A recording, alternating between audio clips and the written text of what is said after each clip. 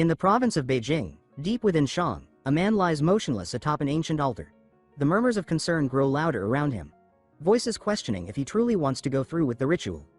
Emperor Chushu cuts through the tension with an unwavering command to proceed at once. The man on the altar is Eunuch Su, the shadow behind the throne, the silent architect of the Ming Empire's power. Though hidden from public view, his grip on the empire's authority is absolute. His name carries weight, fear, and infamy. History brands him as its most sinister manipulator, a villain who twisted the empire's fate for personal gain. And yet, he is our protagonist. Through relentless effort, he elevated a powerless third empress to sovereign ruler. Yet for all his cunning, there is one thing he has never been able to grasp. In his chamber, flipping through a book of combat forms, he mutters in disbelief. The poses are familiar, but meaningless to him. As a eunuch, he knows he can never engage in this type of combat. This intimate duel of yin and yang. The silence shatters. Someone barges in, calling him an idiot and shouting for the old man. It's her.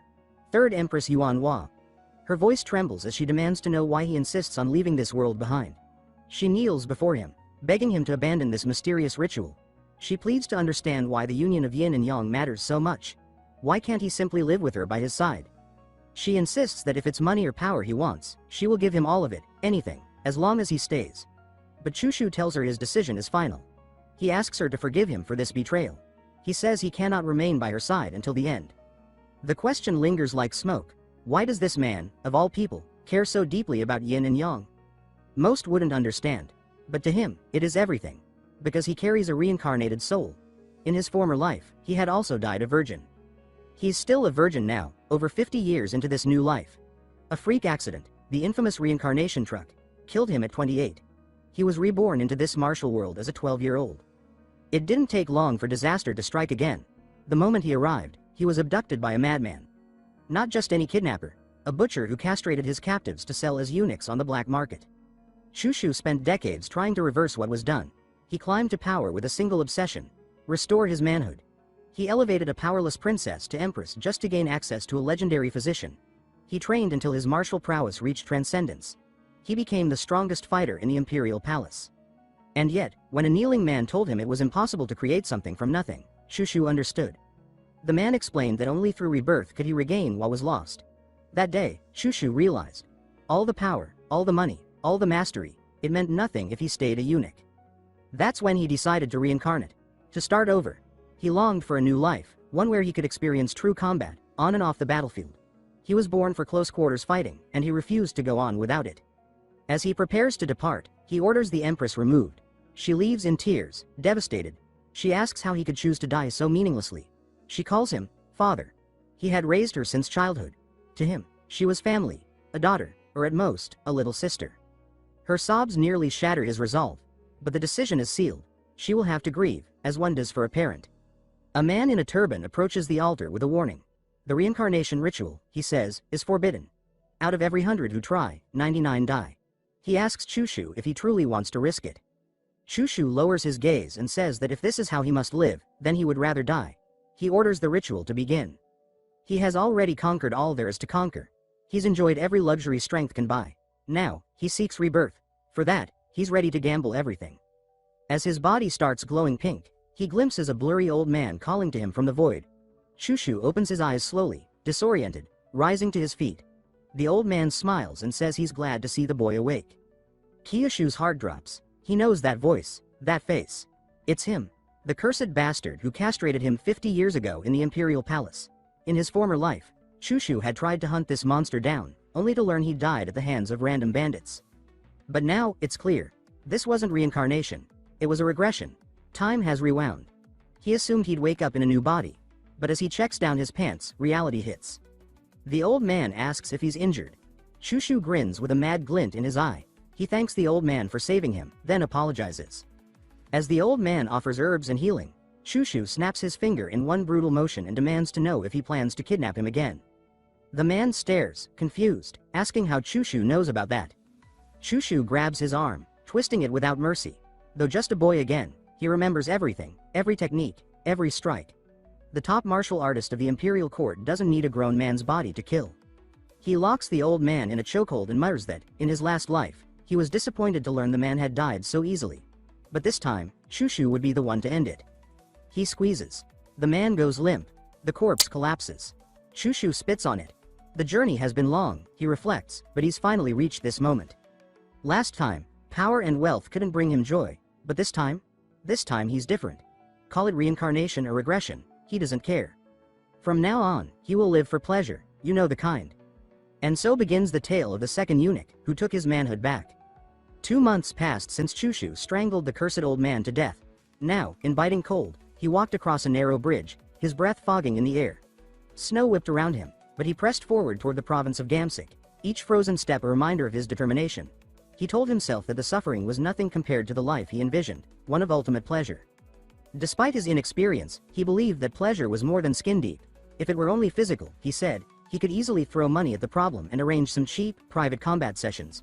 But he wanted more. He wanted genuine intimacy, emotional resonance, a deep connection with breathtaking women who could match him in both soul and body.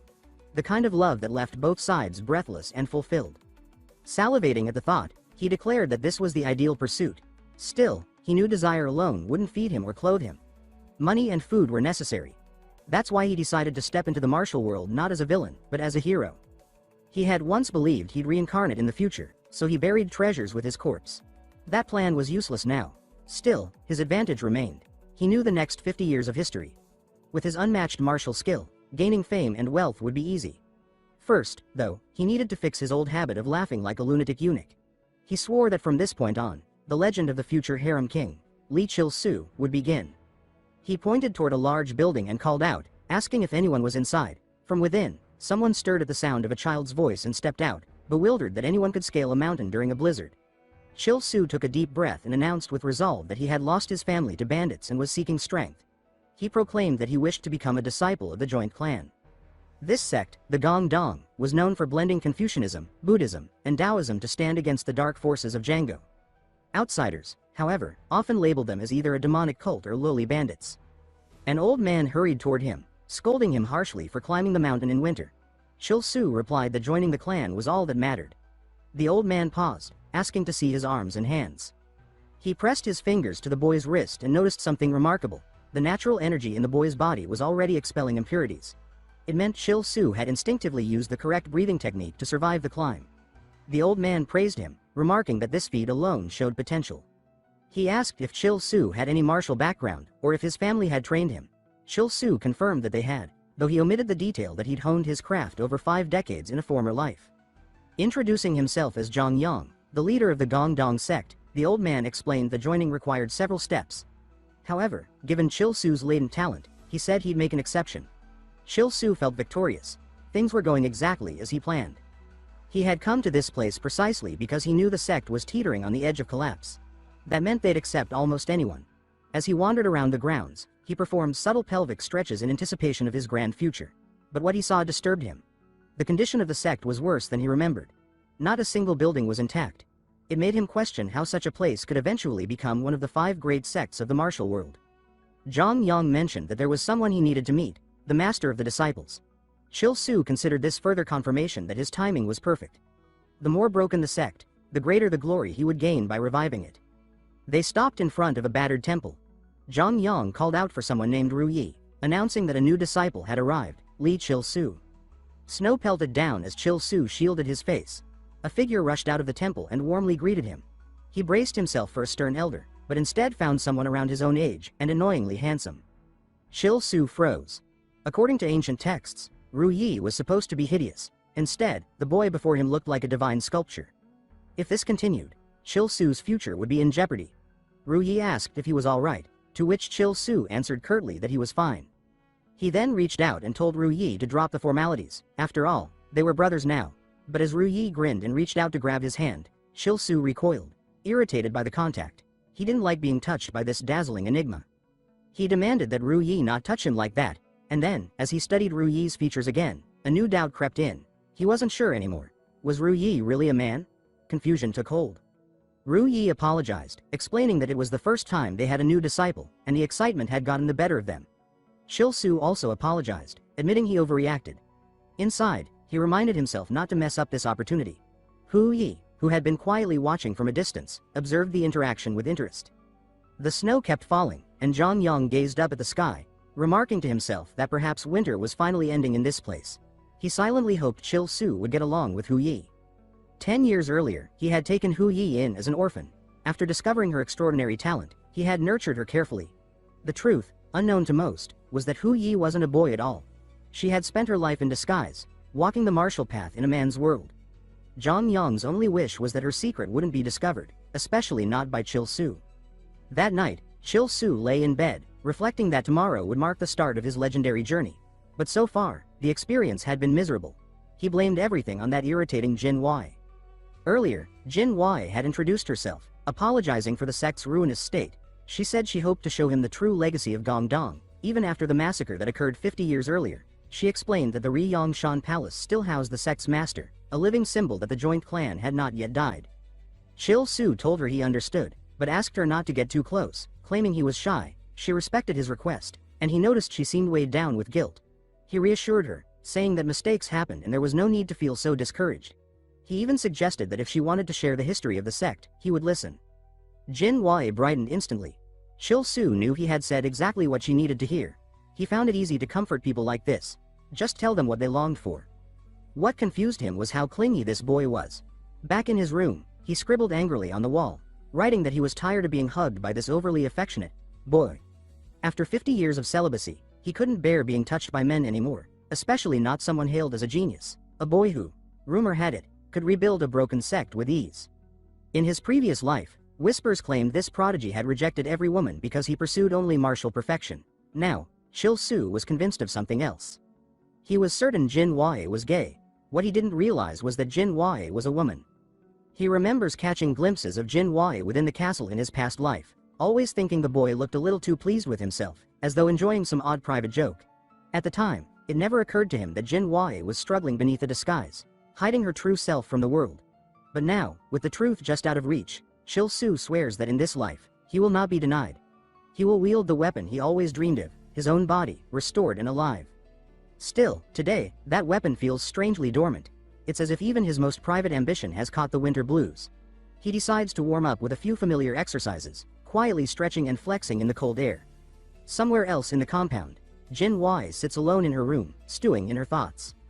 She reflects on the way she behaved toward the new disciple and questions why she was so forward. She admits to herself that the excitement of finally welcoming someone new overwhelmed her. She replays the moment when Chil Su offered to listen to her story. Though he seemed indifferent, he had cared enough to ask. That memory soothes something raw inside her. She wonders if this is what having a younger brother feels like. At the very least, she hopes to become close enough that a simple hug won't feel awkward or strange. The next morning, Chil Su finishes scrubbing a battered pot. He sets it down with a grunt and looks around the ruined kitchen, half expecting it to collapse on his head. It feels absurd for someone like him, reborn martial prodigy and future harem king, to be doing this kind of chore. But he knows appearances matter. Building a good reputation with the sect's master and senior disciple is part of the long game. As he scrubs and collects vegetables, he doesn't skip a beat with his unique pelvic exercises. Out of nowhere, Jin Wei appears. She asks what he's doing in the kitchen. He stiffens and quickly explains that he's preparing breakfast.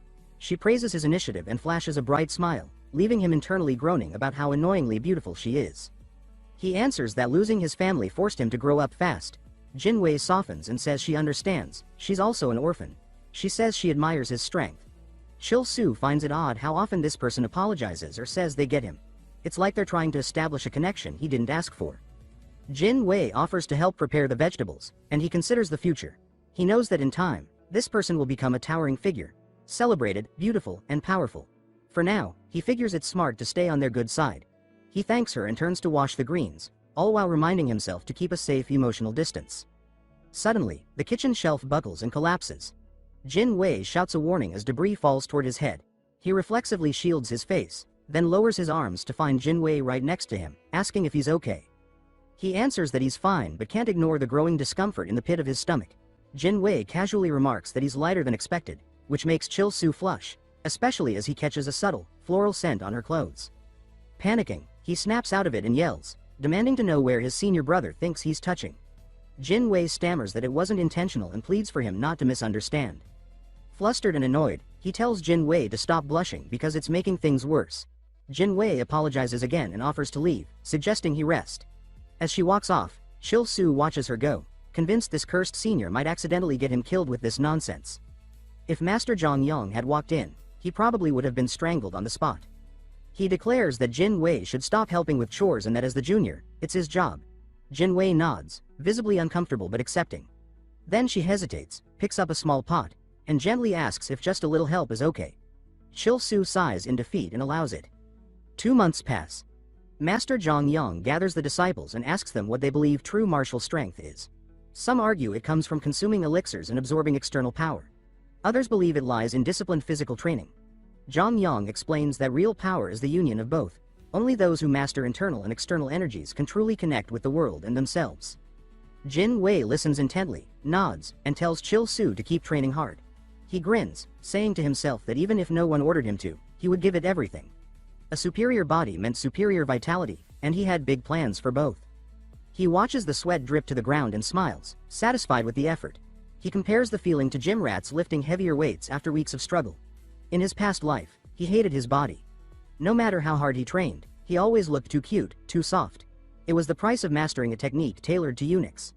He had no idea at the time that it would halt his development permanently. He had even destroyed nations looking for elixirs to fix himself. The more he remembers, the more furious he becomes. This time, everything will be different. This time, he will be masculine, powerful, and irresistible. As if summoned by fate, Jin Wei approaches. She asks why he hasn't returned yet. He replies that time flew by. He didn't notice training had ended. Frustrated that the days feel too short, he follows her down the mountain, still silently seething about his limitations. She watches him, her expression unreadable. That night, high on the mountain paths, Chil Su trains alone. He's realized something is missing: endurance. Without cardiovascular strength, he'll never thrive in the garden of pleasures. The sect leader had warned against overtraining at his age, but Chil Su refused to listen. These nightly runs, as he calls them, are essential to becoming the king of vitality. From a distance, Jin Wei watches. When he finally notices her, he trips over a rock and tumbles downhill. Embarrassed and angry, he demands to know why she's spying on him. Jin Wei asks why he snuck away alone, reminding him that overexertion could hurt him. He curses his inability to detect her presence and worries she might report this to Master Zhang Yang. Still, he can't afford to abandon his training. Desperate, he shifts into performance mode. He apologizes dramatically, claiming he's weak, untalented, and forgetful. He says he trains harder because he's scared of falling behind and being left alone. Tears gather in his eyes as he begs not to be expelled. Jin Wei, shaken, rushes forward and hugs him tightly. She says she didn't know he was carrying so much pain. This was the opposite of what Chil Su wanted. As he squirms, she tightens the hug, telling him not to cry. He is mortified. This was supposed to be a sacred milestone, his first real hug, meant for a beautiful woman, not a man in disguise. And yet, here he is, caught in an iron embrace. While Jin Wei smiles contentedly, he notices something soft pressing against his head. It's subtle, but undeniable. A memory floods in, of a young girl surrounded by dead animals, called a monster by villagers. She had glared back in defiance. Then Zhang Yian had appeared, offered her rice cakes, and told her they were both human, born under the same sky. He had knelt and asked her to come with him. Back in the present, Jin Wei tells Chil Su not to worry. The master won't abandon him. Now that he's joined the sect, he's family, and family always stands together. Chil Su pulls away, still stunned. For the first time, he feels a flicker of sympathy for Jin Wei. Despite all the rumors of greatness, all the brilliance, Jin Wei carried something else too. Gynecomastia. A condition some men had. A faint, almost invisible chest. That, he decides, must be what pressed against his head, nothing more. Feeling a wave of pity toward the confused soul, Chil Su convinces himself that there's no doubt left. Jin Wei is a man. The palace confirmed it long ago, and there's no room for delusions. Time passes. How much, he's not sure. Then, the sect leader gathers the disciples and announces that they've completed their external body training. Chil Su's muscles are well developed, sculpted from months of rigorous conditioning. Now it's time to begin internal training. Jin Wei claps excitedly, congratulating him with beaming joy. Chil Su flushes with irritation. He's grown tired of how much Jin Wei inserts herself into everything he does. The leader picks up on his discomfort and asks if something is wrong. Chil Su brushes it off, claiming it's nothing serious, all while silently thinking that he has far greater concerns than this overly affectionate senior. He thanks the leader and requests not to reduce his external training schedule. The master's expression hardens slightly. He knows that excessive external focus is inefficient at this stage. Beginners only need enough physical training to stay in shape. The rest of their energy should go toward internal techniques and weapon forms. But Chil Su's goal isn't efficiency. He wants a body that turns heads, a body that commands awe and desire. He's competing with someone like Jin Wei. After all, someone who naturally outshines him in appearance.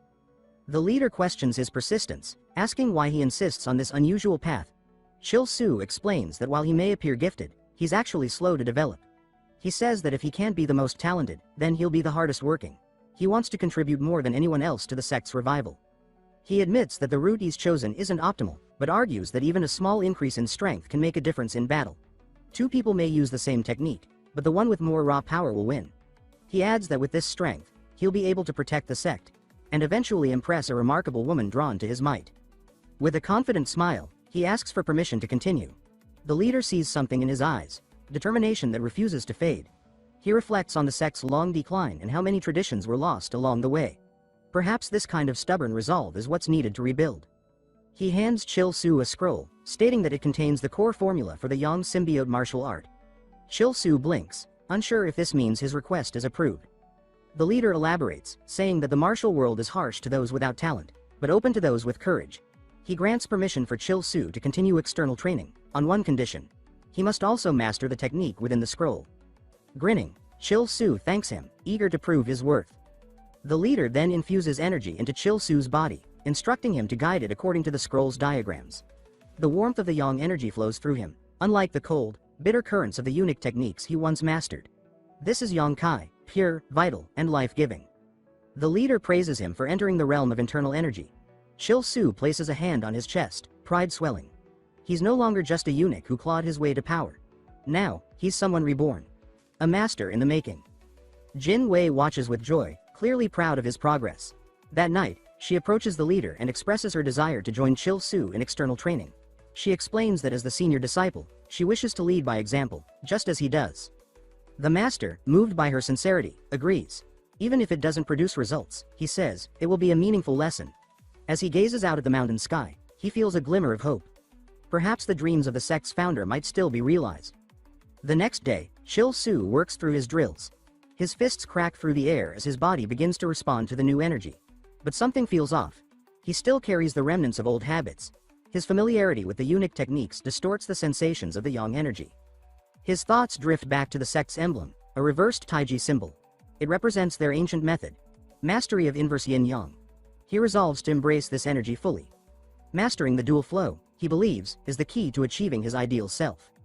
This form of cultivation, harboring both yin and yang, is seen by others as unnatural, even heretical. That's why many have labeled the sect as demonic. But they are not like the real demonic factions. They use their power to destroy evil, not spread it. He reminds himself not to be swayed by rumors. He's lucky to be here. Defeating true demonic sects will only elevate his status in the martial world. Suddenly, a knock at the door interrupts his thoughts.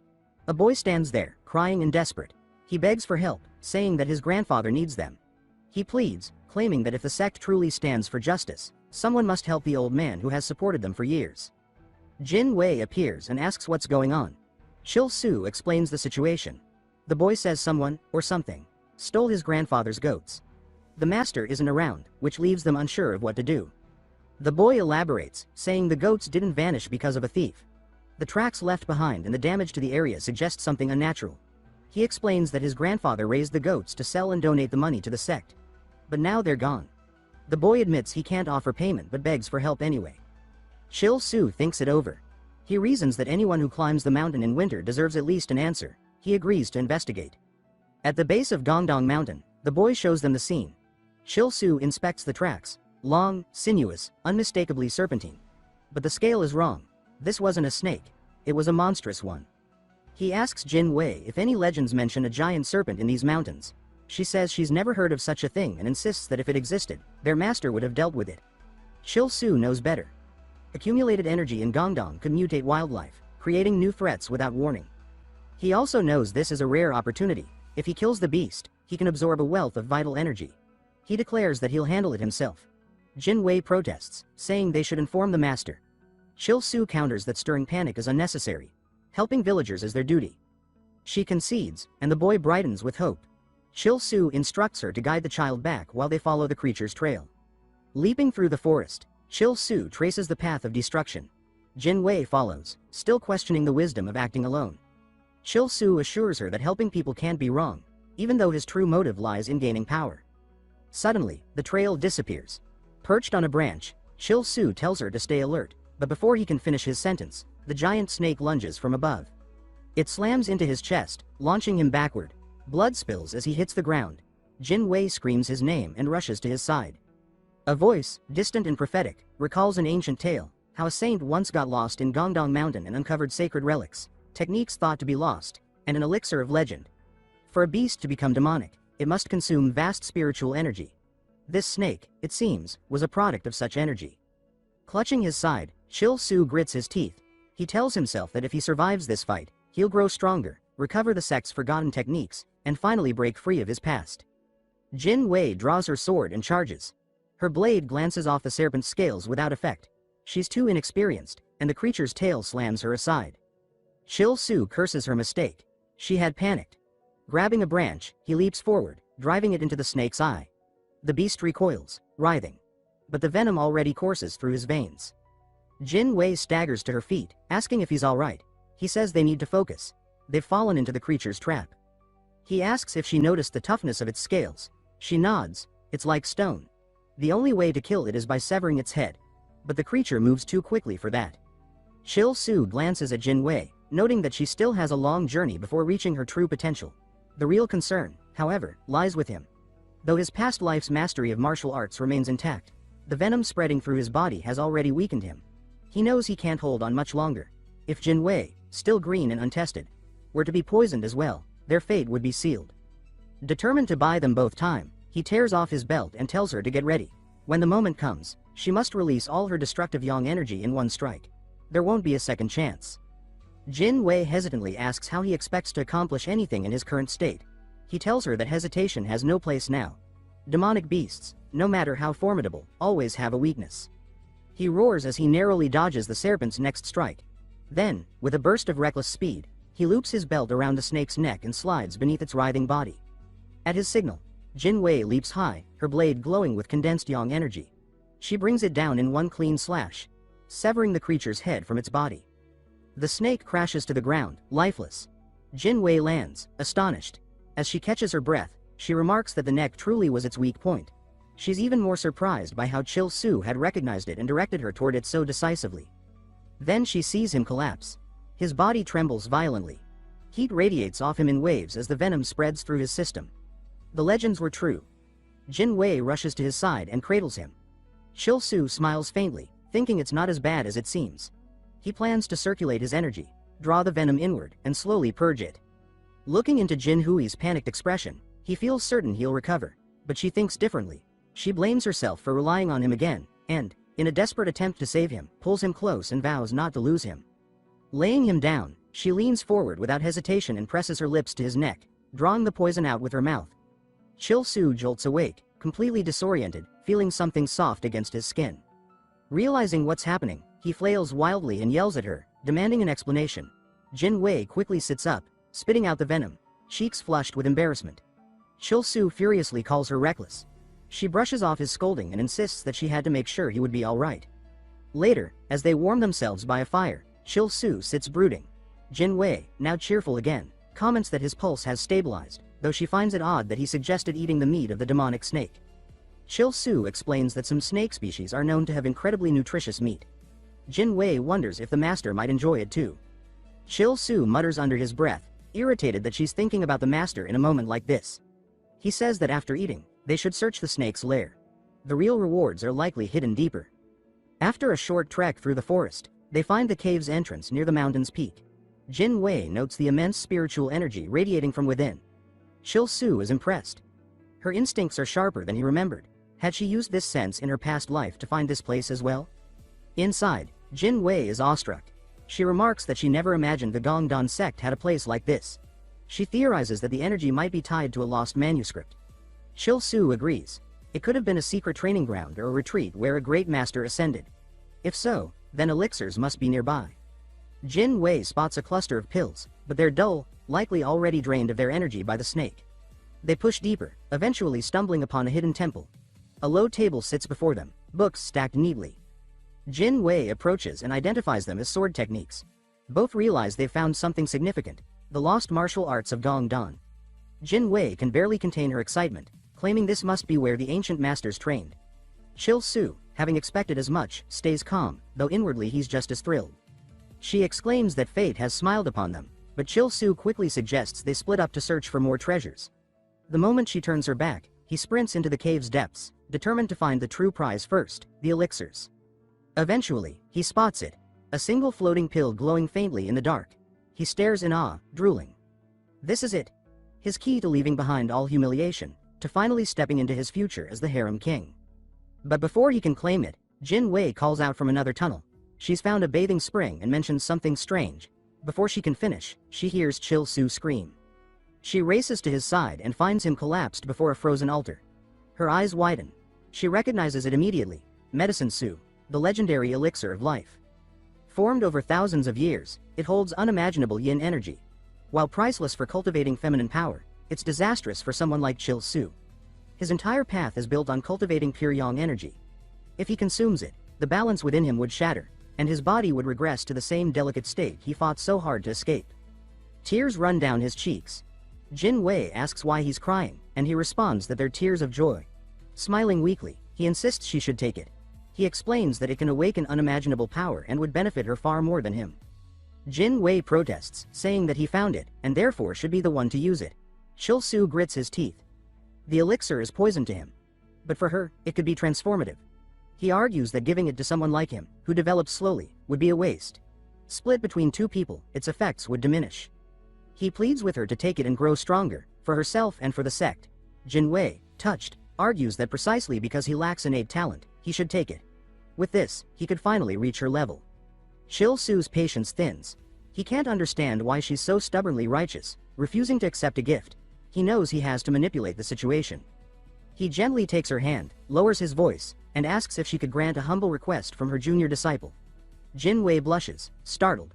Chil-Soo continues, saying he offers the elixir not out of weakness, but out of deep admiration. Cornered by emotion, Jin Wei relents. She agrees, saying that if he insists, she will accept it. Chil-Soo smirks internally. A few words of heartfelt respect were enough to break through her wall. Jin Wei reminds him to be careful when absorbing energy. She thanks him and sits beside the scrolls, flipping through them rapidly. Chil-Soo watches in awe. She absorbs knowledge with shocking speed. Only someone with such a rare physique and mind could do that. Soon after, she declares that she's ready and walks toward the elixir. Holding it reverently, she reflects on Chil-Soo's kindness. Out of respect for his choice, she vows to absorb its power completely. But as soon as she consumes it, a deep chill floods her body. Her heart feels encased in frost. Chil-Soo asks what's wrong, but she collapses, overcome by the immense yin force surging through her veins. A violent gust of wind erupts from the cave. Chil-Soo watches in alarm. Her body is freezing. This wasn't the result he expected. Inside her mind, Jin Wei drifts through a surreal dreamscape. She realizes she's entered a mental realm, the consequence of absorbing such a powerful elixir. A presence emerges, dark, swirling energy that takes form. She attempts to absorb it, but instead is hurled into a maelstrom of memories. She recalls a brutal moment from her childhood, a crow slaughtering smaller birds. Enraged, she had killed the predator. Yet the people who found her labeled her a monster. They judged her for defending life, not understanding her pain. Then, from the shadows, another figure steps forward, an ominous version of herself. This distorted reflection sneers, then attacks. Jin Wei braces herself, knowing that the greatest battle is no longer physical. Outside the cave, Chil-Soo stands still as a silent storm rages before him. He watches the turbulent waves of energy spiraling from Jin Wei, a violent manifestation of the demon trapped within the elixir she consumed. He had believed her rare talent would let her conquer the internal battle alone, but now he sees how deeply he underestimated the price. Her body is locked in a trance, and her mind is under siege. Grumbling under his breath about how much he hates unnecessary physical contact, Chil-Soo steps forward anyway. He places a steady hand on the back of her neck and pulls her into a stabilizing embrace. He channels his yang energy directly into her, hoping to create enough warmth and clarity to anchor her in the present. Inside her mental world, Jin Wei hears his voice cut through the chaos. He tells her to guide the foreign energy through her meridians, that if she allows the chaos to consume her, she'll lose herself completely. The temperature plummets in the cave, yet her body hasn't frozen. Chil-Soo marvels at her resilience. But he knows if she falls here, all hope of rebuilding the sect with her will be lost. In her vision, the demon mocks her, feeding off her doubts and insecurities. It taunts her with her past, twisting painful memories into weapons. In response, she grabs a nearby rock and strikes the creature, fleeing deeper into the storm of her mind. But she knows running won't be enough, it feeds on her fear. Chil Su's voice returns, firm and unwavering. He urges her not to quit, telling her that pain is a signal, a passageway. The golden glow of his yang energy floods into her subconscious. It steadies her, grounding her.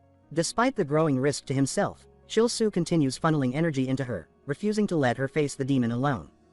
The beast lunges again, but this time Jin Wei meets it with a thunderous punch. The impact sends it crashing back. She staggers, blood trickling from her lips, but she doesn't fall. She understands now, Chil Su isn't just helping her digest the elixir. He's helping cleanse the demon itself from her mind. She mirrors his energy flow, sitting cross-legged and matching her breathing to his rhythm. Yet the demon reemerges from the rubble of her thoughts. It rises, screaming, refusing to vanish. Outside, Chil Su senses the final wave coming. He fortifies her with thick shields of yang energy. He yells for her to end it. This is her chance. As the demon charges one last time, Jin Wei opens her eyes, fury and clarity blazing within them. Her spiritual form lashes out, overwhelming the beast in a burst of radiant energy.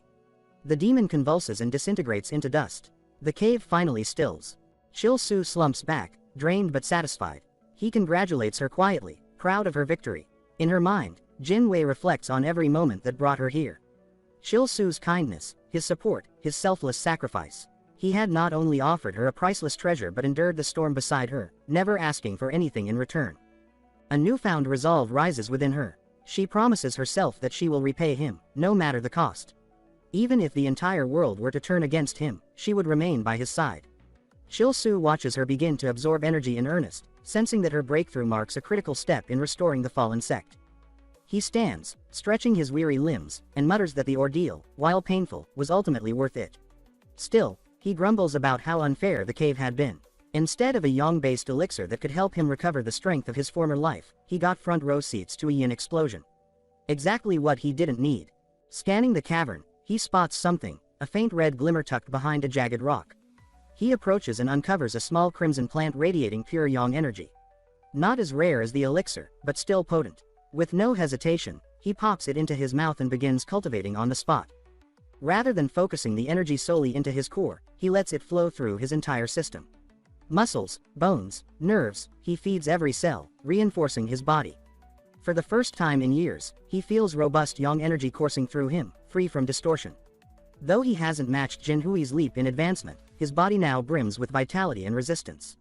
He smiles. He may not be ahead, but he's no longer stuck in his past. Later, he stretches and guesses Jin Wei has gone to bathe.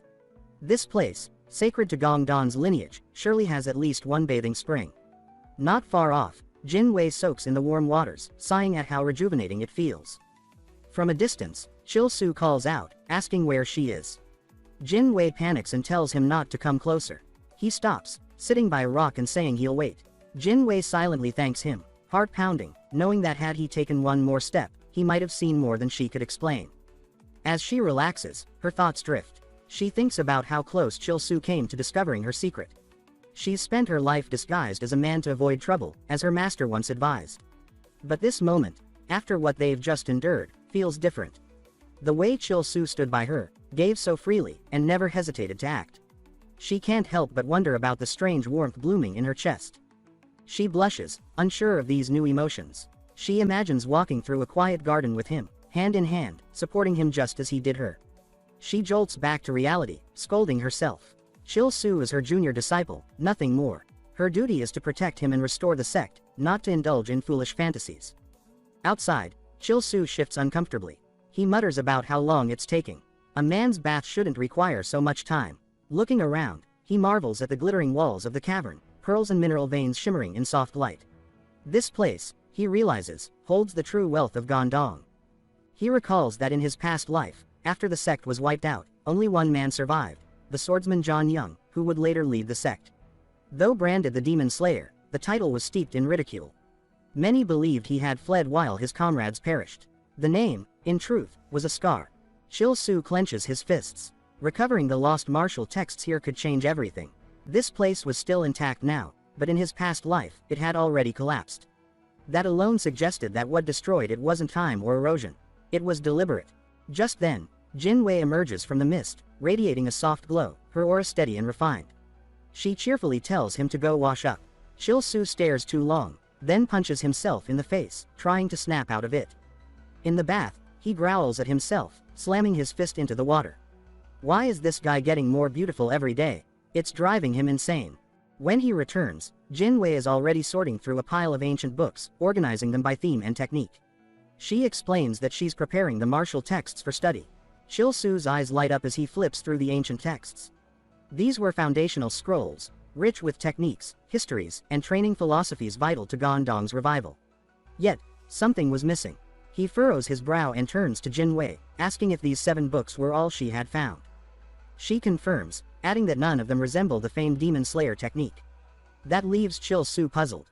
In his past life, the legendary blade technique had originated from this very cave. Its absence suggests one thing.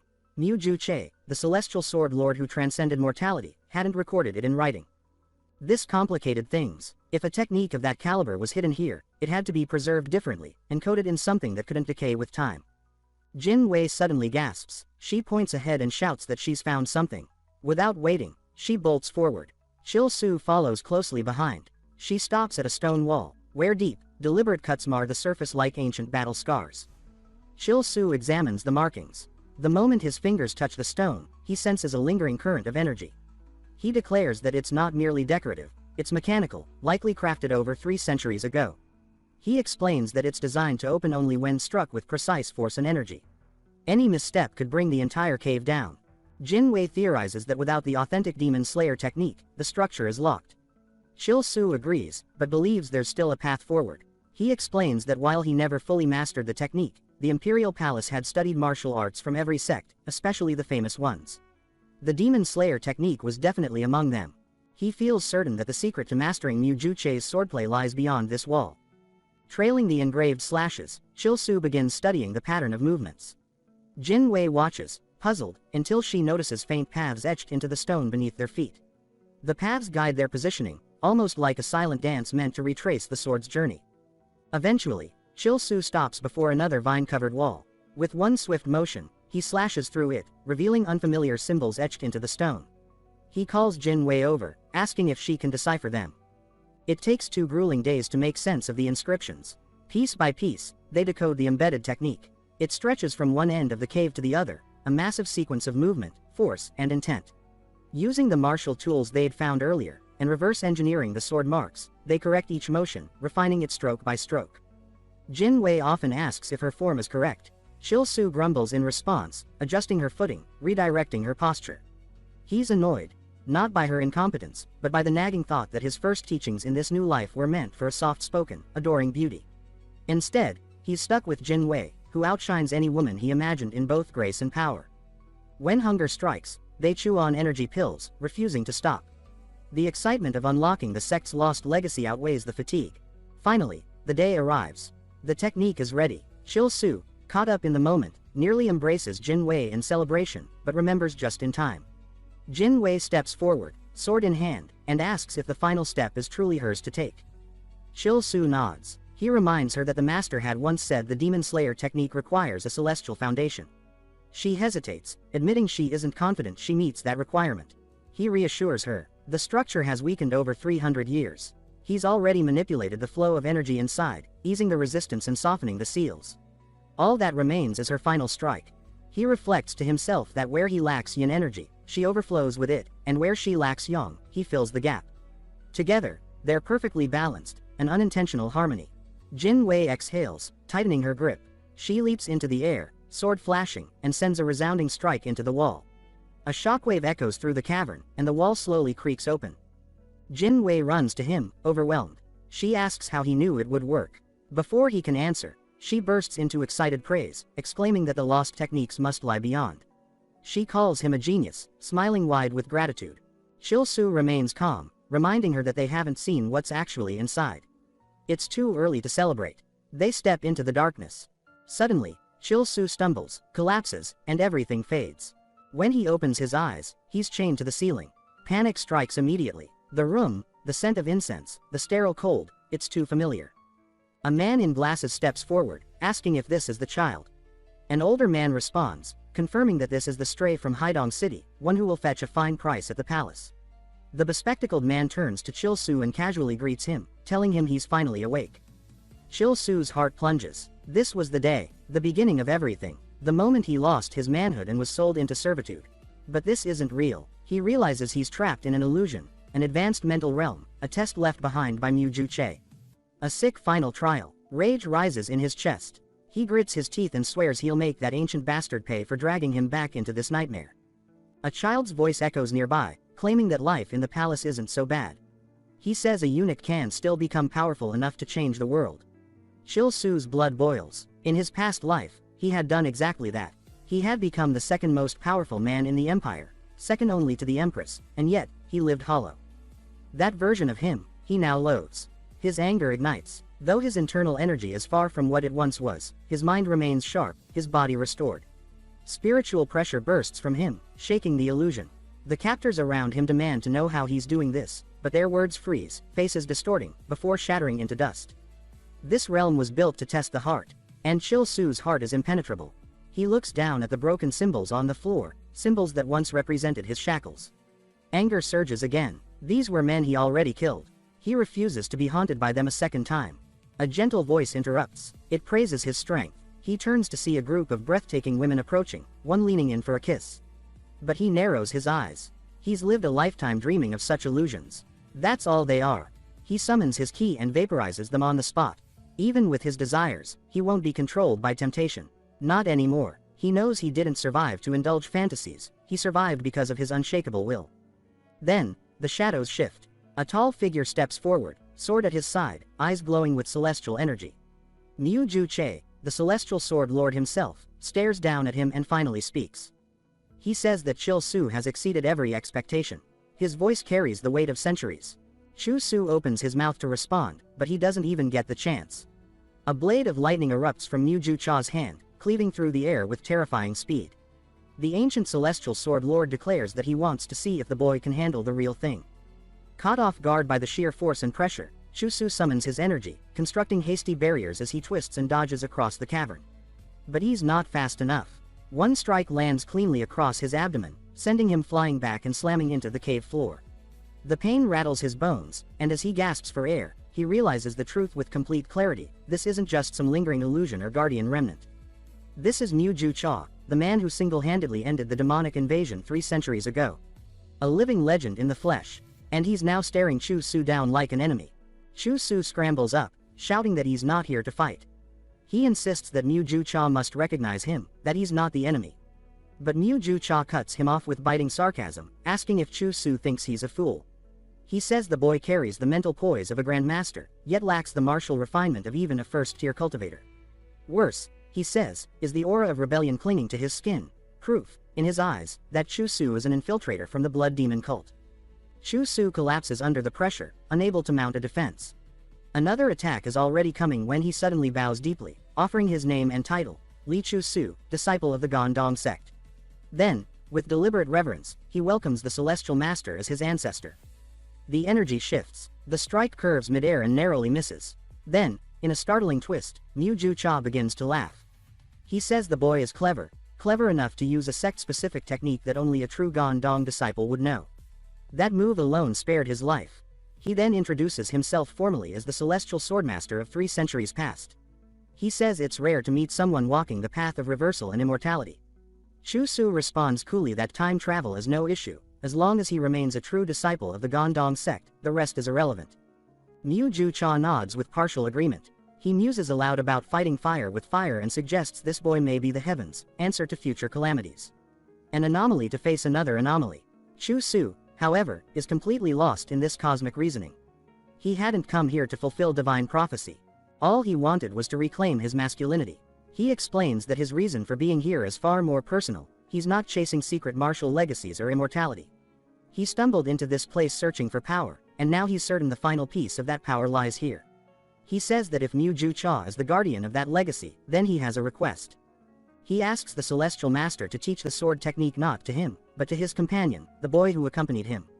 It's a smart move. Chu Su has already earned Jin Hui's trust, and this arrangement would let the celestial master rebuild the sect while someone else bears the burdens of leadership. Chu Su's ambition is clear. Remain second in command, wield significant influence, but stay free of responsibility. Live leisurely, laugh freely, and enjoy the rewards without bearing the crown. Mu Ju Cha considers his words and says perhaps fate did bring him here. But he also says Chu Su is still foolish, he hasn't realized what's coming. A calamity approaches, one as terrible as the war of old. Chu Su, now genuinely worried, asks if the blood demon cult is returning. He thought they had been wiped out centuries ago by Mu Ju Cha himself. But the master gives a cryptic response. He says he cannot reveal more, divine law forbids it. This leaves Chu Su stunned. He knows the blood demon cult is the extremist branch of the demon sect, an organization obsessed with chaos and destruction. The last time they struck, they turned the Gondong Mountains into a river of blood and drowned the Wang dynasty beneath their cruelty. It took Mu Ju Cha's divine intervention to end that nightmare and forge the Merim alliance, which later birthed the Ming dynasty. The martial sects were rewarded with political power in exchange for their aid, creating a pact of non-interference. Since then, the demon sect had remained dormant. But now, the old patterns seem ready to repeat. Chu Su begins to panic, not out of fear for the nation, but for his own future. If war returns, if people are starving and broken again, how could he build his paradise of pleasure? How could he charm women if they're too busy mourning sons and husbands? He imagines a desperate woman crying over her dying lord while he stands in the corner, heartbroken that no one is paying him attention. That future is intolerable.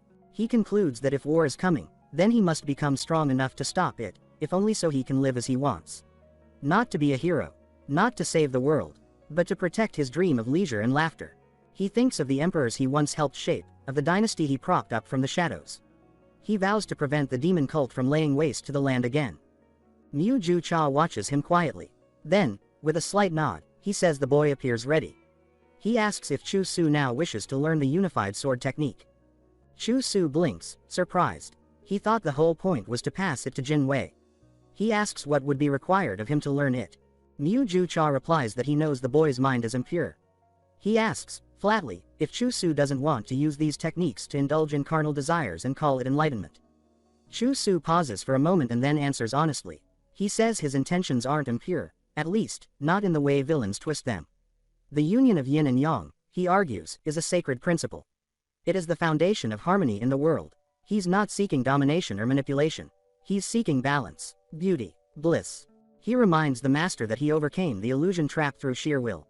That alone should prove he's not some power-drunk hedonist. He says he wants to achieve enlightenment not by abandoning desire, but by embracing it honestly and respectfully. Women, to him, represent love, care, and beauty. He wants to uplift them, not use them. He wants to make them happy, not collect them like trophies. That, he claims, is worlds apart from being a villain.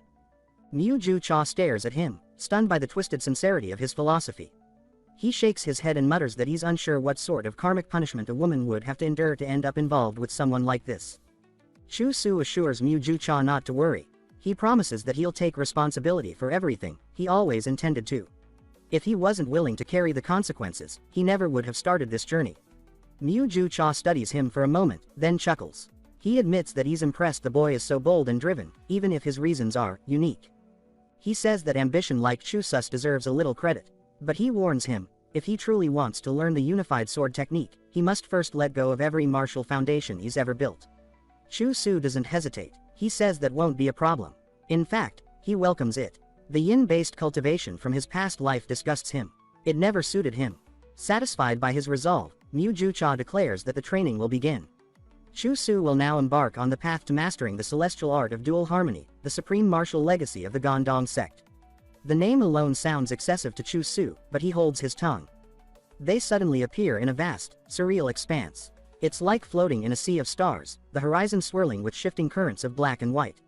Chu Su is disoriented, unsure where they are. Mu Ju Cha calmly explains that this is the depth of yin and yang, something Chu Su will only truly understand if he masters the technique. Back in the real world, his body remains motionless in the cave. In that suspended state, he hears the master's voice urging him to dedicate himself to learning the art of dual harmony. Moments later, he awakens, jolting upright. Jin Wei is beside him, just beginning to stir. He calls out, nudging her shoulder. She groggily asks what happened, saying she saw the master disappear and the pavilion engulfed in flames. Chu Su quickly explains. They were both caught in the celestial master's illusion. He managed to endure it and discover what was hidden within, the technique itself. It had been stored in the box all along, waiting to be found. Before they can process it, the cave begins to quake. The walls groan and crack, the protective force keeping it intact is gone. Mu Ju Cha's power had been preserving the space, and with his departure, it's collapsing. Chu Su rushes toward the box, yelling that they need to grab it before it's lost forever. Jin Wei points to a glowing exit marker, and the two sprint out, the stone walls crumbling behind them. Just as they reach the entrance, Chu Su turns and sees the faint image of Mu Ju Cha lingering. The celestial master gives him one last silent look before vanishing. Chu Su doesn't say a word. He just keeps moving. Outside, the sunlight nearly blinds them. Jin Wei sighs, marveling that she'd almost forgotten what fresh air felt like. The cave collapses completely behind them, there's no going back. At least, she says, they recovered some of the lost martial arts. That alone makes the trip worth it. Chu Su agrees, but says they're not done yet. They need to return to base, but there's somewhere he must visit first. Far away, in a modest home in the city, a small boy stirs awake. His mother urges him to hurry. His grandfather's health is fading fast, and it's time to leave this place. The boy apologizes, saying he's already packed everything. The old man emerges, hesitant. He asks if they truly have to leave. The woman replies that with no money left, and their home ruined, there's nothing more they can do here. They have to start over somewhere else, anywhere they can make a living. It's been a week since the boy last saw the two strangers from the Gondong sect. He wonders if they're all right, or if he put them in danger by asking for help. Just then, a knock comes at the door. A voice calls out, asking if anyone's home. It's Chu Su and Jin Wei. The mother opens the door, confused. Jin Wei explains that they've returned as promised. Her son had asked for help, and they found the culprit who devastated their home. The grandfather and mother are skeptical, unsure if these two really handled such a thing. The boy doesn't hesitate. He drops his bag and runs forward, hugging them both tightly. Chu Su grumbles that the kid should have left an address. It wasn't easy tracking him down.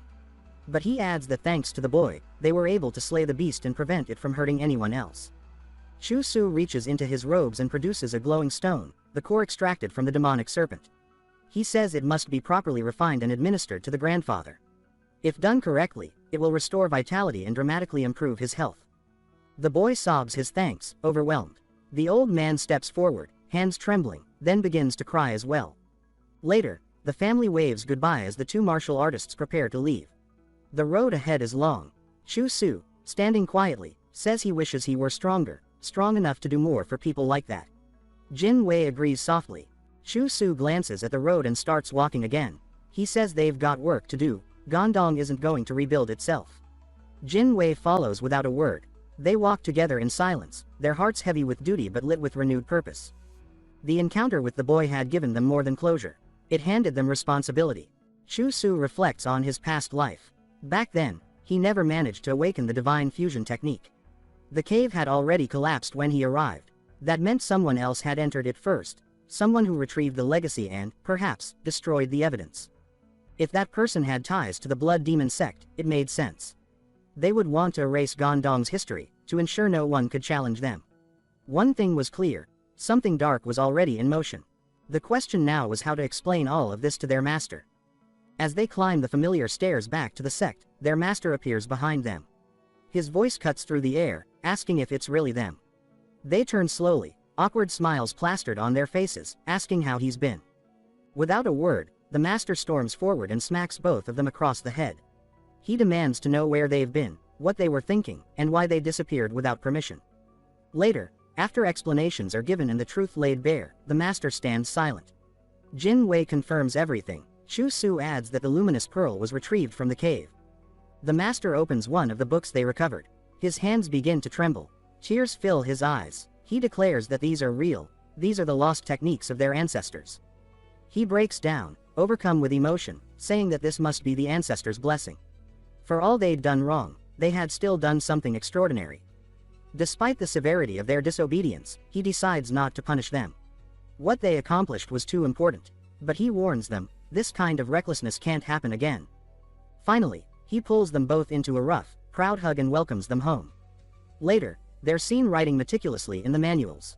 Jin Wei is assisting the master in organizing the recovered techniques. The leader remarks that the recovery of the luminous pearl is not just a symbolic triumph, it will be of great help in practical terms. At the very least, it means they won't go hungry for the time being, and they'll have the resources to begin stabilizing their sect. At this, Helsu raises a concern. He suggests that perhaps it's not wise to reveal their discovery to the public just yet. The leader raises an eyebrow and asks if Helsu means they shouldn't sell the pearl. Helsu confirms. He says that peace is more valuable than a bit of recognition. To him, the luminous pearl represents more than just rare material wealth, it's a beacon that could draw the wrong kind of attention.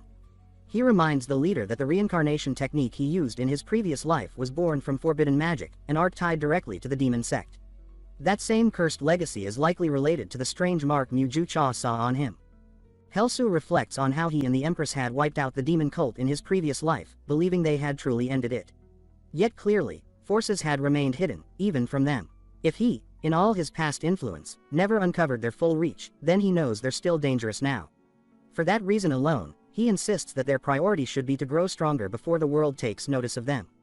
He turns to the master and states bluntly that rebuilding the sect has only just begun. Showing off treasures they can't yet defend will only invite ruin. The luminous pearl is far too valuable, and far too visible, to risk exposing. The leader takes a moment to consider his words. Then he nods in agreement. He says that Helsu is not wrong.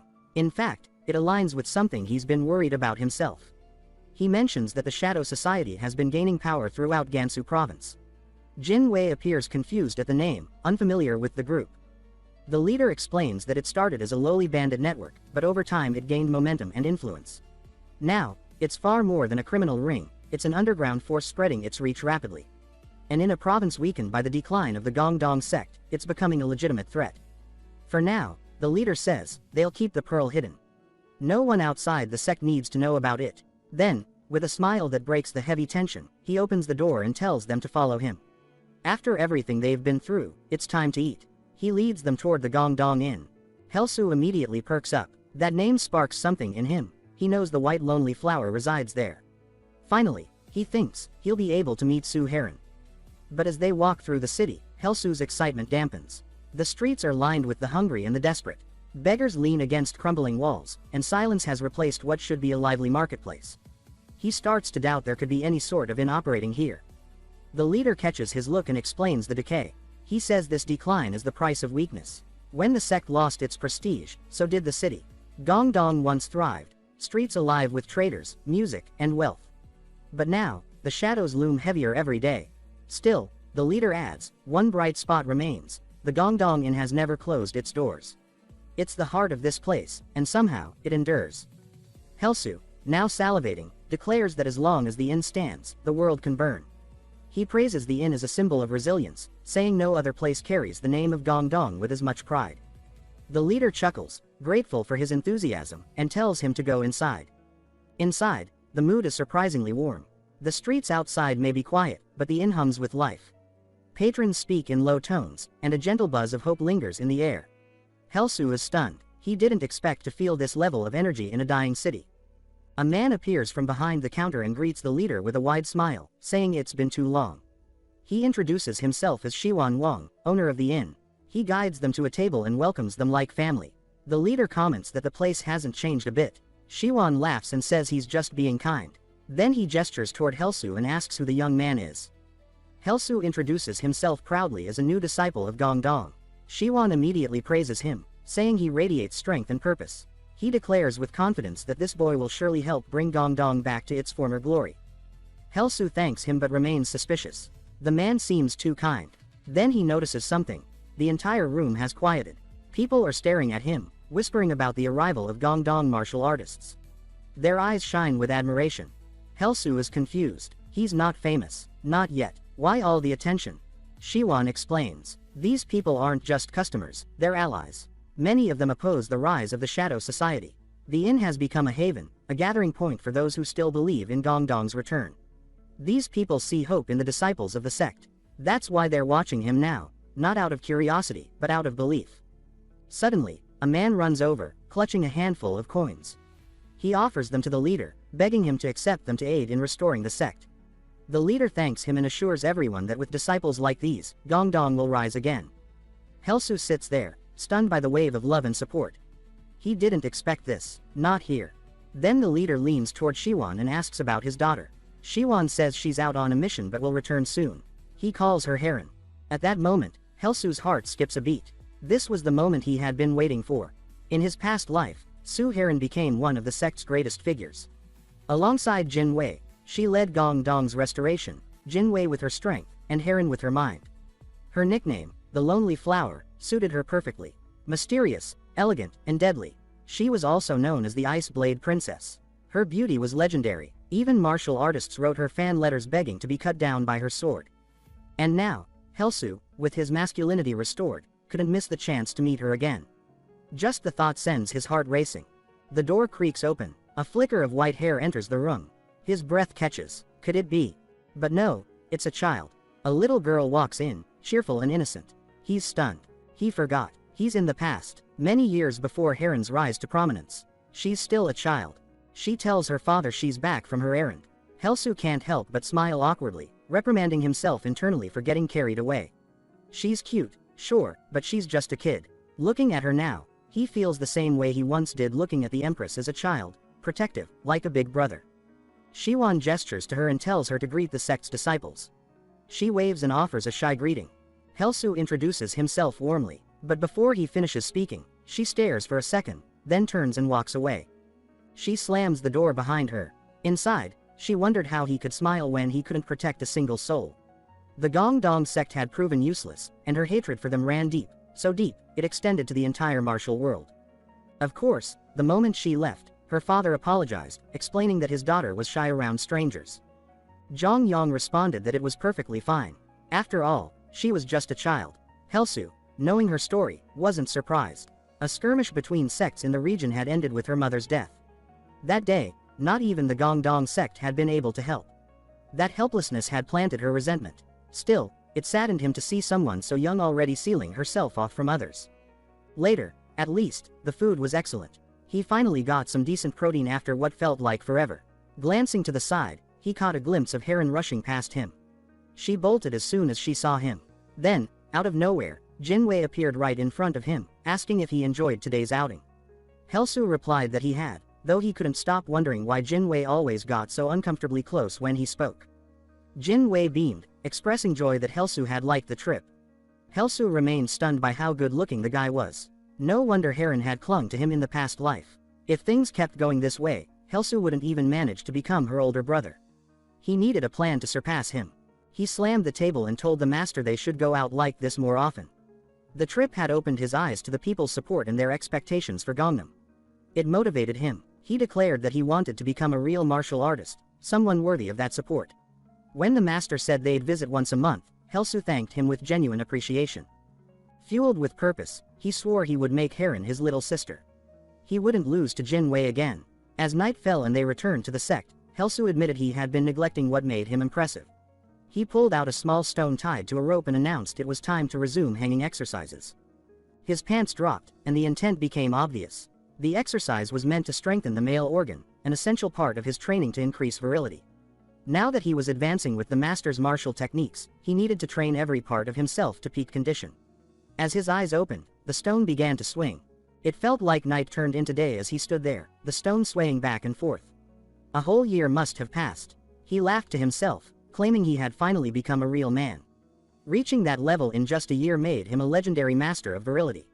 He sat down, savoring the sensation, and began focusing his energy. Suddenly, a golden glow began to emanate from him. He grew confused. Ever since he merged with that strange technique from the cave and combined it with these unusual practices, something bizarre had been happening. Each time he activated his powers, something below reacted, something rose. He had no idea how to manage this new complication. At this rate, everyone would start labeling him a pervert. Just then, Jinwei called out to him. Poor Chu Su, startled, scrambled to cover himself. Why did this guy always show up at the worst possible moment? He opened the door, covering what needed to be covered, and asked Jinwei why he was there. Jinwei said that today was their travel day and he'd been sent to fetch him. The master had instructed them to head to Huzhong County first, so he needed to hurry. Chu Su felt relief wash over him. Jinwei hadn't noticed anything. Still, he had recently started finding the guy's behavior odd. Maybe puberty was messing with him. At the inn, Heron poured tea for the two of them. The moment Chu Su thanked her, she dashed away again. Though she still avoided him, at least it wasn't as extreme as before. But something didn't feel right. The inn was unusually empty. Jinwei noticed it too and said it aloud. Suddenly, Wan Guang appeared, greeting them warmly. He reintroduced himself, and Chu Su asked how he was doing, though it quickly became clear that something was off. Wan Guang asked if they wanted their usual order, and Chu Su confirmed. but when Wang Guang turned to fetch it, he stumbled. Heron screamed for him. Chu Su rushed over and asked what had happened. Wang Guang assured them it was nothing, just his health acting up. Chu Su then asked about the inn's emptiness. Wang Guang admitted the truth. He said he would soon have to close the place. He explained it was all due to the Shadow Society villains, who had grown stronger and more ruthless. They'd been extorting the entire city. Months ago, they began preventing merchants from trading with the inn. With constant fighting outside, people stopped coming in. Bills piled up, and now he feared for Heron's safety. It was time to shut down. Now it made sense to Chu Su. Heron had joined the Gondong sect because her father hoped she'd be protected, even though she hated martial artists. The Shadow Society might have just been thugs, but they had backing from the Black Dragon of Sichuan. Looking at Wang Guang, Chu Su realized how hopeless it was for normal people to fight against such forces. Suddenly, someone pounded on the door. A voice shouted Wang Guang's name. 3 bandits burst in, demanding that he pay his debts. They gave him 2 options: money or the inn as collateral. One of them grabbed Heron and declared that if they wouldn't hand over the inn, they'd take her instead. Jin Wei stood up as Wang Guang tried to charge at them.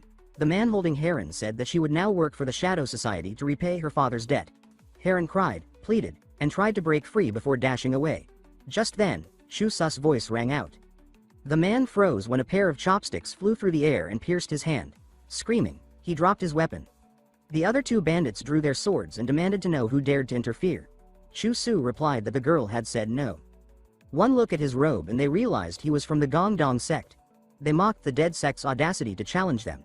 But one of them warned the others to be careful. They were dealing with madmen now. They pointed out that Chu Su looked unusually armed. Chu Su, still covering himself, burned with embarrassment. His energy had leaked out again. Heron rushed to her father and hugged him tightly. From behind, Jin Wei called out, asking if Chu Su's martial technique was designed to confuse enemies. Chu Su responded sarcastically, complimenting Jin Hui's insight. The bandits burst out laughing, saying they'd never seen anything so ridiculous. They joked that Chu Su and Jin Wei seemed like a perfect couple, but now realized the boy was packing serious heat. One raised his sword, declaring that now, blood would pay for their insolence. Chu Su crouched and told them to take their shot, but warned that if they missed, they'd lose their most precious jewels. The bandit warned him to watch his tongue. Chu Su told Jin Wei he'd take care of it and asked him to protect Heron and her father.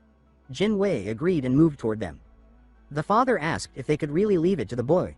Jin Wei reassured him, saying Chu Su was stronger than he looked. At that moment, one bandit charged with a sword. Chu Su ducked, grabbed a twig, and struck each bandit right in the groin. Precision hits.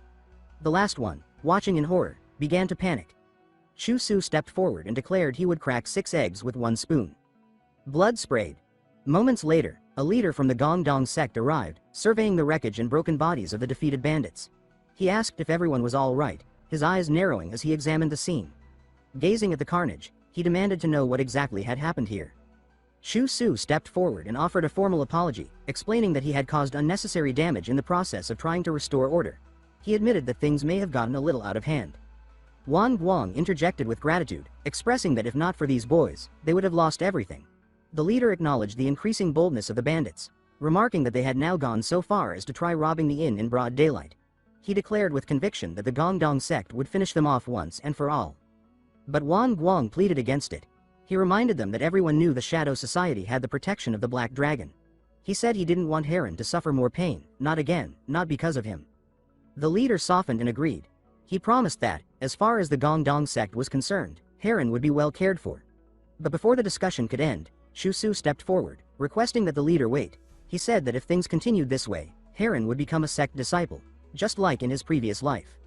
However, he argued that forcing a child to walk a path against her heart was not right. He said the better choice was to give her the freedom to choose her own destiny, a future not forged in pain. He insisted that what had been seen could not be unseen. If they turned away from the suffering of someone so close, then the Gongdong sect would never truly recover its honor. The leader paused, considering the weight of his words. He admitted that it would be wrong to ignore the selfless actions of a disciple. But he asked what Chu Su planned to do about the Black Dragon. Chu Su responded that he would send a letter, a direct challenge to the Black Dragon in the name of the Gongdong sect. The leader seemed skeptical and asked if they would even accept such a proposal. Chu Su explained that they'd present an offer so tempting, the Black Dragon sect would be unable to refuse. The scene shifted to the stronghold of the Black Dragon sect. The challenge had bypassed the Shadow Society completely, going straight to the heart. One member sneered, saying that the Gongdong fools didn't know their place. The challenge was a 2-on-3 fight. If Gong Dong lost, they would close their gates for 50 years. If the Black Dragon lost, they would abandon the region entirely. The Black Dragon sect's leader scoffed, saying the terms were too generous. It was obviously a trap. Yet he remained confident. After all, they had Wei Soyang, the Death Black Dragon. While he considered the challenge, someone interrupted. A stunning woman entered the room, her presence silencing everyone. She said there was no need for concern. Her name was Yu Yueriang. Known across the martial world as the Tiger of the Blade, Yu Yueriang announced that she would take care of the matter personally. She'd heard rumors. Talk of a Gong Dong disciple who humiliated 3 Shadow Society members without drawing a blade. The weapon of choice had been a spoon. That rumor, of course, came from none other than Chu Su, who had been loudly repeating the story to anyone who would listen. He spoke with flair, boasting of how weak the Shadow Society truly was.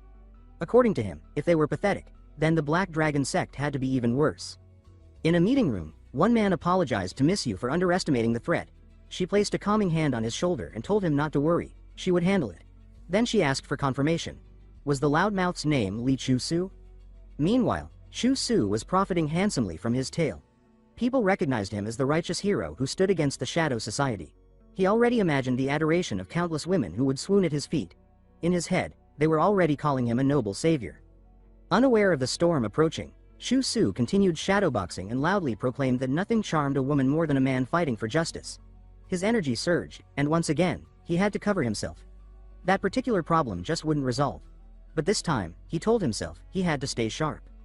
He was dealing with villains. Even if he had offered them a fair duel, he knew something shady would happen. These people didn't play clean. As a martial artist, he knew they'd likely hired an assassin, masked and dangerous. Looking to the sky, he sighed and mused that evil people must suffer from an illness that made them die if they didn't cause trouble. That's when he noticed someone approaching. The assassin had arrived, and she was lethal. What caught his attention first was, naturally, the fact that she was a woman. In his past life, he had fought the Shadow Society 4 years from now. Not once had he encountered a woman among them. But this was different. His jaw dropped. She wasn't just a woman, she was flawless. Every curve, every move, seemed calculated to distract and destroy. She stopped directly in front of him and asked if he was Li Chu Su. Blushing, he confirmed it, declaring himself the hero everyone had heard about. She looked puzzled by his reaction. Without warning, she launched an attack, saying that he would pay the price for daring to challenge the Black Dragon sect. They exchanged blows, fast and furious. She admitted he had decent skill for someone his age, but said it wasn't surprising. She assumed they thought they had a chance just because the genius Jin Wei was on their team. Chu Su struggled. She was far stronger, physically dominant, and every strike reminded him of it. He tried a counterattack, but she leapt through the air with balletic grace and landed like a whisper on the ground. Her movements were too refined for any ordinary sect. Who was she? She smirked and teased that he moved like a frightened little mouse. Then she shifted her stance, and something clicked in his memory.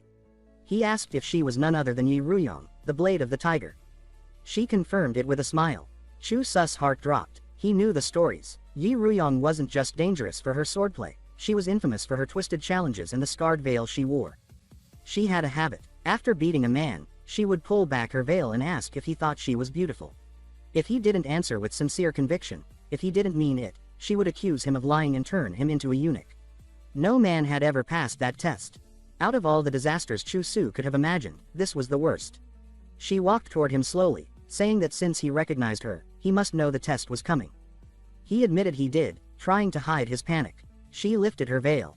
Then she asked him to describe how beautiful she was in his eyes. Chu Su took a moment to think. He understood that this situation demanded more than flattery. Empty compliments wouldn't work on a woman like her. What moved someone like her was sincerity, raw, undeniable sincerity. And in his mind, there was only one way to prove a man's true heart. So, like a complete fool, he ignited his internal energy. Letting it flare, he declared with full conviction that she was truly magnificent. Startled, Yu Yang demanded to know what kind of absurd madness he was pulling. Chu Su calmly explained that he was simply answering her challenge. She had asked, and he was giving her the most honest truth his soul could muster. He praised the clarity of her eyes, described her hair as silk touched by moonlight, and said that her figure could make flowers wilt in jealousy and even the moon blush with envy. That's why, he proclaimed in the name of the Gong Dong sect, she was stunning. Yu Yang stood motionless, stunned beyond words. She was 60 years old, a fact Chu Su didn't know, and she had challenged countless men throughout the years. Yet never before had she met someone who spoke with such blazing, unmistakable sincerity. Watching the aura glow around him, she found herself hesitating. Her usual trick of calling someone a liar didn't come easily this time. Chu Su, thrilled that his gamble had struck home, silently celebrated. He had long suspected that Yu Yong's infamous challenge wasn't just a cruel game, it was a defense mechanism. She wasn't just an eccentric martial artist. She was, in truth, Jukao, the demon of 1,000 faces and the most elusive figure within the Shadow Sect. Her power allowed her to change her body, her age, even her gender at will. She spent her life assuming countless disguises, using each new face to explore the martial world under a different identity. Yu Yong was one such persona, and Chu Su believed this one had been born from pain. From a young age, Jukao had been pursued by men who only wanted her for her looks. That trauma had led to her challenge, a method to test whether any man could see beyond the surface. And even though she could detect lies with her unique eye technique, she still struggled to believe anyone could mean the words Chu Su had just said.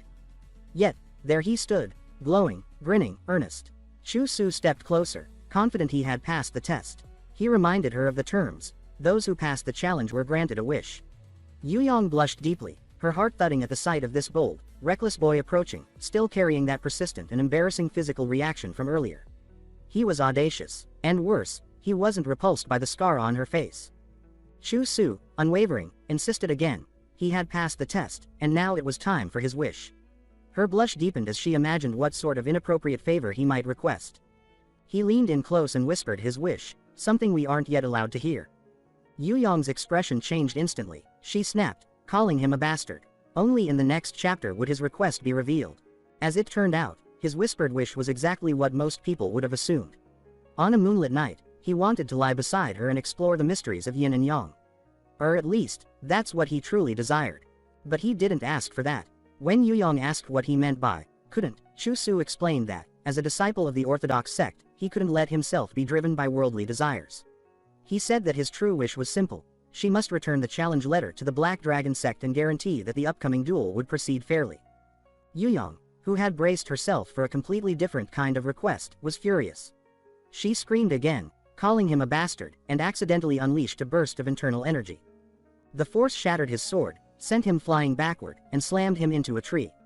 The tiger blade's roar filled the forest, a sound he never expected to be on the receiving end of. Dazed and broken, Chu Su lay crumpled, wondering what he'd done to deserve this. Seeing him like that, Yu Yong approached in a panic, apologizing. She hadn't meant to use her martial power, it had been an accident. As he coughed up blood, Chu Su realized she had dropped her disguise for just a moment and reacted as a true martial master. Her regret was clear, she hadn't wanted to hurt him. Taking advantage of the moment, Chu Su played the wounded victim. He asked how someone could treat a younger disciple so cruelly, especially one who had just admired her beauty with such sincerity. When she acknowledged her mistake, he asked if she would still fulfill his wish. Flustered, she agreed. Victory. Chu Su silently cheered that his strategy had worked. She placed a few recovery pills on the ground and turned to leave. Watching her climb a nearby tree, Chu Su knew he'd walked away from the situation with more than he had bargained for. Then someone shouted his name. He scrambled to collect the pills and swore to keep everything that had just happened a secret from both Jin Wei and the master. Meanwhile, Jin Wei was racing through the forest, her heart pounding from the energy blast that had shaken the entire mountain. She feared the worst had happened to her junior. When she found him lying under the tree, she dropped to her knees and cradled him, asking if he was all right. Still groggy, Chu Su claimed that masked attackers from the Shadow Society had ambushed him. He said the battle was quick but intense, and that he managed to protect the sect. Jin Wei, now trembling with rage, cursed the Shadow Society and vowed never to forgive them for what they'd done. Chu Su, thrilled with how everything was unfolding, thought to himself that this had been perfect. Now that Jin Wei was furious, she would surely give her all in the duel. Jin Wei promised she would protect him, her grip firm, her emotions raw. Night gave way to dawn. After resting and taking the pills, Chu Su was feeling much better. Yan Zhong and Jin Wei checked in on him. He, of course, exaggerated his weakness, claiming he had circulated his energy and was slowly recovering. The master, sensing his excitement, asked what kind of food he liked. It seemed Chu Su still needed proper nutrients. That caught his attention. Food in the sect was always limited to plants. Jin Wei leaned in close, offering to get him anything he wanted. Chu Su said he'd love some braised pork belly. He also considered oysters but dismissed the idea, knowing they were too pricey. He then stood up and told her not to worry, she had already done enough. Sprinting through the forest, Jin Wei felt a deep sense of guilt. She blamed herself for everything that had happened. She resolved to grow stronger, to become someone capable of protecting him. But every time she got close, her heart betrayed her. It beat faster, pulling her toward a role she wasn't ready to accept. It made her want to be more than just a martial artist, and that terrified her. That weakness had led to Chusu's injury. She had to let go of such emotions. She needed to be stronger, for the sect, for herself. Meanwhile, back at the table, Wang had already heard what had transpired. Embarrassed, Jin Wei shyly asked if she could request some pork. He smiled and reassured her. Of course, he said, they'd never ignore someone who got hurt protecting them. She expressed her gratitude with a soft nod. Then, unexpectedly, Heron slammed the table and called out to her. Heron asked if she could take her with her to the main sect, confused. She asks why would Heron suddenly want to come along and that she could take care of her junior herself, so why go through the trouble? Heron, resolute, declared that as his future wife, it's only natural that she does this. This revelation shocked her tremendously as she asks what Heron means by future wife. Guang Yuan explained awkwardly that he'd told Heron she should definitely find someone like young Master Li if she was looking for a husband. Just a few days ago, Guang Yuan had been drowning his sorrows in alcohol over the Shadow Society's attempt to seize the inn. At that moment, Heron appeared with a teacup. She asked her father whether he was all right, and whether, even if the Gongdong sect came to help, he was still very worried. Guang Yuan fell silent for a moment. If they lost the martial arts competition against the Black Dragon Gang, not only the inn and their family, but even the Gongdong sect would be implicated. Mentioning this made him smile abruptly and change the subject. He asked Heron what she thought of young Master Li. Heron considered it thoughtfully and said that he was a good person, but Guang Yuan nodded in agreement. He added that young Master Li had been very brave when he fought the Shadow Society. A man as outstanding as him was qualified to be his daughter's future husband. Hearing this made Heron blush. She said she didn't object to her father's suggestion, and that was why she had declared herself his future wife and wanted to take care of him. Realizing her intention, Heron spoke again. Young Master Li had been injured because of their inn, so it was only right that she should go and take care of him. This left Guang Yuan momentarily speechless, although he recognized her point, and yet, he felt unhappy. At this moment, Guang Yuan broke the deadlock. He asked whether, if young Master Lu didn't like Heron taking care of young Master Li, he could take her up the mountain to see him. In the end, Lu Zhengwei agreed. Since the streets had been in a state of panic ever since the Shadow Society caused trouble, the mountain was safer. Meanwhile, Li Qiaosu lay in bed, wondering why he was alone with Master at such a good time. He thought that if a beauty came to examine his body and perform some, let's say, hardware softening tasks with him, that would be the best way to take care of a patient. Just then, a sound came from outside the door. Master guessed it was Lu Zhengwei returning and prepared to go out to check. After being left alone in the room, Li Qiaosu continued to practice Tai Gang Yun Dong. He had been doing this exercise for a while now. Seeing his erect manhood push up the quilt, he instantly recalled memories from his past life. In his previous life he often fantasized but ultimately couldn't relieve himself. Thinking of this, an idea popped into his head. Why not take advantage of being alone now? Relieve himself in secret. However, just as he was cleaning up, Heron opened the door without a sound. She greeted him, saying it had been a long time since they'd seen each other, which threw Li Qiaosu into emotional turmoil. But his mouth still managed to ask her why she was here. Heron explained that she was going to stay temporarily at Gongdong sect to take care of him. Then she took out a towel and was about to wipe his body. He immediately broke out in a cold sweat. Before he could agree, she lifted the quilt, and he shouted uncontrollably for her to stop, calling out, "Quick, quick, stop." At the same time, Yu Jinwei was cooking in the kitchen, but his face showed a hint of sadness. He thought it unfair that Heron could openly say she wanted to be his junior brother's wife. She was very beautiful and would only become more so with age. But he, Yu Jinwei, could only ever be a man. Since he couldn't like his junior brother as a woman, and yet the junior brother was his most important person, he decided he couldn't let him casually marry other women. Even Miss Heron would need to pass his verification. Just then, Heron entered with a dejected expression. She said that Li Qiaosu had said men and women should not be intimate, and that he wouldn't let her wipe his body. She asked young Master Lu if he could help. Hearing this, Yu Jinhui's face brightened and he hardened. On the other side, Li Qiaosu had just regained his senses as Yu Jinwei rushed in. He said that since Heron was female, it was inappropriate for her to wipe his body, but since they were both men, Li Qiaosu could entrust his body to Yu Jinwei. Li Qiaosu panicked and insisted firmly that he didn't need such help now. Before he could finish speaking, Yu Jinwei eagerly began pulling at him. The quilt tore, even his clothes were shredded. Yu Jinwei again and again gave him his first intimate massage. Yu Jinhui's technique was extraordinary, but Li Qiaosu lay on the bed afterward. Worried, Lady Dayan wondered whether that kid was seriously injured, whether he had fallen and couldn't get up again. She realized it felt wrong. As the #1 Shinjing master in Shippei, the reclusive, highly desired beauty of all men, why was she so concerned about an unknown junior from the Gongdong sect? Could it be that she was really smitten by Li Qiaosu? She quelled the thought and reminded herself she was simply fulfilling a promise. She summoned the leader of Xianhui and told him she was going to the Black Dragon Gang's headquarters. During her absence, she ordered him not to cause trouble. Along the way, Dayan denied to herself that she could be falling for that person. She was just keeping her promise. She displayed her true power as the once reclusive champion of Shippei to facilitate a martial arts duel. Just as Yu Jinwei finished giving Li Qiaosu that body massage, he asked how Qiaosu felt. Qiaosu said it was very comfortable, though inwardly he wanted to die. Every part of his body had been touched by a man.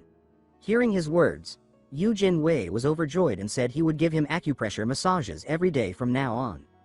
This startled Li Qiaosu into sitting up. He insisted no, this session was enough. But Yu Jinwei refused and promised he'd do anything if the junior brother could get well quickly. He cheerfully offered to get him some water to drink. Although Li Qiaosu felt unhappy, he admitted that Yu Jinhui's massage had indeed improved his condition. His body felt significantly better. Still, being touched by senior brother every day was clearly unacceptable. They needed to quickly arrange the martial arts competition. Although Dayan had promised to persuade the Black Dragon Gang, that alone wasn't enough. They needed someone fair to officiate and publicize the results, to prevent Xu Feng from lying about who won. The biggest problem was finding someone highly respected and impartial. With the decline of the Gongdong sect in Gan province, only Xiaomun clan fit the bill. But Xiaomun clan, who disliked meddling in others' affairs, would surely refuse. All Qiaosu could do now was wait until his body recovered, then pay attention to Xiaomun clan's movements. Just then, Yu Jinwei returned with a cup of water. Li Qiaosu asked him if he had nothing else to do. Yu Jinwei happily nodded. Then Qiaosu asked, if he took care of him, who would cook? When he learned from Yu Jinwei that it was Haran, he spat out the water he'd been about to drink. His pork was ruined. Haran couldn't cook at all. Scene change. Inside the Black Dragon Gang, Dayan tells the leader that the Gongdong sect wants to use Zhonghu custom to settle things with Xianhui. She told this to the Black Dragon Gang leader, Wei Tianming. Wei Tianming was displeased that for such a small matter, he'd been summoned alone. As he spoke, powerful internal energy erupted, transforming into a fierce-looking black dragon. Yet Dayan remained unmoved. Gathering all his internal energy into a scroll, Wei Tianming threw the scroll at Dayan, but Dayan easily unraveled it. Wei Tianming was astonished. He'd clearly added internal energy. Suddenly, Dayan tore off her disguise, revealing her true appearance. She asked when she had allowed him to be presumptuous in front of him. Wei Tianming hurriedly kowtowed. Alliance leader Lian, why are you here? At this moment, Dayan looked displeased and called Li Zishou a big scoundrel for having revealed his true appearance. Then she directly said that they should accept the martial arts challenge from the Gongdong sect. Wei Tianming replied weakly that agreeing to this competition seemed to offer no benefit. Dayan laughed at his narrow thinking and pointed out that there was still Xiaomun clan. Hearing this, Wei Tianming suddenly understood. Xiaomun clan. Those despicable fellows had been waiting for an opportunity for hundreds of years. Gan province had always been the stronghold of the Gongdong sect. If the sect were to rise again, it would only be a matter of time before Xiaomun clan would be suppressed. That was why Xiaomun clan had consistently turned a blind eye to the affairs of Xianhui. The sudden decline of the Gongdong sect was something they welcomed. Once the righteous sect fell, they planned to use revenge as a justification to battle the Black Dragon Gang, securing their own status as the #1 sect in Gan province. At this point, Dayan interrupted the discussion, stating that if the Black Dragon Gang completely obliterated the Gongdong sect through the martial arts competition, then Xiaomun clan would lose any opportunity to intervene. Hearing this, Wei Tianming quickly assured Dayan to rest easy. He declared that he would win the martial arts competition and then completely crush the foundation of the Gongdong sect, cutting off their final lifeline. However, Dayan firmly rejected the idea. She ordered not to destroy Benshin. Wei Tianming was clearly confused by this order. What he didn't know was that Dayan was thinking privately.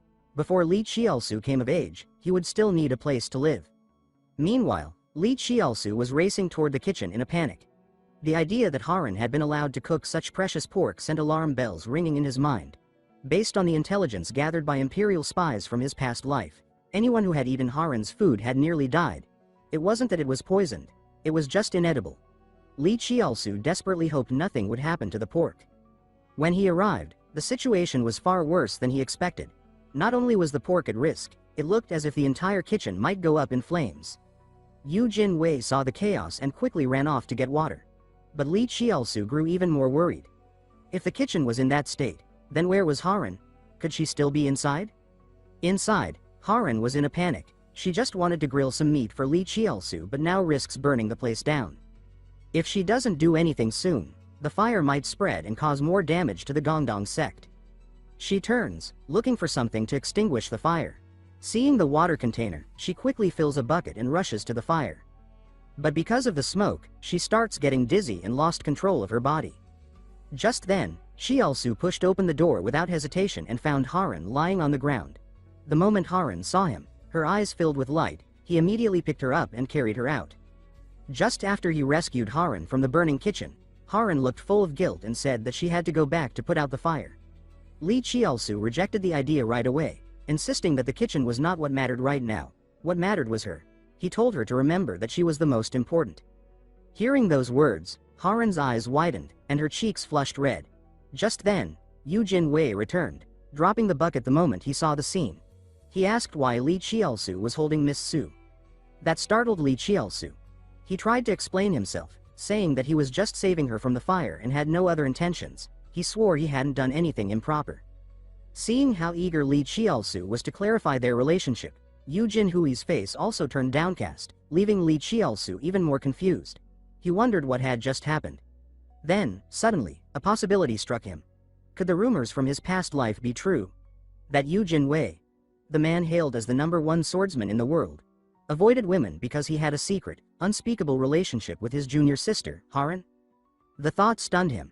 He realized he had nearly made a grave mistake. He concluded he must separate the two. So, he picked up the bucket and walked over to Yu Jinwei, saying that thanks to his senior brother's massage earlier, he was feeling much better.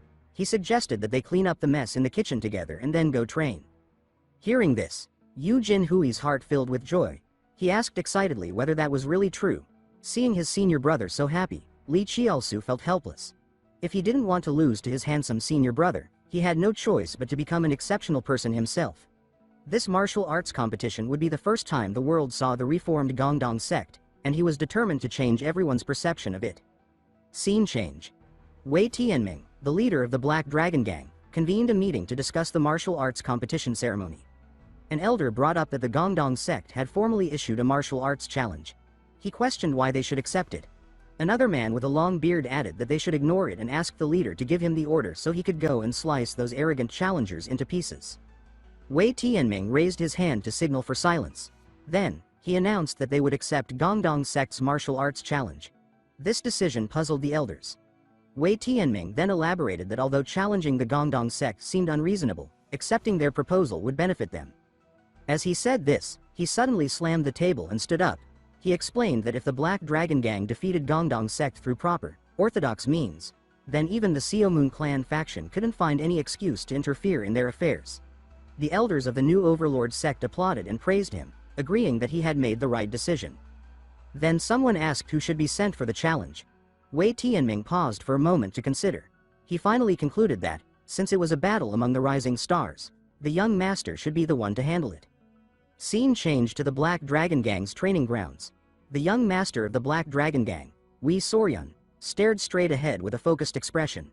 Suddenly, several muscular fighters charged toward her with swords. With a single elegant thrust, Wei Soryun dispatched them all effortlessly. She scoffed and called them a bunch of idiots, questioning whether this was all they had to offer, even when using real swords. Just then, a subordinate ran over and reported that the sect leader had assigned Wei Soryun a task. Later that evening, Li Qiaosu sat cross-legged in meditation outside the door. At that moment, Wei Soryun also arrived at the location as ordered. She looked around in disgust and complained aloud that it was pathetic to be sent to such a shabby, beggar-like sect. She demanded that he call the sect leader immediately. Hearing this, Li Qiaosu slowly opened his eyes and thought, so she had finally arrived. The number one rising star of the evil sect, Wei Soryun, was now here. Noticing she wasn't getting a response, Wei Soryun grew impatient. She asked once more what the delay was and told someone to quickly call out the sect leader. Perhaps it was because Wei Soryun had been the rising star of the evil sect since childhood that she carried herself with such arrogance. Rumors painted her as a tomboyish beauty, but Li Qiaosu hadn't expected her to be so outright rude. With that thought in mind, he responded bluntly, saying that he wasn't willing to obey. Wei Soryun's expression turned furious. She demanded how he dared to defy her orders. At this, Li Qiaosu gave her a knowing smile. Just as he had expected, someone with such pride couldn't handle being provoked. With that realization, he put on a smug look and mocked her, saying that a mere young gang leader daring to command the leader of a righteous sect was laughable. He questioned where she had found such courage. Then he told her that if she apologized now, he might consider going easy on her in the martial arts competition. Wei Soryun laughed loudly and said that the idea of Gongdong sect competing with the Black Dragon Gang was laughable. Hearing this, Li Qiaosu's expression immediately went cold. He called her overconfident and proposed a bet on the martial arts competition. Wei Soryun replied by asking why she should make a bet. Li Qiaosu smiled and asked if she was afraid. That remark only added fuel to her fury. Sensing the perfect moment, Li Qiaosu pushed further. He said the Black Dragon Gang not daring to wager was no different from a group of limp earthworms. Then, he finally laid out his terms. If Gongdong sect lost, he would become her manservant. Wei Soryun, still brimming with anger, agreed on the spot without hesitation. She stated that although she wouldn't lose, if by some chance she did, she would call him brother for the rest of her life. Hearing that, Li Qiaosu licked his lips with a devilish grin and thought to himself, from brother to dear, from dear to husband. Just thinking about it made him happy. Just as the argument with Wei Soryun ended, the sect master appeared. Having heard the commotion, the master came out and asked whether she was the person sent by the Black Dragon Gang to deliver the message. Upon seeing the elder, Wei Soryun immediately corrected her stance and formally introduced herself as the young master of the Black Dragon Gang, sent by the sect leader to deliver an official reply. This polite behavior shocked Li Qiaosu. He hadn't expected the rude girl from earlier to suddenly act with such decorum. He began to wonder whether her earlier provocation had been deliberate. Meanwhile, the master slowly opened the sealed letter. The message declared that the martial arts competition would take place at noon, half a month from now, in Haiding County. In full view of the public. This announcement surprised the master. He asked if there were really no additional conditions and whether the Black Dragon Gang was truly willing to accept the challenge. Wei Soryun confirmed this and said that their sect would act as the Black Dragon Gang's impartial judge. She requested that Gongdong sect also find a neutral party to act as their own judge. The master fell silent for a moment before reassuring her. He said that their sect intended to invite Seomoon clan to serve as the impartial judge. Before leaving, Wei Soryun once again asked that Gongdong sect secure confirmation from Seomoon clan. As Wei Soryun turned to leave, she cast a sharp, cutting glance at Li Qiaosu. Not to be outdone, Li Qiaosu responded with a mocking grimace. The exchange left Wei Soryun blushing with a mix of shame and fury. After letting out an uncontrollable curse, Wei Soryun vanished on the spot. A moment later, Yu Jinwei rushed out in a panic and asked the master what the commotion had been about. The master calmly explained that someone from the Black Dragon Gang had just left and instructed Yu Jinwei to go deliver a letter to the Seomoon clan as well. What none of them realized, however, was that the Seomoon clan strongly disliked the idea of the martial arts competition. Sending such a kind and honest senior brother alone might result in him getting bullied. So Li Qiaosu immediately proposed to accompany him on the trip. He said that since this was Yu Jinhui's first time stepping into the world of Zhonghu, he, as the junior brother, wanted to be by his side. Hearing this, Yu Jinwei was visibly moved. He beamed with joy and said that his junior brother was truly thoughtful, then suddenly pulled him into an embrace and expressed his deep gratitude. The next morning, after packing their things, Li Qiaosu sat by the door and couldn't help but feel a wave of anticipation. Lanzhou City, where the Seomoon clan resided, was the largest city in all of Gan province. And now, finally, he was taking his first step into the world of Zhonghu. Just then, Haran appeared with a concerned expression. She said she had heard that he was headed to Lanzhou, and mentioned she hadn't yet thanked him for what happened in the kitchen. She reminded him that this was already the second time he had saved her, and every time it was because of her own incompetence. She apologized, saying she always caused him trouble. Li Qiaosu signaled to her not to feel guilty. He reminded her that during the time he had suffered internal injuries, it was her care that helped him recover. He added that Miss Su always worked very hard and that she shouldn't blame herself for being useless. As he spoke, he placed a hand gently on her head to comfort her and told her that if she truly wanted to change her fate, she should formally join the Gongdong sect. He encouraged her to learn martial arts and said that maybe she could one day become the #1 woman among women. He emphasized that to grow stronger, one must first value oneself. Haran nodded and said that although she had never thought about such things before, since young Master Li had said it, she would remember it. Suddenly, a voice interrupted them. Yu Jin Wei called out and asked what his junior brother was doing, urging him to come out quickly. This abrupt interruption made Li Qiaosu's heart skip a beat. He thought that Yu Jin Wei really had a talent for ruining the moment. Before their departure, the master gave them a final reminder, telling them to be extremely careful, since this was their first true journey into Zhonghu. Later, as they passed through the bustling market of Hiding County, Yu Jin Wei suddenly stopped at a vendor's stall after spotting some candy. He insisted on buying some. This left Li Qiaosu speechless. He reminded himself that he wasn't a child anymore and wondered how Yu Jin Wei could still get so excited over candy. But what stunned him even more was that this act of eating candies somehow attracted the admiration of several women nearby. Still, Li Qiaosu didn't let down his guard. Ever since they had entered Hiding County, he had sensed that someone was following them. Although the man didn't seem to have martial arts skills, his movements were careful and precise. Li Qiaosu suspected that if the man wasn't a thief, then he was likely connected to the Haomans. He began to wonder if this was part of a plan orchestrated by Dayan. Judging by Dayan's southern Chan temperament, that possibility didn't bode well. But if that was really the case, then perhaps it could be turned to their advantage. So, without hesitation, he seized the opportunity and caught the suspicious man on the spot. He scolded him loudly, accusing him of stealing his wallet. Then he warned that he would be lenient this time but wouldn't let it go easily. With that, he drew his sword and demanded to know who was behind him. He ordered the man to lead them to the one pulling the strings. Soon after, the man took them to an inn. This immediately made Li Qiaosu alert. The inn looked ordinary from the outside, but it was unnaturally quiet, and there were no signs of customers.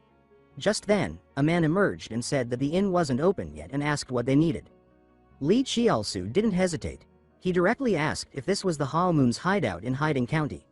The man shrugged and said he didn't understand what Li was talking about, but before he could continue, Li Qiaosu tossed a copper coin straight at him. The result was immediate. The man dodged it with unnatural reflexes. That confirmed Li Qiaosu's suspicion. He exclaimed that the man was indeed a martial artist. Seeing his cover blown, the man dropped his act, drew a thin, long weapon, and prepared to attack. Li Qiaosu recognized the weapon instantly. It was poison dart, a highly dangerous technique. Fortunately, Yu Jin Wei reacted just in time. And without even bragging, he took the man down with a single punch. The commotion drew 3 more men from inside the inn. Yu Jin Wei stood his ground and fought again. His immense strength sent smoke billowing from the area. Watching this, Li Qiaosu couldn't help but be impressed. He had known Yu Jin Wei was powerful, but not to this extent.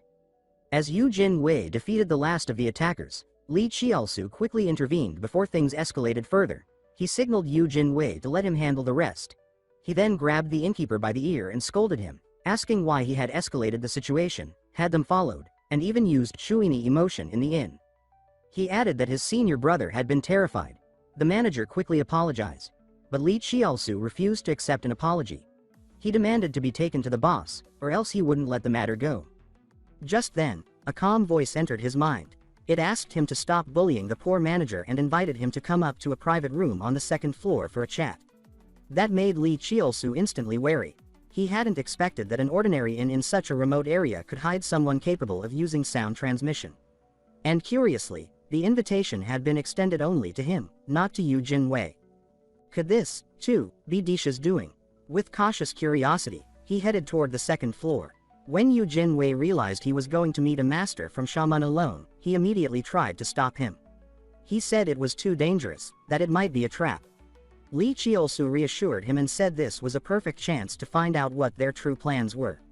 Seeing his resolve, Yu Jin Wei relented and told him to be careful, saying he would wait downstairs. Soon, Li Qiaosu reached the room. Before he could knock, the door opened by itself.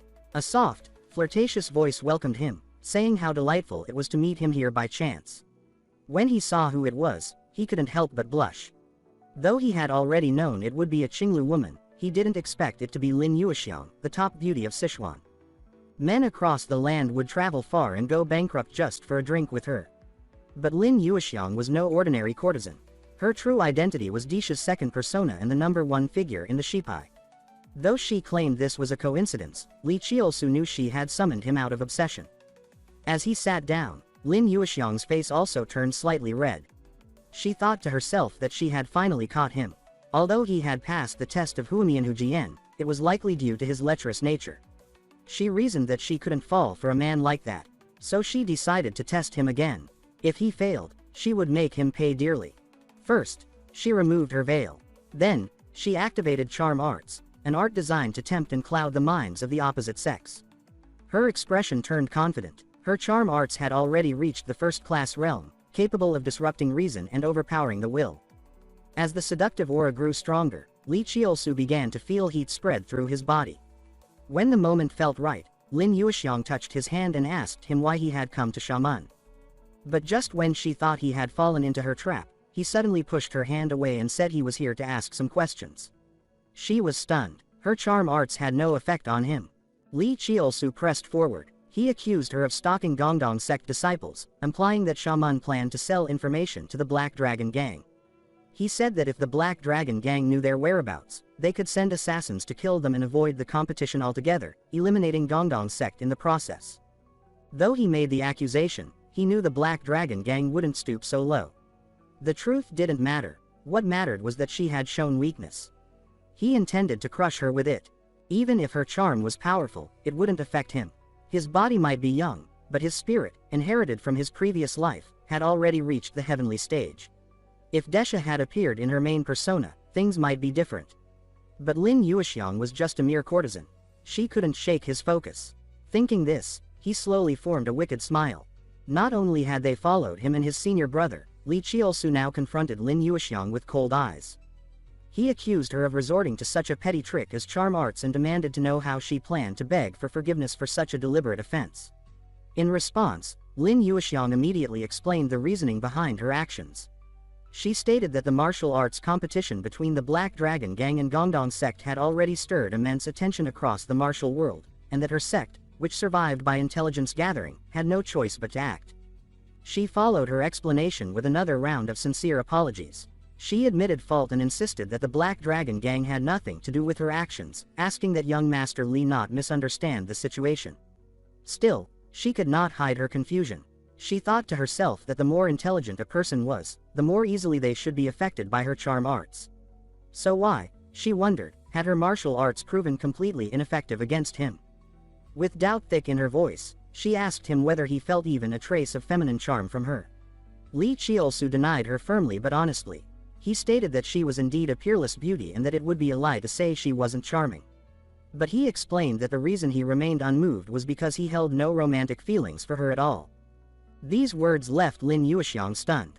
Her face flushed red. No feelings. Not seduced by her. Could it really be that he was a man truly unmoved by desire?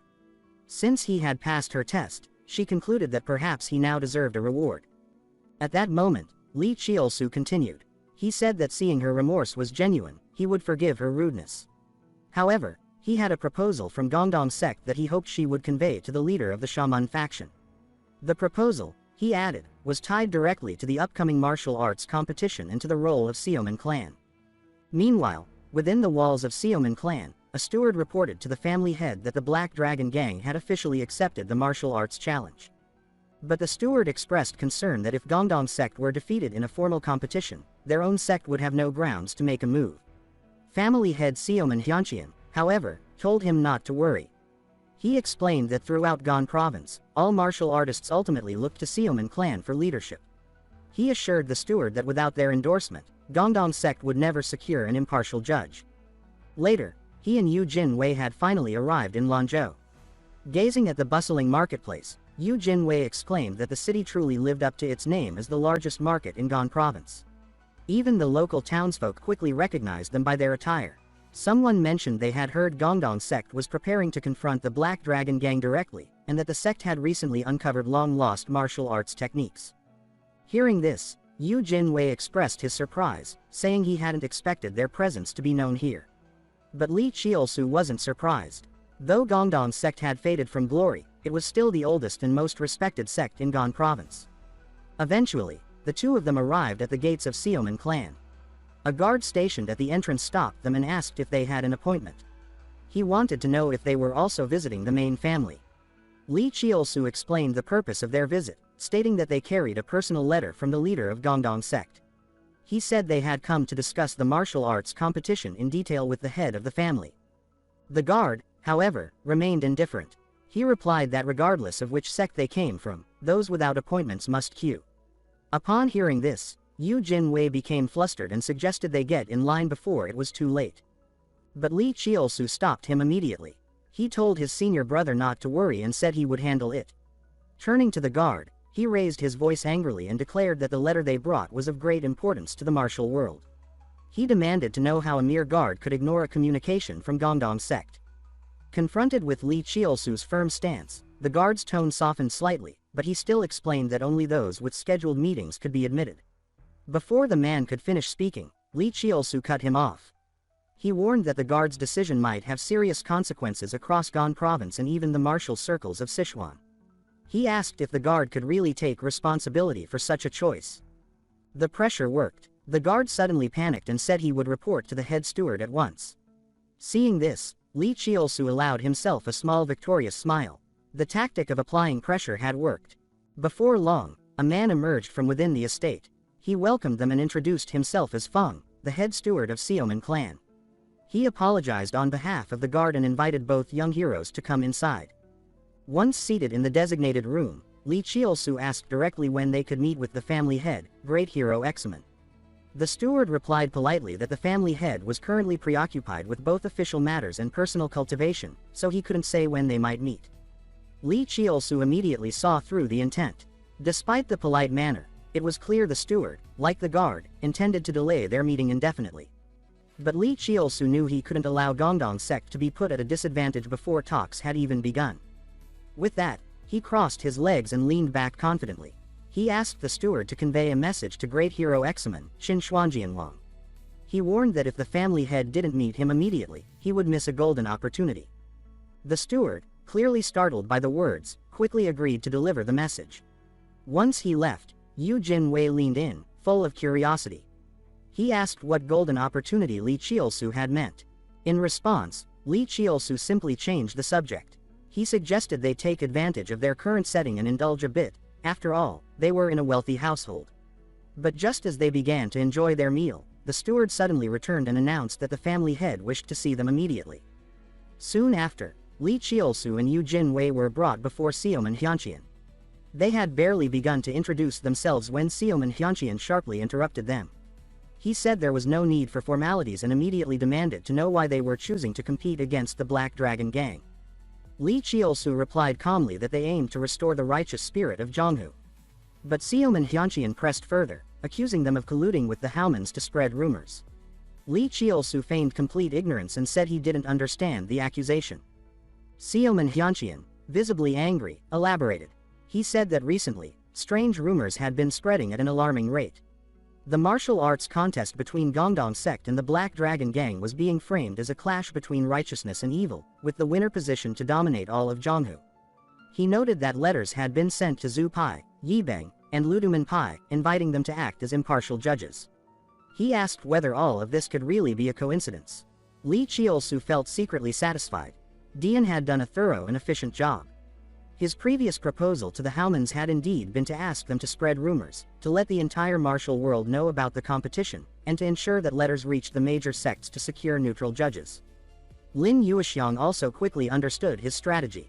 She said that Li Qiusu's intention was to amplify the situation to such a scale that Xiaoman clan would be forced to serve as an impartial judge. But she added that the Haomans never did business at a loss. Even if she agreed, the supreme sect leader might not. Li Qiusu had anticipated this. He calmly produced the promised payment and asked her to pass it along to the supreme sect leader. Lin Yuexiang's interest was clearly piqued. She commented that although the reward was small, a luminous night pearl of such purity was extremely rare. She agreed that the transaction was fair. The Xiaoman leader thought that Tangmen, Qingcheng, and Amei had all agreed to act as impartial judges. As the top sect in Gan province, if Xiaoman clan refused, it would be a disgrace. Thus, Xiaoman clan could be pushed into a position where agreeing became inevitable. At that moment, the leader voiced his conclusion. He said that no one spread rumors better than the Haomans, and it was obvious to him who had stirred this fire. Through the swirl of rumors, Xiaoman Hyunqian concluded that the only one truly benefiting from the chaos was the Gongdong sect. He speculated whether the sect had been colluding with the Haomans. But even as suspicion built, Li Chiolsu remained fearless. He responded by asking whether Xiaoman Hyunqian had any actual proof. He said that without evidence, such accusations were nothing more than slander. Then, with a sly grin, he added inwardly that since Supreme Sect leader Dian had acted personally, it was only natural that no traces would be left behind. As expected, Xiaoman Hyunqian immediately denied the implication, but pointed out the risk the rumors had created. He said it was now widely believed that the competition was a battle between righteous and evil sects. If Gongdong sect were to lose, the entire righteous faction would be thrown into turmoil. As he spoke, his right hand suddenly clenched into a fist. In the next moment, he slammed it down onto the table with explosive force. He then declared that if they wanted a martial arts competition, he would personally test whether Gongdong sect had what it took to challenge the Black Dragon Gang. As a senior figure in Zhonghu, he said it was necessary to teach the younger generation a lesson, that there were always stronger people in higher mountains. Before he could process it, Xiaoman Hyunqian, enraged by their earlier conversation, suddenly erupted with power. He said he would now test their strength himself. Known as a Huajing master, Xiaoman Hyunqian had mastered Tiwang, Balagong, and Qin Chuan Wengjian techniques. Though he used only a tenth of his internal power, it felt to Li Chiolsu like his body was being crushed beneath the massive press. Was he truly trying to kill them?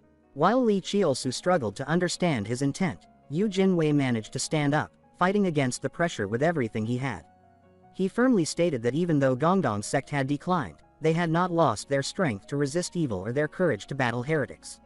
Witnessing this, Li Chiolsu was stunned. His senior brother had withstood Xiaoman Hyunqian's chi blast. A true genius indeed. Even Xiaoman Hyunqian appeared momentarily impressed. He acknowledged the strength but asked if they really thought such ability was enough to earn his recognition. As he spoke, he brought down his left fist. A second wave of powerful chi crashed from above, shattering the ground beneath them. Li Chiolsu could not help but curse him under his breath, wondering if the man truly meant to crush them both. The strength was overwhelming, far beyond what even Yu Jinwei could handle. As the pressure increased, Yu Jinwei quickly searched for a solution. He thought through various techniques: Shaoyang Shinfa, Sanyan Junwei, Miliu Songshugang, and finally Shungang. Xiaoman Hyunqian shouted, asking where all their previous momentum had gone. He warned that if they kept standing there in a daze, they would soon be dead. But Yu Jinwei refused to be shaken. He believed there had to be a way. He recalled that the martial arts of Gongdong sect, when yin and yang were reversed, could produce a tremendous burst of power. He also knew that their arts weren't only strong and marvelous, they were inherently adaptable. Remembering a strange encounter in a cave, he considered that some Gongdong techniques resembled demonic arts, but their essence lay in reversing yin and yang. He understood then. The more one trained in Shungang, the more flexible and versatile it became.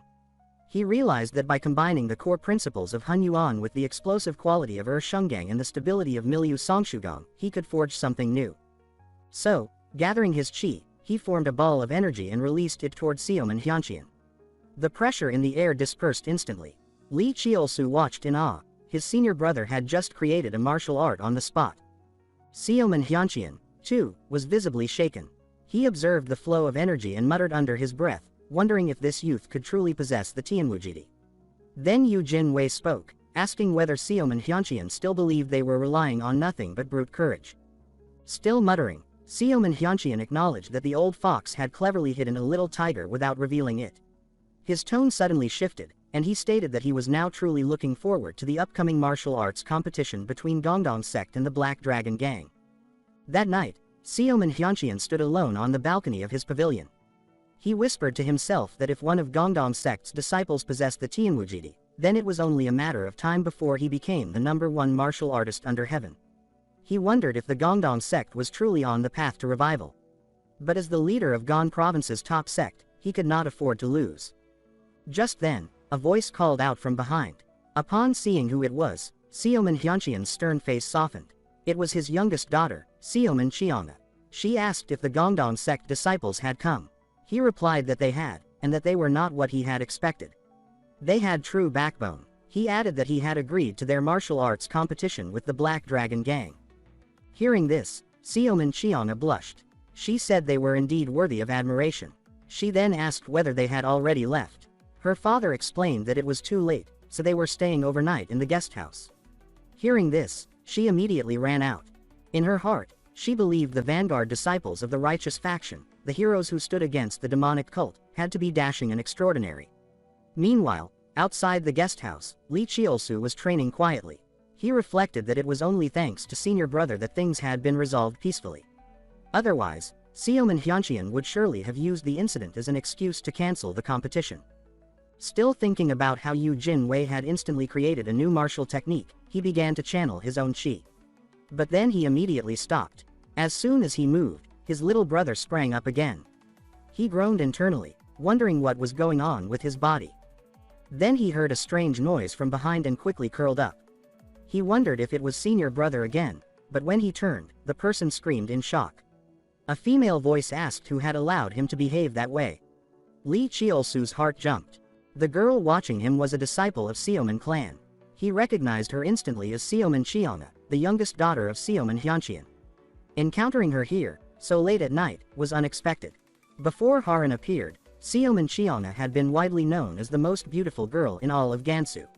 She had admired Gongdong's sect in secret and would eventually become an obsessive admirer of Yu Jin-wei. When her love went unreciprocated, she turned emotionally extreme, becoming a dark, intense character. Right now, Seoman Chiona angrily accused Lee Chiolsu of practicing indecent techniques under the name of Gongdong sect. She said a disciple of such a righteous sect shouldn't do something so shameful. Lee Chiolsu immediately straightened up and demanded she retract her statement, but she continued scolding him. She shouted that he should first worry about hiding the shameful part of his body. As his chi calmed and his body relaxed, he began arguing. He said the rules of the martial world clearly prohibited spying on someone's training. Seoman Chiona fired back, calling him shameless and insisting that what she had seen was no cultivation.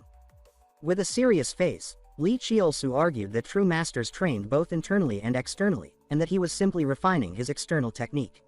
But Seoman Chiona accused him of twisting logic. She said he had shown a woman something she never should have seen, and she vowed to hold him accountable. This pushed Lee Chiolsu to the edge. Like father, like daughter, he thought. He decided it was time to teach her a lesson. He suggested they resolve the matter the Zhonghu way, through martial competition.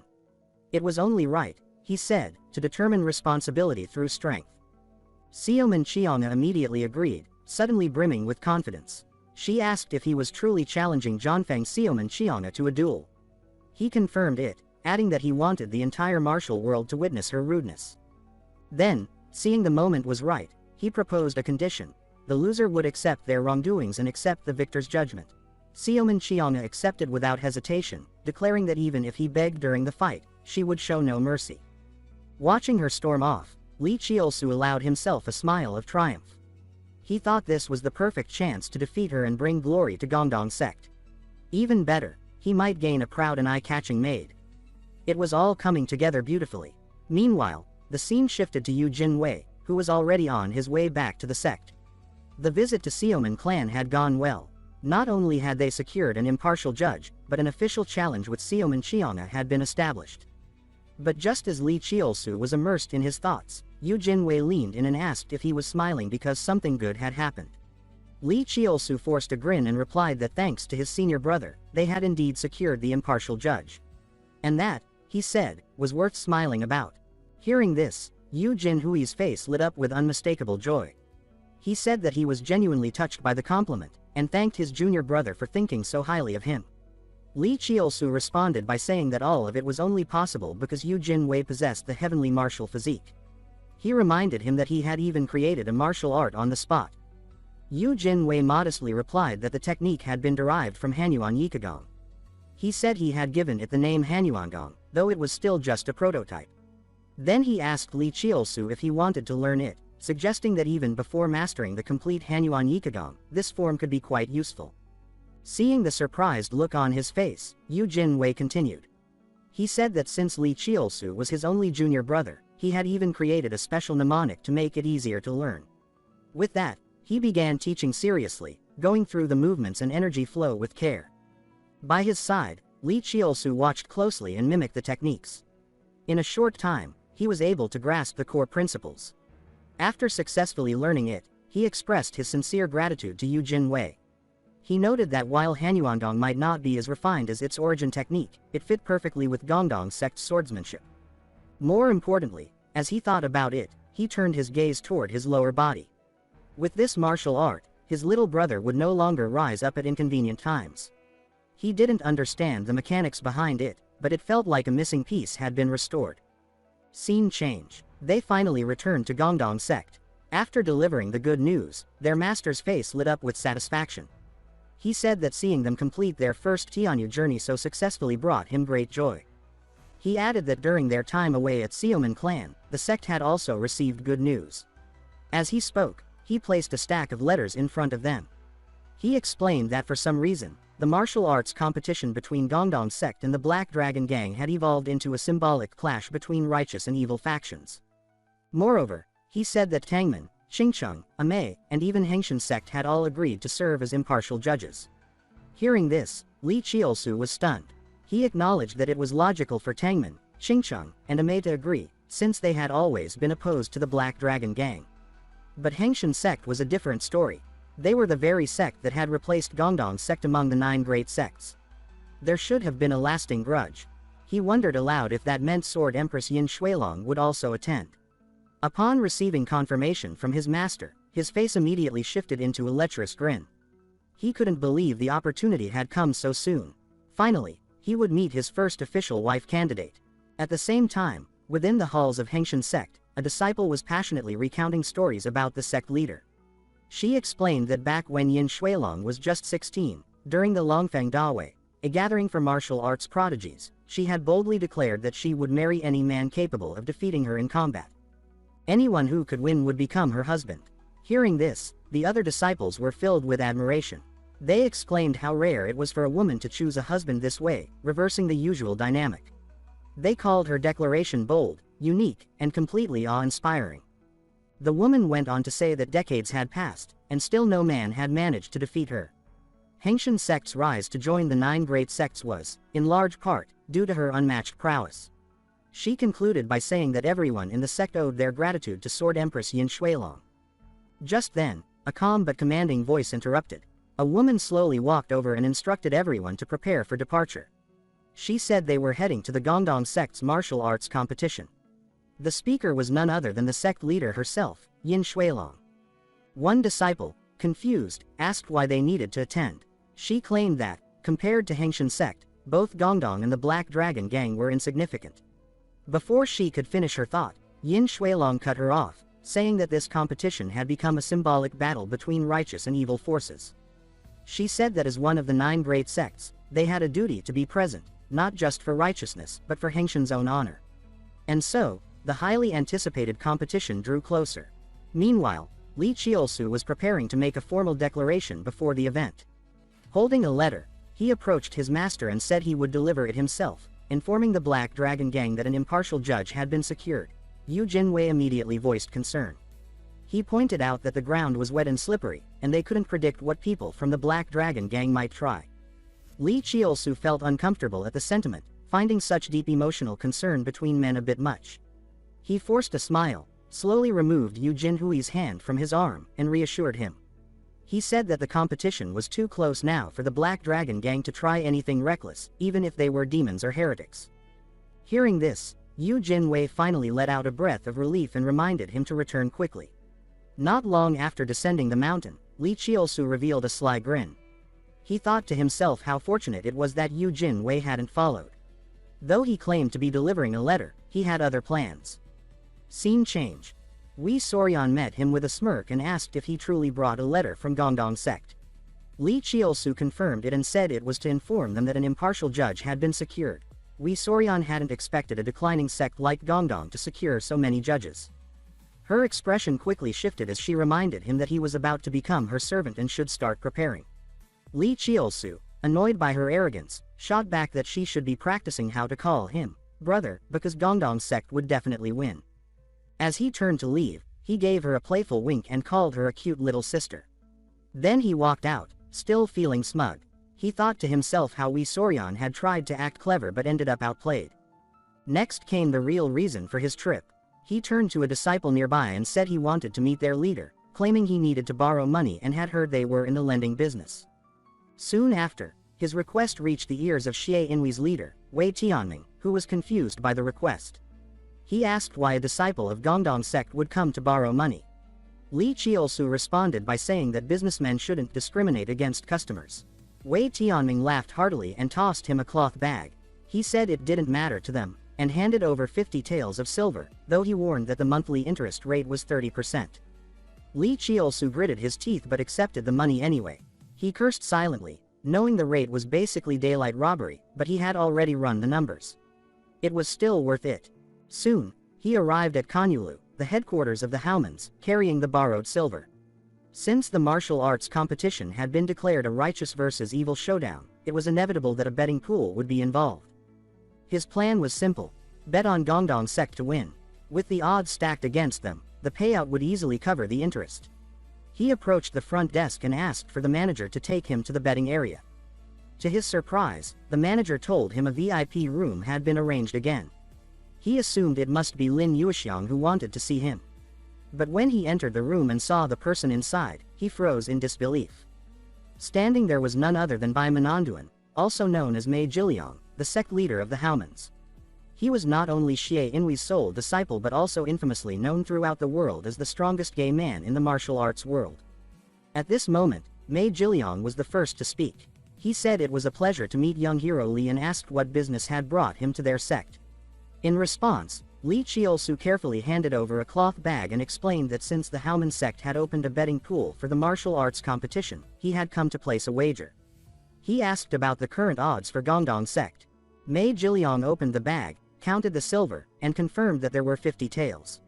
He said that if Li Qiusu bet on Gongdong sect to win, the payout would be 20-1. Then, leaning in close to his ear, he added with a soft, deliberate tone that it would become 300 taels. Startled by the closeness, Li Qiusu instinctively pulled away. He said that if there was nothing else, he would take his leave. But before he could exit, Mei Jiliang handed him a wooden token and said that once the competition was over, he should present it to the manager to collect his winnings. After Li Qiusu left the room, Mei Jiliang turned and addressed someone behind a screen. He said that the guest had gone far enough. A voice responded immediately. Dian stepped out and asked for his thoughts. Mei Jiliang confidently confirmed that young hero Li was not gay. Hearing this, Dian's face lit up with delight. She said that to become her partner, one must pass the strictest verification process. The following day, the highly anticipated martial arts competition between righteous and evil factions finally began. Just as Li Qiusu was marveling at the sheer scale of the event, a voice called out from behind. The speaker was none other than Yin Shuilong, the leader of Hengshan sect. Seeing her, Master Quan Ying quickly stepped forward, bowed respectfully, and introduced himself as the leader of Gongdong sect. He said that it was a blessing of 3 lifetimes to meet the Sword Empress in person. Li Qiusu, seeing her face up close for the first time, couldn't help but feel stunned. He thought to himself that she truly lived up to her title as the #1 beauty of the righteous faction. Yin Shuilong then addressed the two of them directly, saying she presumed they were the Gongdong disciples participating in the competition. She said she looked forward to seeing their skills on display. Blushing, Li Qiusu made a bold promise. He said she should anticipate great things, that they would make the world see Gongdong's revival through this competition. Then, speaking with subtle mischief, he added that he hoped she would take special interest in him as her junior. Internally, he made a quiet vow. Even though he had been reborn into the past, his first official wife candidate would absolutely be Yin Shuilong. Suddenly, a voice echoed across the arena. The announcer stated that the martial arts competition was about to begin, and called for the disciples of each faction to take their places on the platform. With calm resolve, Li Qiusu stepped forward. He told himself this was the first step. As a true Zhonghu hero, this moment would be his debut. And not just in martial arts. Thinking this, he turned to face Yin Shuilong and made a public declaration. With full volume, he announced that once he came of age, he would challenge her, defeat her, and become her husband. Gasps spread through the crowd. The entire audience was left speechless. Li Qiusu grinned with satisfaction. His operation, public confession, was a complete success. Though he had always been seen as an unremarkable disciple, he had just boldly challenged the Sword Empress of Hengshan sect. Many were shocked, but some recalled that Yin Shuilong herself had once said that she would marry the man who could defeat her. Still, the female disciples of Hengshan were furious. They said that for such a young brat to challenge the Sword Empress was pure arrogance. They declared that Yin Shuilong was a master-level elder, a pillar of the righteous path, and that such behavior was disrespectful to the entire sect. Li Chiolsu quickly clarified that he was being completely serious. He said that although he expected opposition, he was ready for a legitimate martial arts duel. His words only made their expressions colder. One disciple stepped forward and said she would test his strength immediately. Li Chiolsu was taken aback by how aggressive the reaction was. He hadn't expected her to escalate so fast. But before the situation worsened, Yin Shuilong raised her hand and told the disciple to step down. Then she turned her gaze to Li Chiolsu, studying him quietly. She thought to herself that his challenge was reckless, but also full of youthful passion. It reminded her of her own declaration years ago at the Longfang Dawei. Although childish, in the context of Hengshan sect's current circumstances, it might even be an opportunity. With that thought, she made her decision.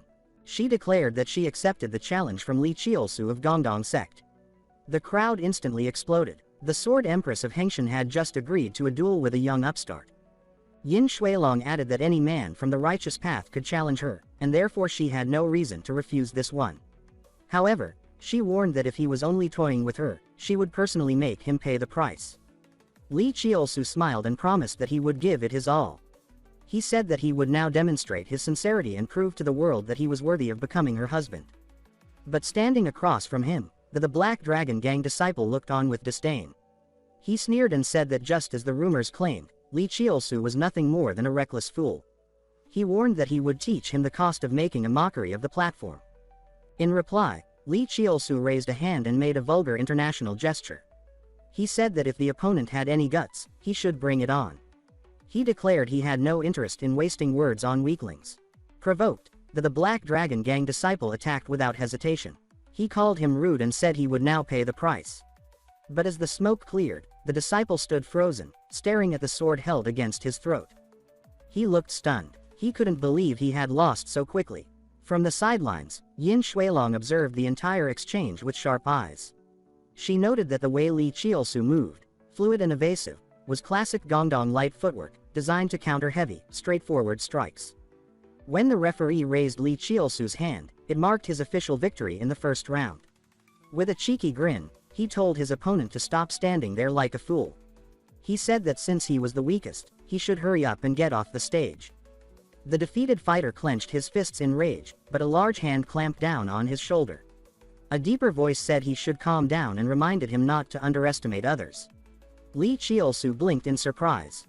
Were they really blood brothers? The elder one was significantly more imposing. The older man introduced himself as Zhang Shuashan of the Black Dragon Gang. He said that anyone who insulted the Zhongshu brothers would pay dearly. With that, he launched a fierce strike. Li Chiolsu barely dodged it and quickly judged the situation.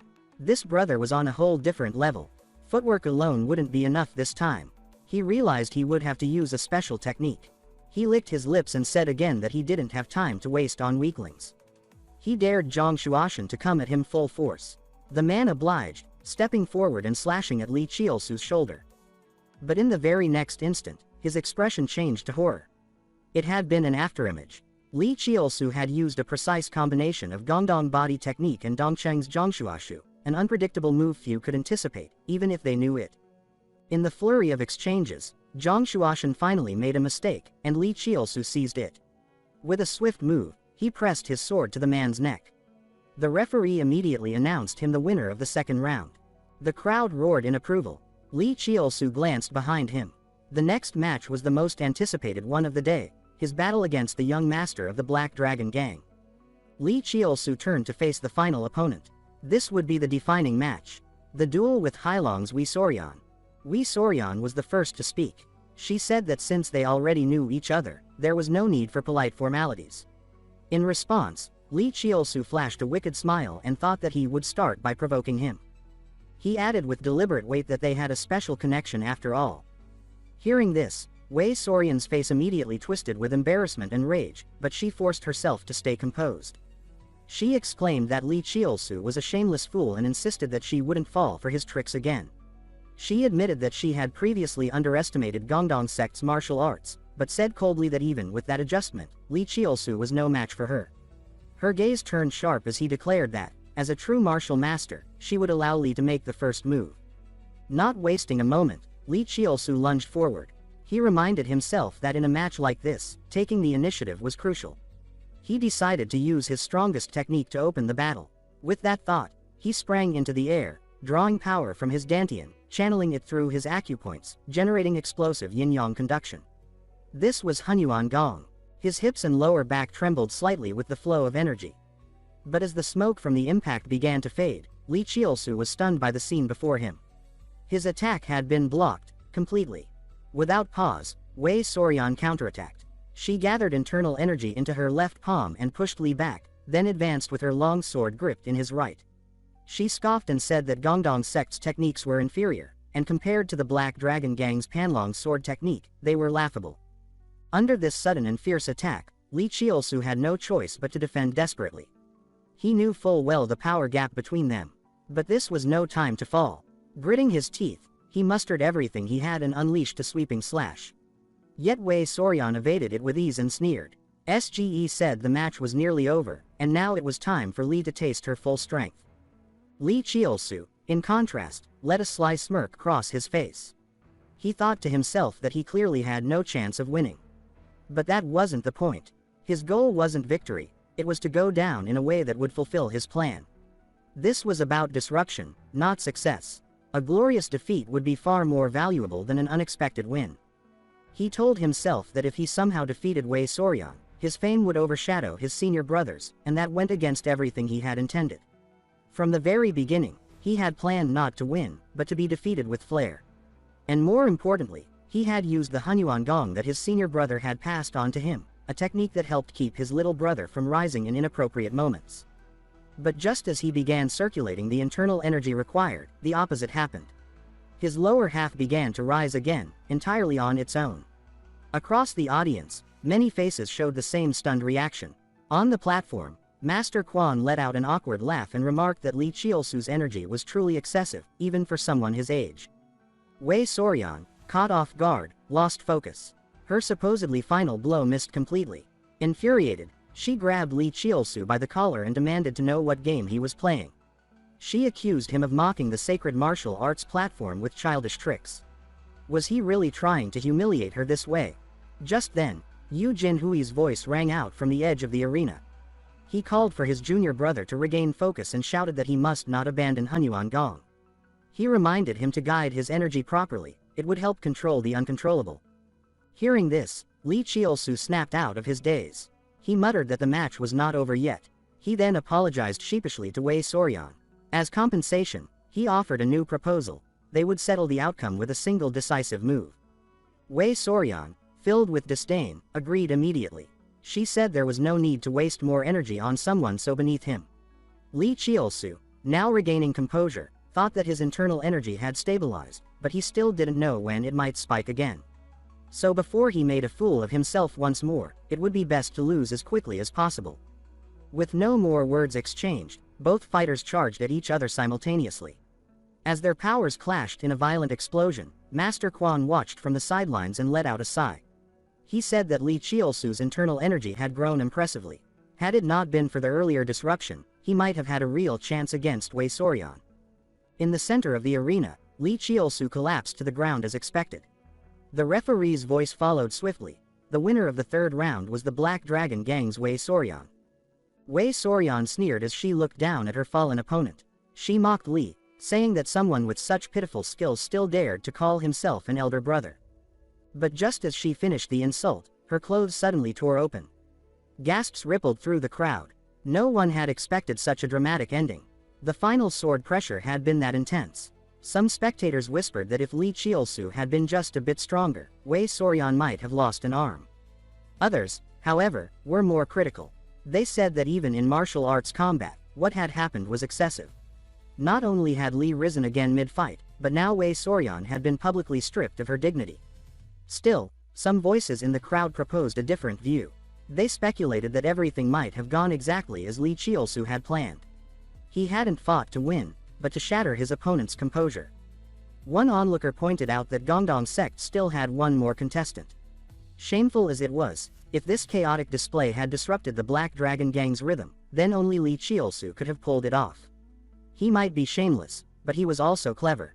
The eccentric hero of Gongdong sect had been born. Inside the arena, Yu Jinwei cradled Li Chiolsu in his arms. He said that his junior brother had done enough, and now it was his turn to finish things. Wei Sorian, standing tall, removed her ruined upper garment and remarked that Li's gaze had been surprisingly sharp.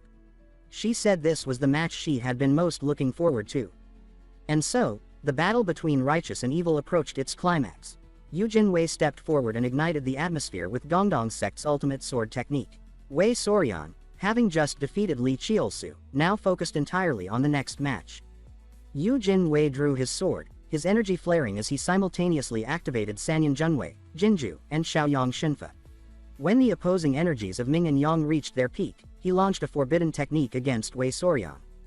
Before Wei Sorian could react, the arena quaked from an explosion. The shockwave sent debris flying in every direction. The spectators were stunned. Even Sword Empress Yin Shuilong looked visibly impressed. She whispered that the strength of Gongdong sect's disciples was not to be underestimated. She then turned to Master Quan and asked if he truly had confidence in his disciple. Quan Ying responded honestly. He said that compared to his own disciple, he was more concerned about his disciple's opponent. Back on the platform, for the first time, a trace of fear appeared in Wei Sorian's eyes. She realized that her opponent's speed and strength were overwhelming. If she hadn't instinctively blocked that last strike, she might already be lying unconscious on the stage. With the arena still clouded in smoke, she closed her eyes and relied solely on her chi sense. Moments later, Yu Jinwei struck again. Though Wei Sorian managed to react just in time, she barely blocked the attack with her saber. She muttered to herself that Lu's speed was unreal, his figure almost invisible. To make matters worse, Yu Jinwei vanished again. Wei Sorian knew that if this continued, she wouldn't survive. So, she began swinging her saber wildly, using the weapon's energy to clear the smoke around her. Then, from below the stage, a shout rang out. One spectator pointed and declared that the Gongdong disciple had reappeared, at the far edge of the platform. Wei Sorian scoffed. She taunted that Yu Jinwei must be scared of the Panlong sword technique and was trying to escape. But inside, Yu Jinwei was thinking something very different. He was determined to end this match. He refused to let the person who hurt his junior brother walk away unpunished. Just then, Wei Sorian completed her technique and charged forward. Yet Yu Jinwei remained calm. He said it was time to show the world that the Fumo sword technique of Gongdong sect had returned. As the two forces collided in a single moment of impact, flames and shattered debris exploded around them, lighting up the entire arena. During the stalemate, Wei Sorian was shocked. She exclaimed in disbelief that this was the demonic blade. She wondered when Gongdong had managed to obtain it. The realization unsettled her deeply. She questioned internally whether the Zhujiazhenlongdao of the Black Dragon Gang was on the verge of collapse. Her suspicion was confirmed in the very next moment when the Zhujiazhenlongdao shattered instantly. The residual force hurled her violently to the ground. She muttered to herself that calling this person a prodigy was absurd. This, in his words, was nothing short of a monster. At that moment, Yu Jinwei fixed his gaze on Wei Sorian. He raised his long sword once again. He declared that it was still far from over. He said coldly that since Wei Sorian had made his junior brother cry, he would make her shed tears of blood. His eyes were filled with resolute fury as he cast judgment. Suddenly, a loud shout echoed across the martial arts stage. Wei Sorian cried out that she surrendered. Just as he spoke, the long sword stopped at her neck. Yu Jinwei slowly sheathed his sword. He warned Wei Sorian that if there was a next time, he would not spare her. Then, the referee declared the result of the match. He announced that the winner was Yu Jinwei of Gongdong Pai. As soon as the announcement was made, the righteous faction in the audience erupted into loud cheers. At that moment, Inshualong finally understood the words of her master. She realized why sect leader Quan had been so confident. She now understood that demonic blade had truly been discovered. She whispered to herself that this was indeed a blessing for the righteous faction. However, what surprised her even more was the identity of Gongdong Pai's senior disciple. She thought to herself that this was going to create a major stir in the martial world. 3 days later, in a dim grotto, a warrior dressed in red blood-colored garments came forward to report. He greeted respectfully, addressing him as Blood Demon Supreme. As soon as the words were spoken, the blood pool began to bubble and boil. A moment later, a red-haired, fair-skinned handsome man emerged. This was the cult leader of the Blood Sect. At that moment, the man in red reported softly that Gongdong Pai had defeated Hailong Bang in the martial arts competition. He continued, stating that demonic blade had appeared during the battle. He added that it was said a disciple had the heavenly martial physique, and they had also discovered the 100 Origin hidden cave. Upon hearing this, a cold glint flashed through the Blood Demon Supreme's blood-red eyes. He remarked that it was truly interesting. He then ordered for the operation to be accelerated. He muttered darkly about those who were slow.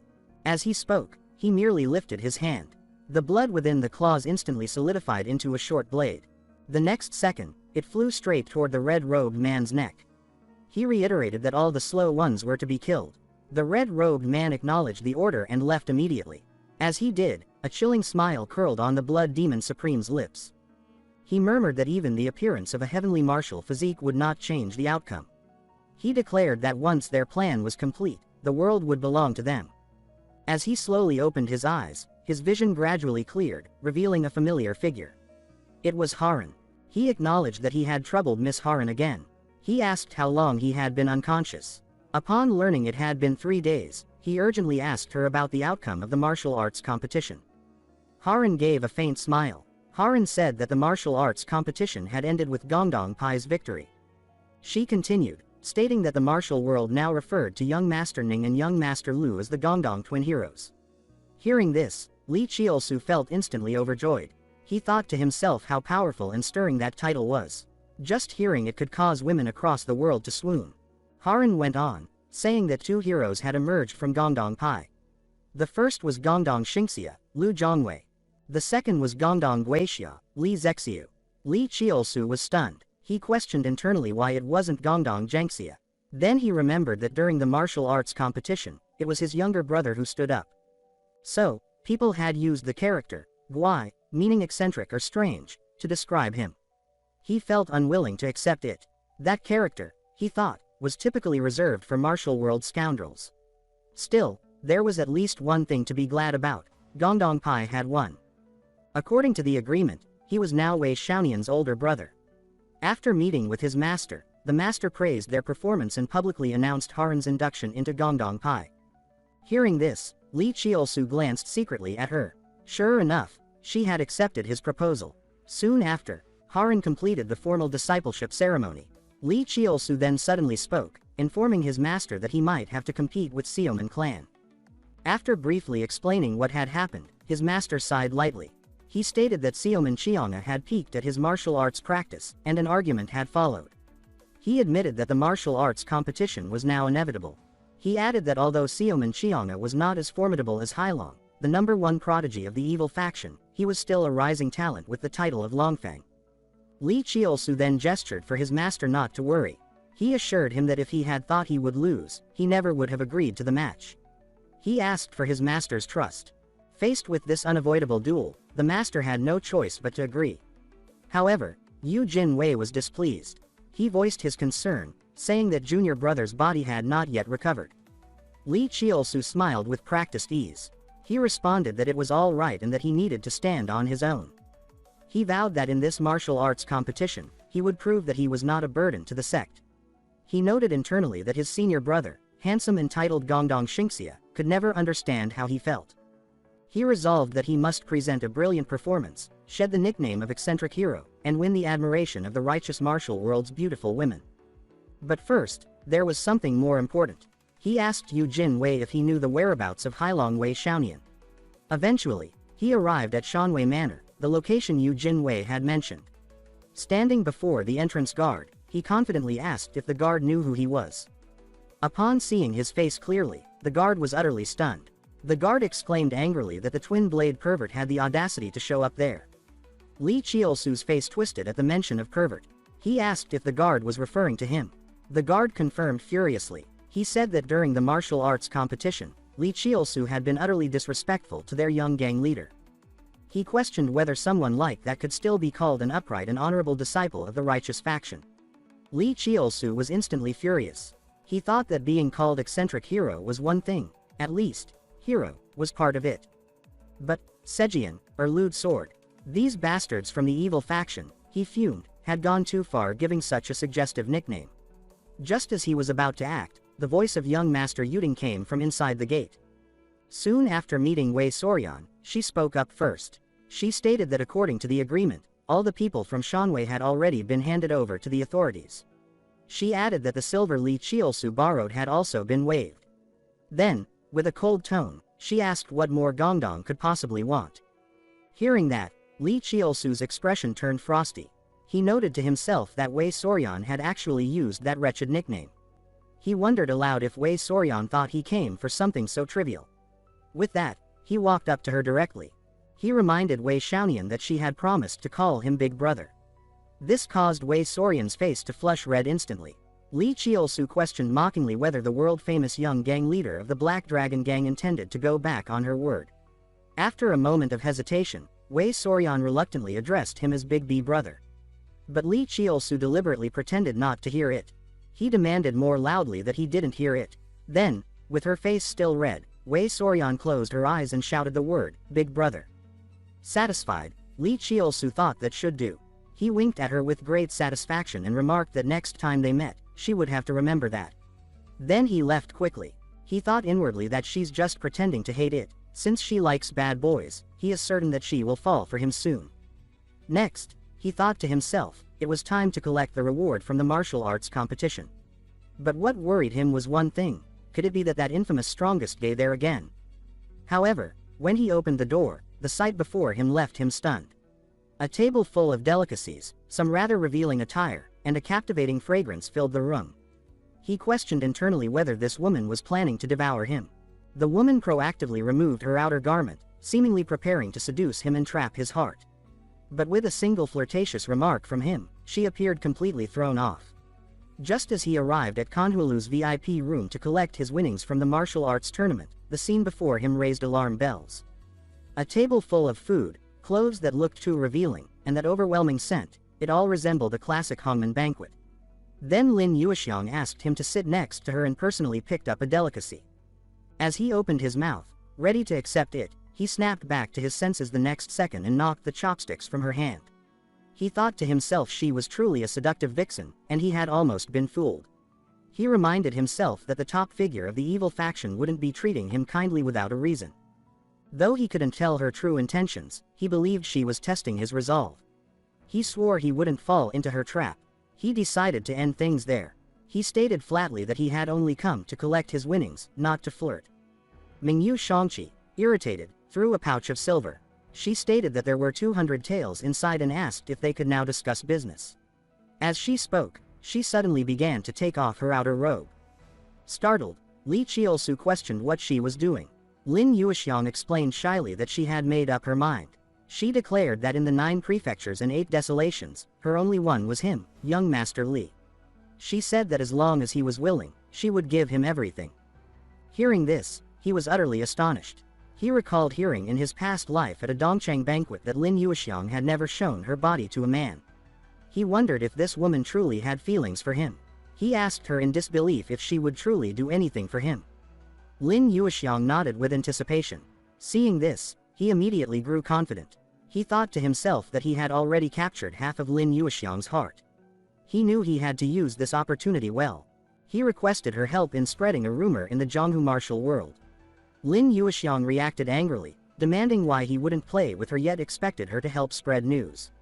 He responded eagerly. He declared that Xiaoman Qianga, daughter of Xiaoman clan, and Gongdong sect disciple Li Chiolsu would soon have a martial arts competition. He explained that the loser would become the servant of the winner. As he spoke, he leaned in close and gently played with a strand of her hair. He asked her, calling her Shangmei, if she was willing to help him spread the news. Lin Yuexiang was caught off guard by this. She repeated the name, Shangmei, in surprise. She stated that this was a term men used only for their lovers. He took the opportunity to press his advantage. He confirmed it with confidence and said once more that he could only rely on her, Shangmei. Lin Yuexiang, her face deeply flushed, turned her head away. She said that since it was his request, Shangmei would definitely help. At those words, a mischievous smile immediately appeared on his lips. Before she could say anything more, he offered another polite, "Please," and left quickly. Meanwhile, Lin Yuexiang's heart remained in turmoil. She repeated the word Xiangmei to herself. She thought that the feeling was like being poisoned. Even if Li Qiusu proposed to the Sword Empress, it wouldn't matter.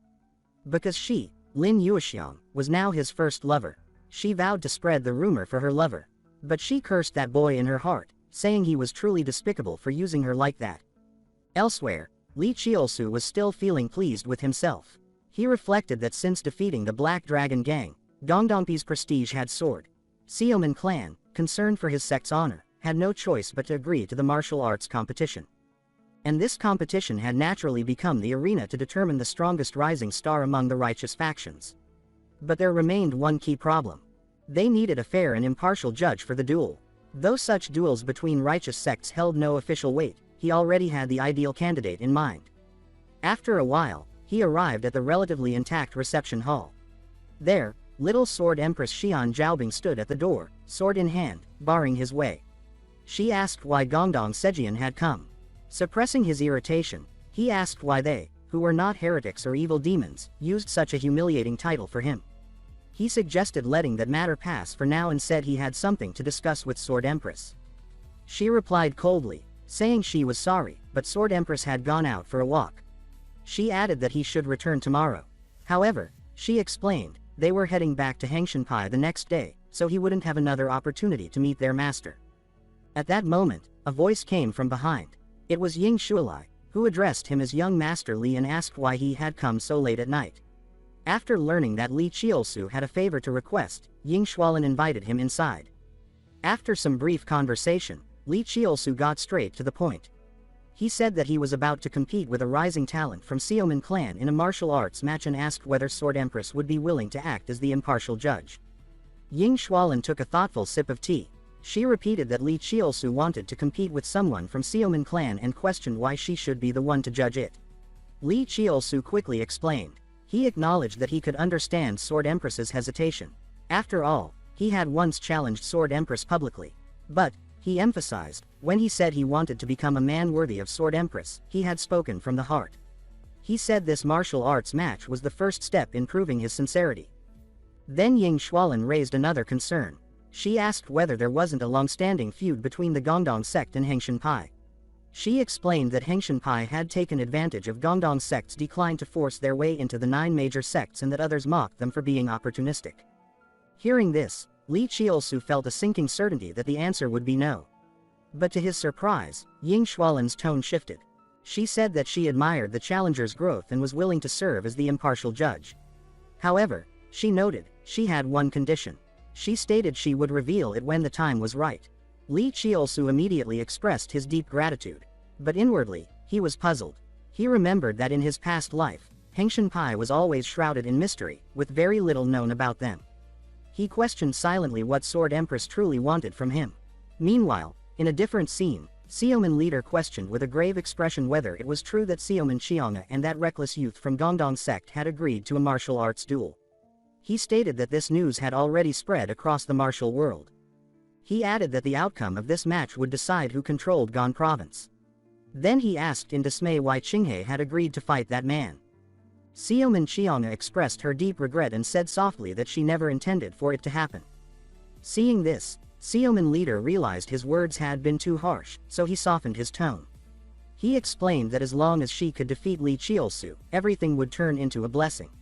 He asked his daughter if she was ready, saying this was a great chance to crush the Gongdong sect. This immediately reignited Xiaoman Xianga's confidence. She requested her father to write the challenge letter at once. She swore she would drive that man out of the Gongdong sect. Qiusu had entrusted Shizuyu to spread rumors. By now, that should almost be complete.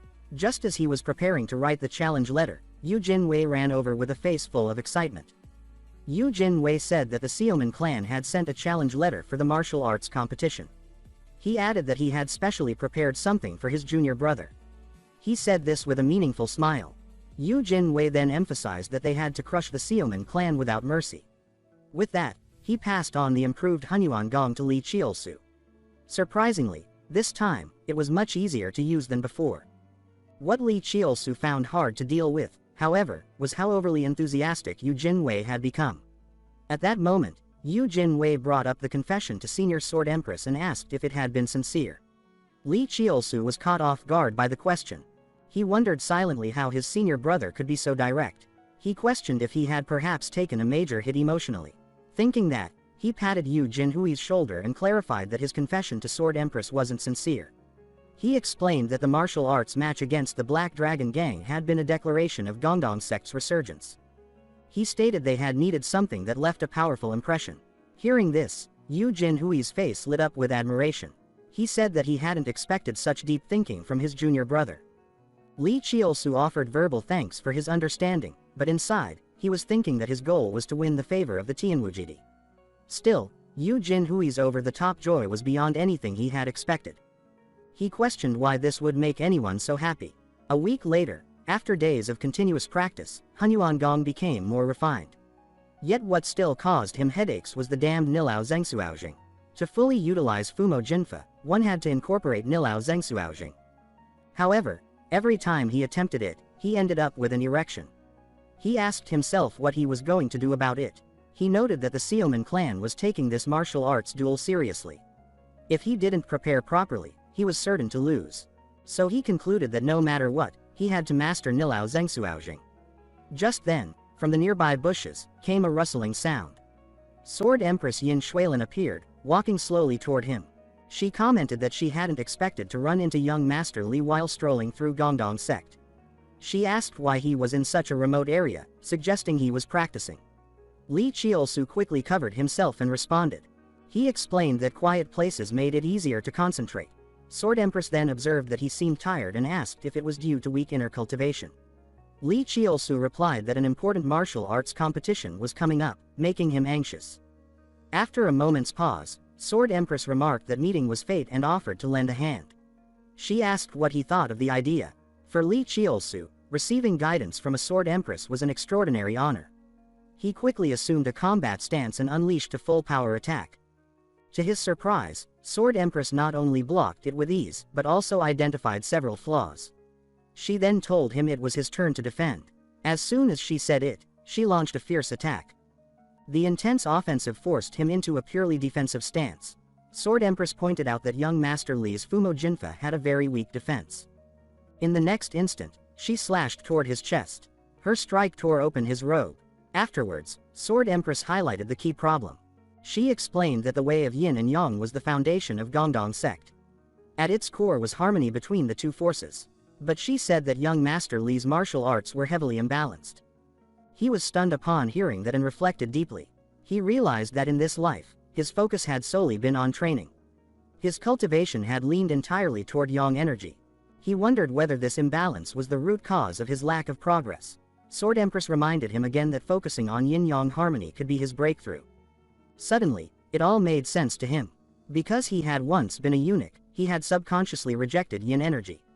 That rejection had broken the balance of yin and yang and caused his erections. Only through balance could Hunyuan Gong and Nilao Zhengsuaojing coexist.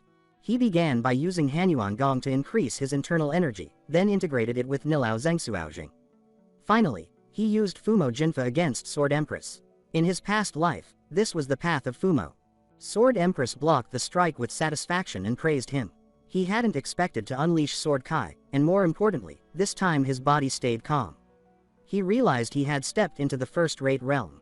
Elated and exhausted, his body went limp. Seeing this, Sword Empress supported him in her arms. Still, a smile tugged at the corners of his mouth. He thought again that tonight's moon was truly big and round. Later, lying in his room, he kept thinking about last night, the encounter with Sword Empress, their moonlit sparring, his breakthrough to the first-rate realm, and their unexpected closeness. Just thinking about it made his heart race. Suddenly, Haran burst into the room. She said she had heard many rumors about him in the marketplace.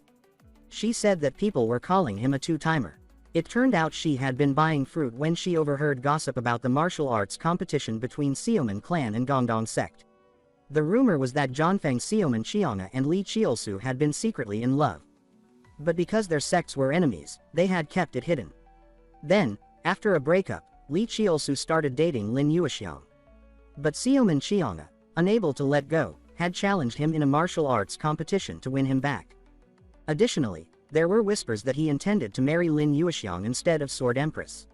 These conflicting rumors were spreading fast in the martial world. Haran found them hard to believe, and that's what brought her storming into the room. Hearing this, Li Qiusu was furious. He questioned how such ridiculous rumors could exist. Later, his master also approached him to ask what was going on. He warned that with the competition tomorrow, such rumors, true or false, would hurt him even if he won. Li Qiusu clenched his fists and denied everything on the spot, but in his heart, he knew only Zishao could have spread those stories. He believed her goal was to publicly claim him as her lover. With tears in his eyes, he told his master a revised version of events. He claimed that during the righteous versus evil battle with the Black Dragon Gang, to meet with the impartial judge unnoticed, he had sought help from a Howman. He concluded that the evil faction, bitter from defeat, had resorted to rumors. His master rubbed his head in disbelief, saying that even for the evil faction, such tactics were shameless. Li Qiusu reassured his master not to worry and vowed to clear his name. He then went to the tavern to verify things himself. But what infuriated him more was that people were treating the rumors as post-meal entertainment. Some even joked about his physical attributes. As he stood there, fuming but observing the scene, a voice caught his attention. Someone said that everyone knew it was Lin Yuexiang who started the rumor. They explained she was afraid Xiaoman Xianga and Li Zhexiu would grow closer, so she had it spread. The crowd quickly lost interest. Li Qiusu, meanwhile, was puzzled. He realized the narrative had started to shift. He wandered through the market a while longer and then reached a conclusion. Someone had intervened, changing the direction of the rumor. The new version, casting Lin Yuexiang's feelings as one-sided, actually worked in his favor. But he wondered who was secretly helping him. To find out, he went straight to the outskirts where the beggars gathered. Immediately, someone recognized him. They asked if he wasn't the infamous Gongdong Shijian. Though awkward, he wasn't surprised. The beggar sect, though poor in appearance, was a highly respected righteous faction known for its code of honor and vast intelligence network. He got straight to the point and said he had a commission. The lead beggar took him to a room and asked what the issue was. Li Qiusu took out a money pouch and made a request. He asked them to investigate a eunuch from the imperial palace named Zhang Yian. He stated that Zhang kidnapped boys and mutilated them, selling their parts to the palace. He called him a monster. The beggar sect members were furious. They said such a person deserved no mercy. They remarked that young hero Li was truly a righteous man for caring about such matters. What they didn't know was that Zhang Yian was the very man who had turned Li Qiusu into a eunuch. From the day of his rebirth, he had vowed to kill him. The beggars said it would take a week to get the information. Li Qiusu left with a heavy heart. Only Dongchang had the power to override rumors created by the Howman. And only one person controlled Dongchang. That person was the emperor in his previous life. Though he wondered if his rebirth had created a delusion, he knew only the emperor could have covered up Zhang Yian's crimes. So, if he could confirm whether Zhang Yian was alive or dead, he would know if the emperor had intervened. He just hoped it wasn't her. In any case, the matter was now settled. All that remained was the martial arts competition against Xiaoman Xianga. On the day of the duel, Xiaoman Xianga is of course furious. She accuses him of spreading rumors of them having an affair. She vows to make him pay for that, calling him twin-blade pervert. Li Qiusu, irritated, argues that he's an honest gentleman, so how can she say such things? He pulls his sword and says that as long as he won, he could shift public opinion and finally get rid of that humiliating nickname. Before the fight even began, there were already people around asking if the rumors about the two of them were actually true, if they were really in a relationship or not. Others commented that seeing them argue like that was proof enough the rumors were legit. And this reaction, this exact one, was the father's reaction upon hearing people talking crap about his daughter. You know? Funny thing is, he exclaimed that he would smash the behind of whoever it was that dared speak trash about his daughter right in front of him. And with that, the gossip started to die down. The empress beside him said that the condition of the loser becoming the servant of the winner was quite uncommon in duels like this. He replied that it was all the fault of that boy, for seducing and provoking his daughter into this duel. She asked if that was really the case and all, and he responded that it was pretty obvious. Switching topics, now with the man enchanted by the beauty of the sword empress. It's understandable, she really is beautiful. He commented that it had been a while since they last saw each other, and that her beauty hadn't changed a bit since back then. Curious, she asked if he was talking about that time, looking away as he changed the subject. saying it was time for the duel to start and all that. Now was the time for some real punches. Seomoon Changha called Li Chielsu disgraceful for getting excited in the middle of a duel and refusing to admit his mistake. That's why, she said, she would expose his shame in front of everyone today. She released all her energy, telling him to get ready. It was an immense and intense energy that filled the whole place. He, on the other hand, thought that her presence easily dominated the arena, since the family's martial arts relied on heavy sword techniques that channel internal energy into the blade, a powerful style that gives no room to escape. Finally, she charged at him, raised her sword gracefully, her sharp eyes locked in, ready for the attack. She struck a heavy and powerful blow toward Li Chielsu. As he defended, he thought it was a slow strike, but packed with overwhelming power. Pulling back, he reflected that when it comes to martial arts, he also has his fair share of techniques.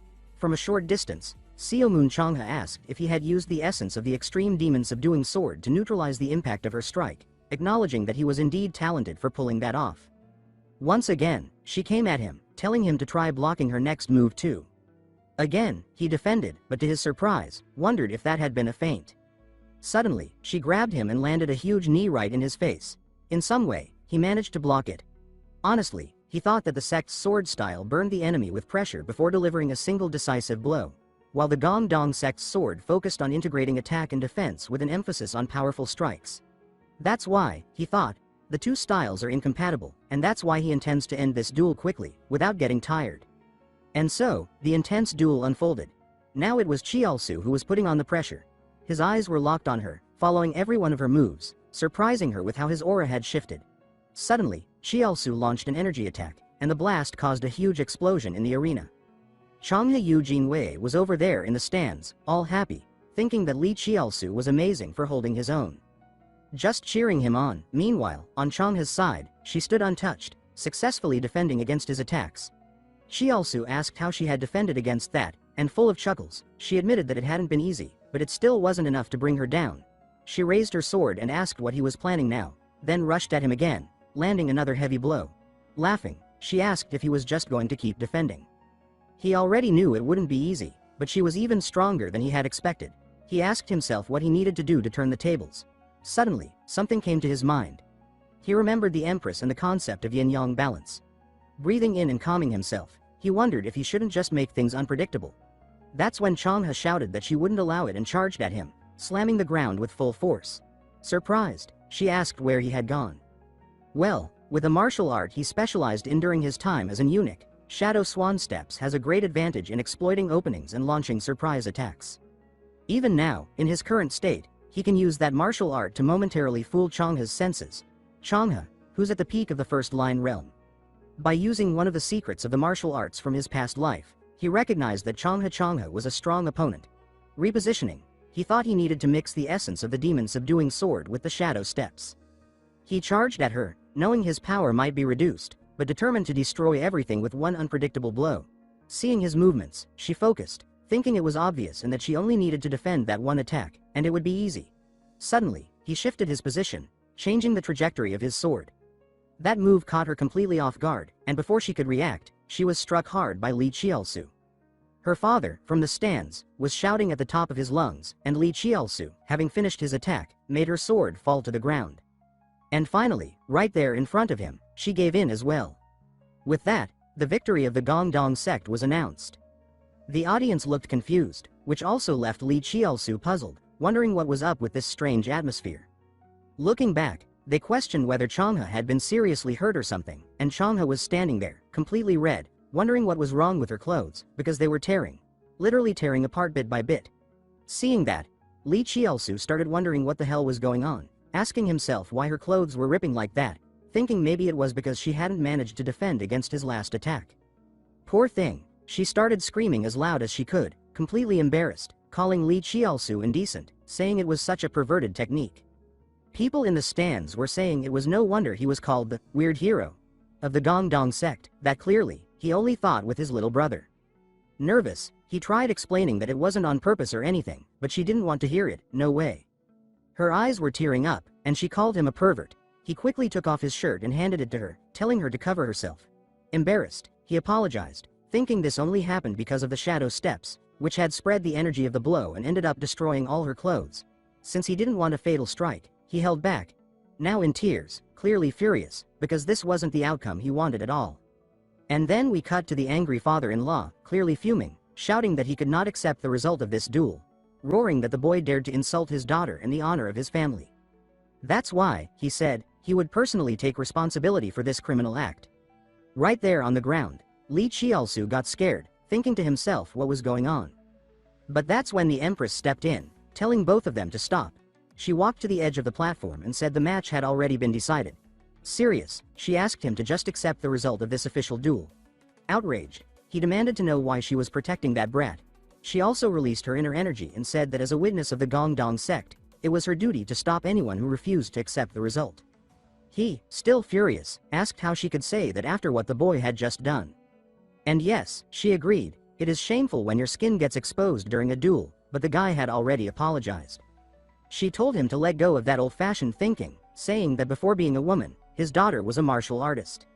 Li Qiaosu, for his part, was happy, praising the heavens for having her by his side as a witness. This was expected from his future wife. Her father then brought up the confession Li Qiaosu made to the Empress during his last duel, asking if she had also fallen for him now.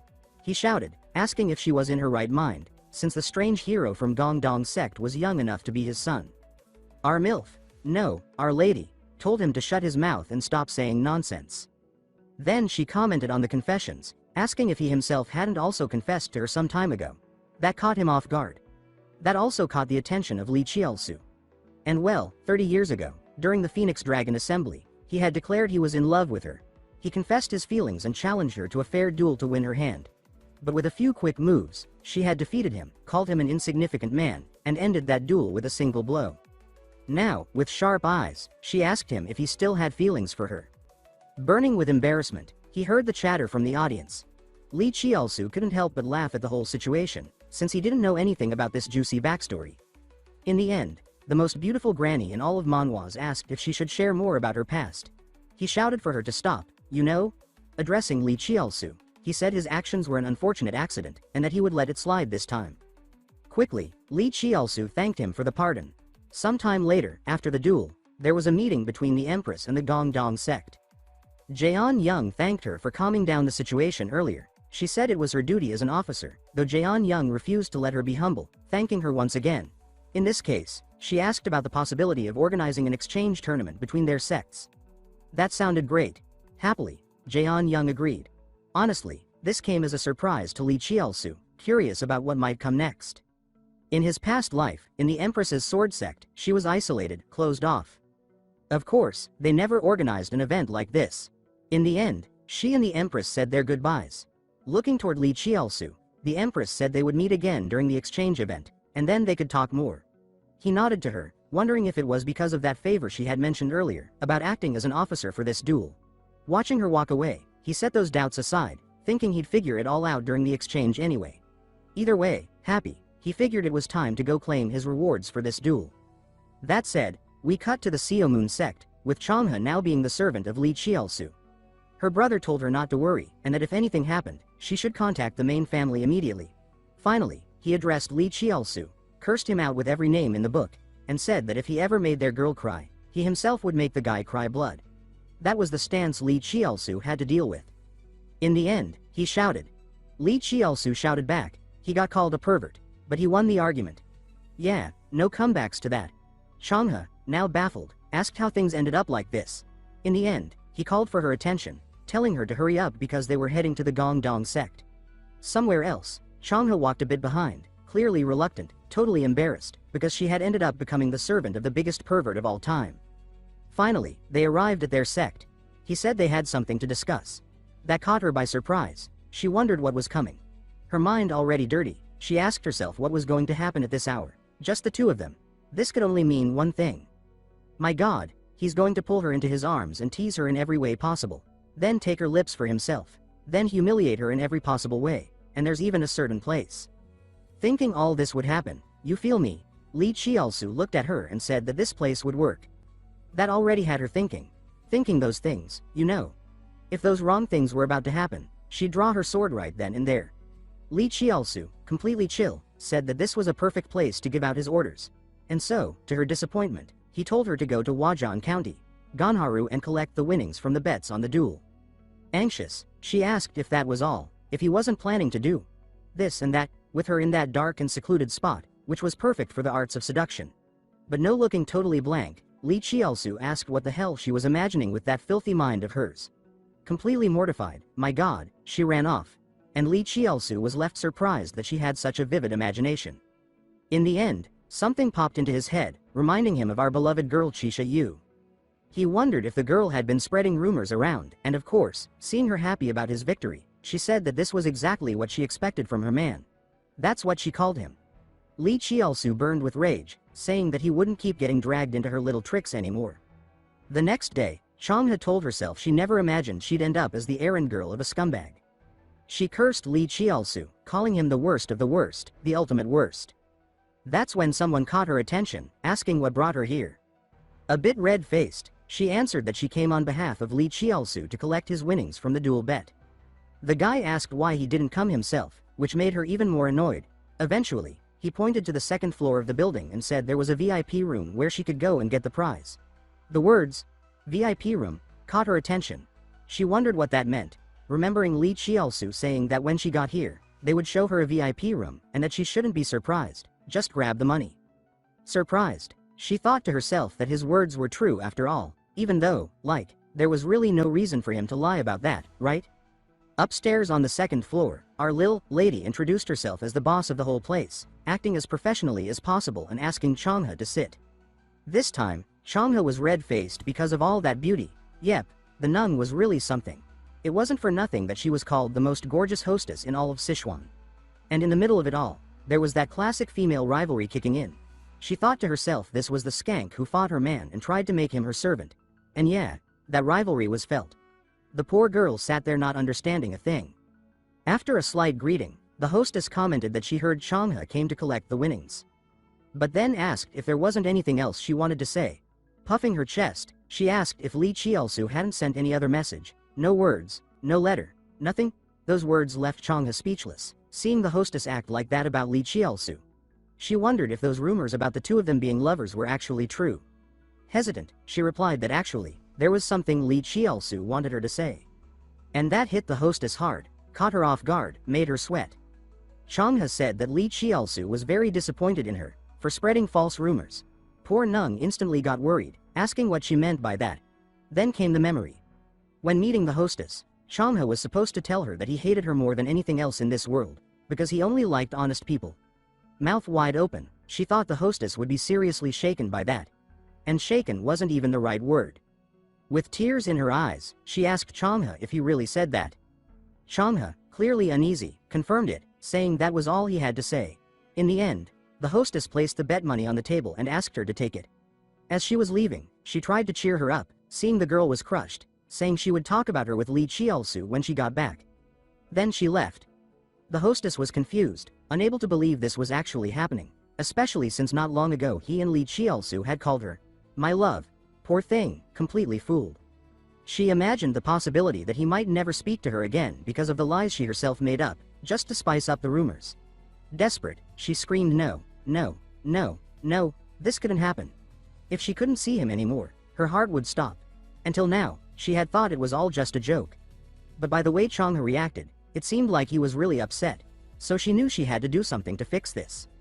Back with Changhe, she thought it was strange. How could such a fine woman with a tiny waist be so into a jerk like Li Qiaosu? But then something hit her. Mana Yu Jinwei, Little Haran, Master Carvala, even the Sword Empress, all of them were friendly and seemed to like him. Confused, she started to question why everyone liked such a shameless pervert so much. Suddenly, she hesitated for some reason, her face turned completely red. She started thinking that maybe all the bad things she'd heard about Li Qiaosu had just been misunderstandings. She thought maybe he really was the one who defeated the Black Dragon Gang to protect his sect, who challenged the Empress of the Sword to restore the honor of the Gongdong sect, who fought against the powerful Xiaomun family. Lost in thought, she realized these were the actions of a true hero of the Murim world. And maybe, just maybe, that hero from the Gongdong sect she had always dreamed about wasn't anyone else but our Li Qiaosu. That's when someone called her attention. It was the man himself, Li Qiaosu, saying his servant had returned. And that's when all the magic of Li Qiaosu vanished. In the end, she handed over the money. He thanked her. But despite everything, she still couldn't help but think, maybe because even now, there was a tiny possibility he was really the one she had dreamed about. That thought caught her off guard. Blushing like mad, she apologized to him, saying she was really sorry for what happened. Li Qiaosu, totally confused, wondered what the hell she was talking about. Meanwhile, she took off running, embarrassed by the whole situation, calling him an idiot, a fool, a scumbag. She cursed him with every word she had. And Li Qiaosu, standing there, wondered what kind of wild delusions she was having. But that wasn't important now. What mattered was the money in his hands. But before he could feel the joy of that sweet cash, someone arrived at the sect, yelling if anyone was around. It was hostess Nung. She had come to make a generous donation. She walked up to Jaeon Young and asked him to accept her offering. That made him feel a bit awkward since the sect didn't really need such a big donation. Li Qiaosu walked over, asking what this was all about. Nung said she had heard the sect was suffering because of the scandal she caused with those rumors. And besides the donation, this was also an apology. She asked for a moment alone with Li Qiaosu, which caught him off guard. Jaeon Young thanked her and, seeing how persistent she was, said he would accept. And there was the face of someone realizing what he had done. He just wanted to mess around a bit with her, with Nung, playing a few games. But she had taken it all way too seriously. Sometime later, Changhe asked Yu Jinwei what was going on. Yu Jinwei answered that she had no idea. How could a total bombshell, among bombshells, feel this way? She said she was worried about what the other girl might want with their boy, and Changhe asked what the point was of even staying around then, saying that she had just come up with a great idea. Elsewhere, beside Li Qiaosu and Nung, who, poor thing, was sobbing hard, she apologized between hiccups, saying she didn't even have the words to express herself. That left him confused, wondering how things ended up like this. That's when Nung spoke from the bottom of her heart, saying that she did what she did because she liked him very much. Her words caught him off guard, thinking that they sounded genuine, and her reaction surprised him. He thought to himself that seeing her act like this was unimaginable in his past life, and if he kept playing hard to get with her, something bad might happen. So he accepted her apology and told her not to do it again. That made Changhe Nung smile. He thought it was actually pretty cute. No denying it. Not far off, behind some paper walls, the nosy trio stood in shock, mouths wide open, wondering what the hell was going on. Seeing Nung jump into Li Qiaosu's arms, they thanked him from the bottom of their hearts for accepting her apology. So indecent, was Changhe's reaction. Such shamelessness, was our other girl's response. Skank. Cow. Damned hussy.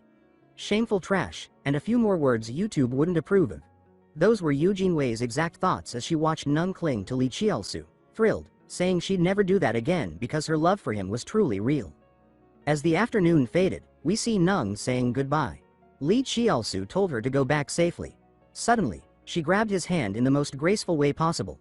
There was no resisting her, and said that whenever he wanted to find her, her back door would always be open. He replied he'd be going often, though in his head he was thinking he'd only show up if he had business. That's just how it is. The thrill of the chase, the boredom of possession. With that, Nung let out a laugh and thanked him. Then she left. Meanwhile, Li Qiaosu was thinking about how annoying all this was, still unsure if her feelings were real or not. Stroking his chin, he let out a long sigh, wondering if Nung's obsession grew worse. It'd be one hell of a headache. Suddenly, someone called his attention, saying he looked pretty happy. It was the trio of jealous babes, led by Yu Jinwei.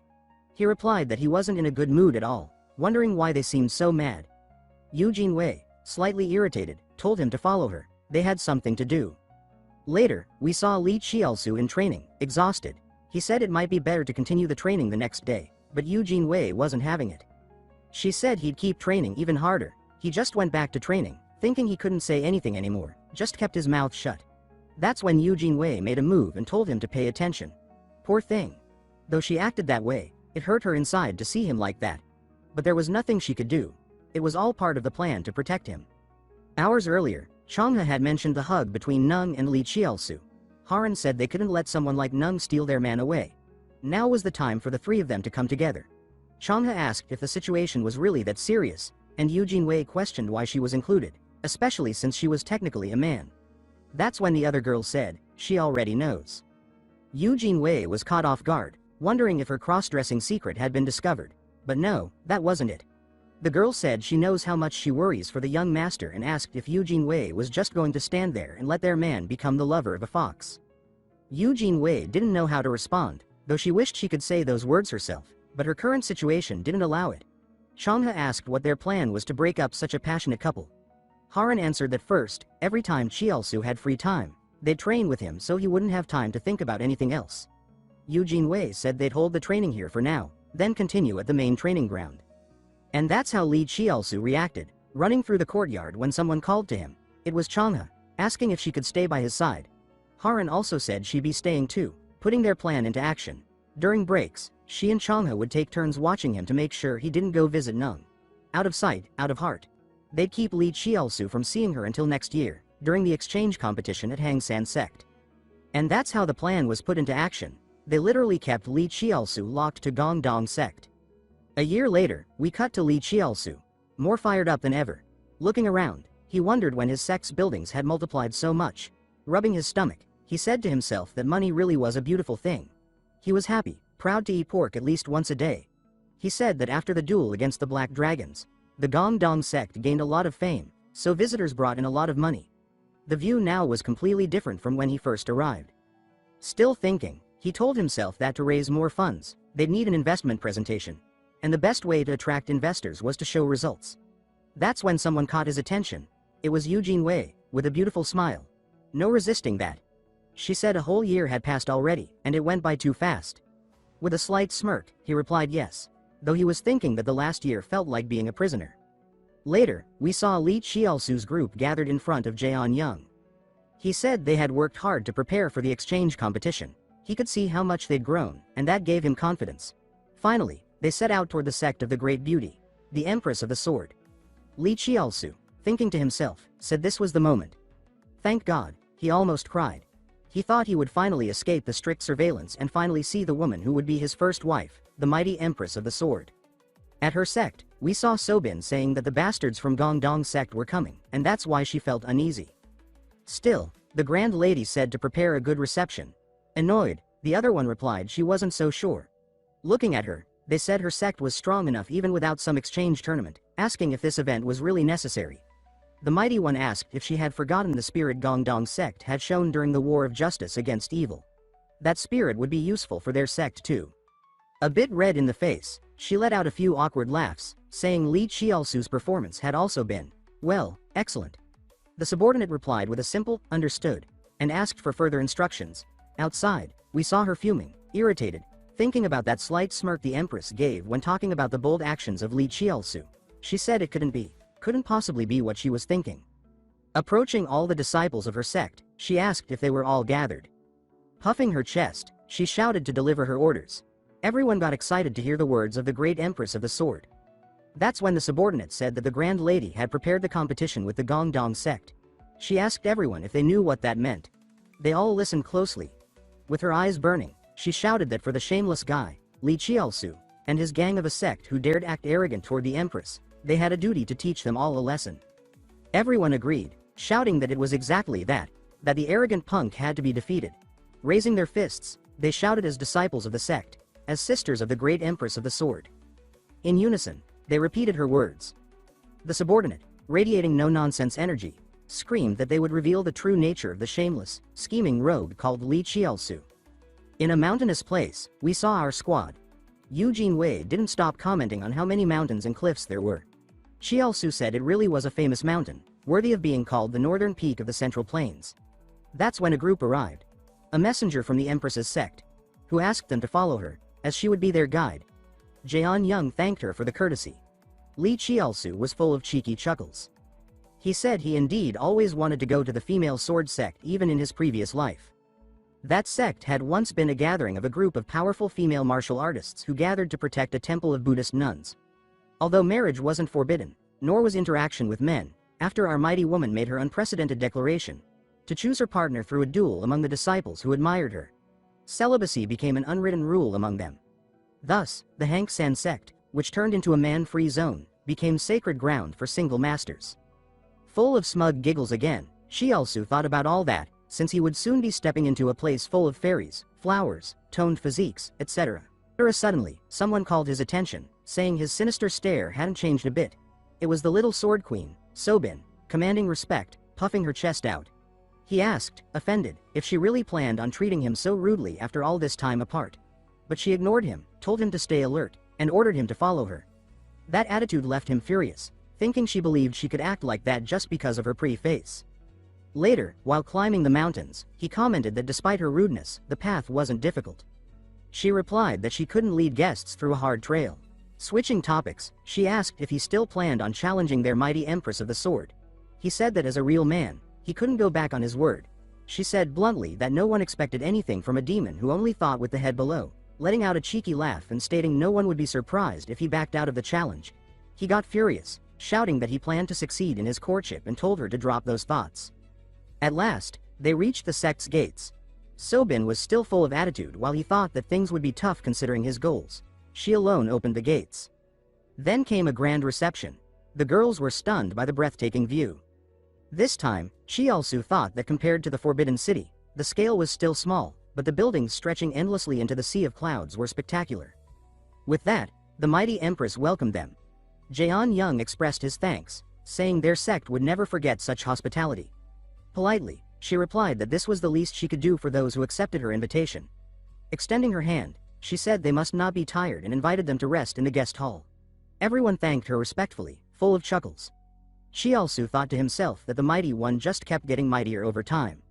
Suddenly, interrupting his thoughts, she told him she'd see him at the exchange competition tomorrow.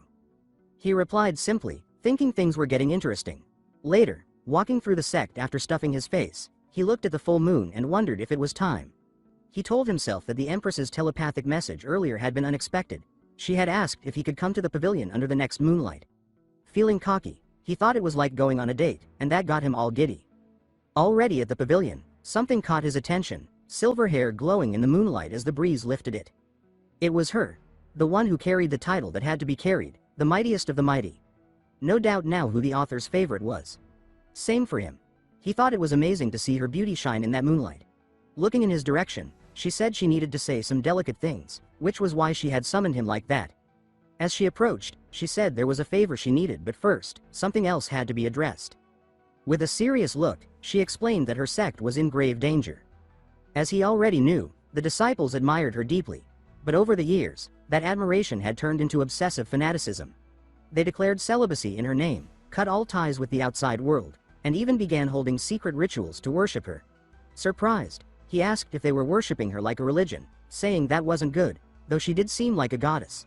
She said if this were exposed, the sect could be labeled a secret cult. She believed the issue stemmed from the sect's extreme isolation and asked him to show during the exchange that a vast, diverse world still exists. Confident, he replied with a sure thing. She gave a beautiful smile and thanked him. Later, as he walked through the sect, he thought about how he once found it strange in his past life, so closed off from the outside. Now he understood. The memory of Sobin came to his mind and what she said earlier. He muttered softly, thinking her actions made sense now. She was careful with him. Still, the strange phenomena in this sect weren't so simple, especially since they practiced anti-demonic arts. He wondered if these seemingly random events were warnings. Then someone called him out, asking if he wasn't the demon who only thought with his lower head from Gongdong sect. It was a girl from the sect. Shocked he noticed her.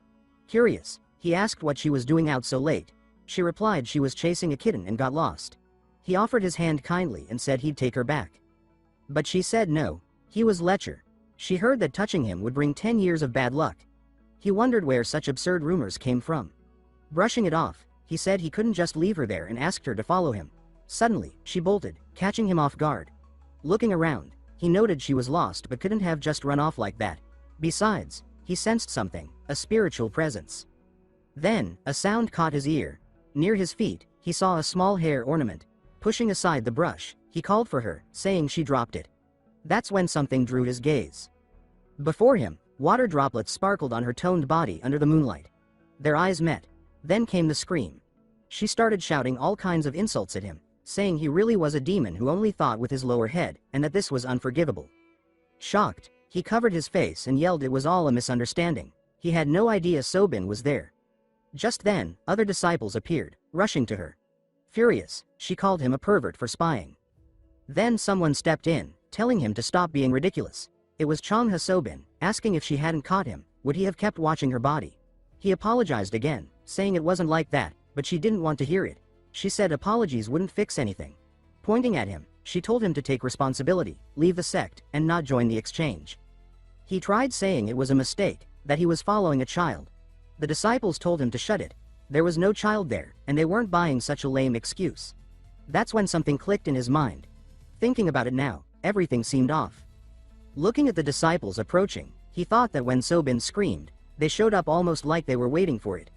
Looking at Sobin, he thought she was demanding he leave the sect like it had all been planned. Putting the pieces together, he got irritated, wondering if they really thought he was that stupid. Sobin shouted again, demanding he take responsibility and go, but he refused. Surprised, she asked what he meant. He smirked slightly, saying she never planned on believing him anyway. Crossing his arms, he said they now had no choice but to settle this the Murim way. The next day, furious, Jaeon Young asked what he had done, if he was really spying on young Empress Sobin during her bath. Smacked upside the head a few times, he said no, that's not what happened. He saw her by accident, it wasn't intentional. Jaeon Young believed him, but said this exchange was meant to build friendship between the sects, and now it was a disaster. Nervous, Chialsu thought it was totally unfair, but there was nothing more he could say.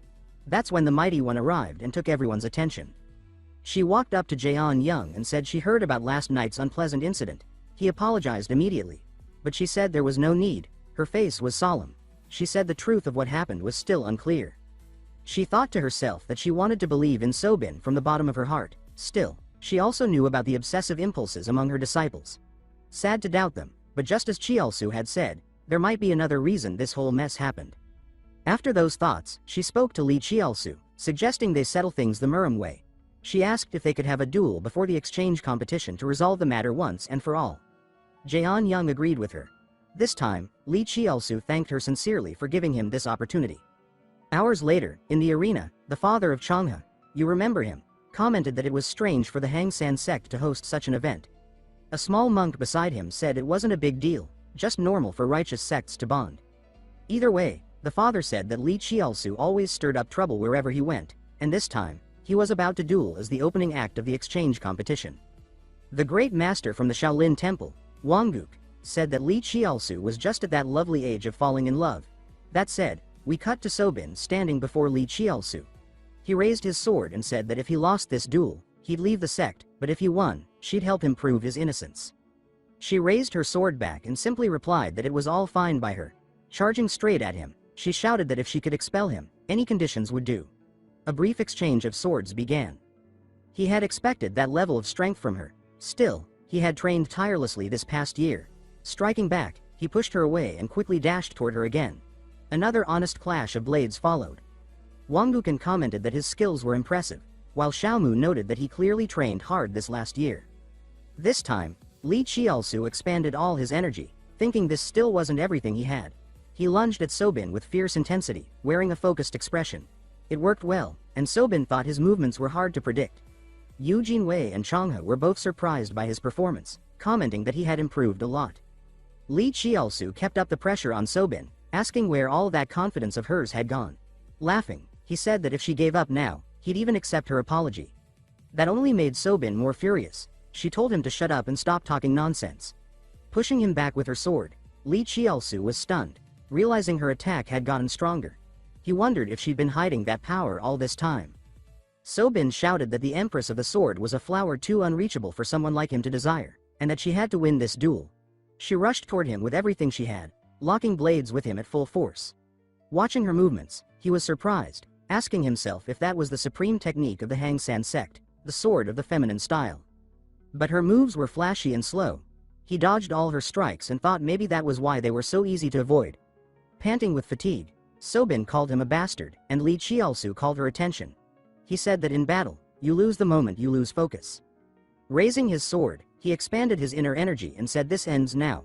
Charging at her at full speed, his attack exploded with immense energy. And there she was, partly supported on one knee, her expression visible in the aftermath. Finally, Li Chialsu stood as the winner, and it was announced. Changhe shouted aloud saying he had won. It was a victory worthy of a hero of the Murim world. Yu Jinwei shared in her joy. Chialsu turned to Sobin and said that it had been a good duel. Sobin, on the other hand, was in disbelief. She told herself this couldn't be true. Li Chialsu turned and reminded himself to focus on the upcoming event. He thought that this time, it was a truly splendid victory, and he hadn't even gotten excited mid-fight. Suddenly, a sharp headache struck Sobin. Her eyes rolled back, and a voice echoed in her mind, saying she was jealous. The voice pushed her anger further, claiming that bastard would steal her master. It asked if she really planned to just let him go. Suddenly, she stood and shouted that she wouldn't. Clenching her fists, she said she couldn't allow that to happen. Then she called out to Li Qiaosu, catching him off guard as she rushed at him, sword in hand. He asked her to stop, said the duel was over. He wondered if she'd lost her mind. But before he could finish thinking, she struck him with her sword, and a strange energy spread through his body. With a twisted smile, Sobin told him to die. Li Qiaosu fell to the ground. Yu Jinwei ran to him, caught him in her arms, and screamed, asking if he was okay. The crowd questioned whether Sobin had really used a lethal strike after the match had ended. They called it outrageous. Yu Jinwei looked at her and asked why. Sobin, now with a wicked look on her face, said that anyone who insulted the Empress of the Sword must die, no matter who they were. All the disciples shouted in agreement, saying the young Empress of the Sword had done the right thing. Sobin's fury grew strangely stronger. She declared that she'd finish off Li Qiaosu right here and now. But Yu Jinwei, while releasing her energy, said that if Sobin attacked again, she'd have no choice but to take her life. Then, something unexpected happened. Sobin was struck from behind. It was the Mighty One, who quickly rendered her unconscious. With a serious look on her face, the Empress turned toward the scene. Her disciples asked why she had done that. This was their best chance to eliminate that bastard. Enraged, she screamed for them all to shut up. After a few words, she approached Yu Jinwei and asked if Li Qiaosu was okay. Yu Jinwei held her back and told her not to come closer. That reaction shocked the Empress. She said she was only concerned, but Yu Jinwei didn't want to hear it. She replied that she couldn't let the Hang San sect anywhere near him. Suddenly, someone else spoke up, saying this had turned into a mess. It was none other than our man of the hour, Wang Guken, walking toward them. He said that using a lethal technique during a duel was a serious matter. The Empress of the Sword apologized, saying it was due to her lack of guidance. But he replied that apologies weren't enough. She needed to explain in detail why this had happened. Wang Guken said this with stern conviction. Later, in another place, a small meeting took place. She explained everything about the issue with her disciples. After hearing it all, Wang Guken let out a soft murmur. He then commented that this obsessive worship leading to the incident fell off, which made the Empress curious. With a serious look, he said that earlier that day, someone could have died during what should have been a peaceful sect duel. His words made her ask if there could be another reason behind it all. She remembered how Sobin had been acting strangely. Not just her, but all the disciples, who defended such unjustifiable actions. He said he could sense a faint aura from them, an aura that was not at all from a righteous faction. He spoke seriously, saying it was demonic energy. That shocked the Empress. He added that this might be more serious than they thought. If it was tied to a demonic cult, then it had to be reported to the Murim Alliance. If that happened, he asked if she knew what kind of punishment her sect would face. With a melancholic voice, the Empress said that her sect might even be forced to shut its doors. That possibility hit hard. Sounding cold, Wang Guken thought that would be worse than closing the sect under the Alliance's orders, because then, shame would follow her sect for all eternity. At last, Wang Guken stood up and said he would give them 3 days to resolve everything. Looking straight at her, he ordered her to find out exactly what was happening, saying they couldn't afford to ignore anything beyond this. Changhe replied simply that she understood. Later that night, furious, she clenched her fists to the point of shaking, saying she couldn't tolerate this any longer. Yu Jinwei declared that she was going to challenge the little Empress to a duel right now, even though Jian Yang told her to stop. He asked if she thought he felt comfortable about the situation as their own master, saying that if the Empress of the Sword hadn't intervened, he might have used his own strength. After the incident, the Empress apologized to them all. Still, since she had done that, they couldn't escalate things. He reminded them that conflict between righteous factions never ends well. Finally, he said that Qiaosu's injuries weren't fatal, so once he recovered, they would return to Mount Gongdong, since holding the competition no longer made any sense. Haran said that something about all this was really strange, catching everyone by surprise as they asked what she meant. She said that both the little Empress Sobin and her disciples were acting odd, and with a serious look, she asked if the great Empress of the Sword would really teach her disciples to behave like that. Deep in thought, Jian Yang said it truly didn't make sense, prompting Haran to suggest maybe some unknown issue had arisen among the disciples. Jian Yang said that theory seemed to fit, as someone watched from afar. It was that same girl from earlier, the one surrounded by a vile aura, now wearing a wicked smile. Elsewhere, in the Blood River, we saw the elder of the demonic sect watching their actions. Grinning ear to ear, he said it was delightful seeing those righteous sect bastards turning against each other. Suddenly, someone approached, one of his disciples, asking about their preparations. He answered that years of effort had finally borne fruit, and the final phase was near.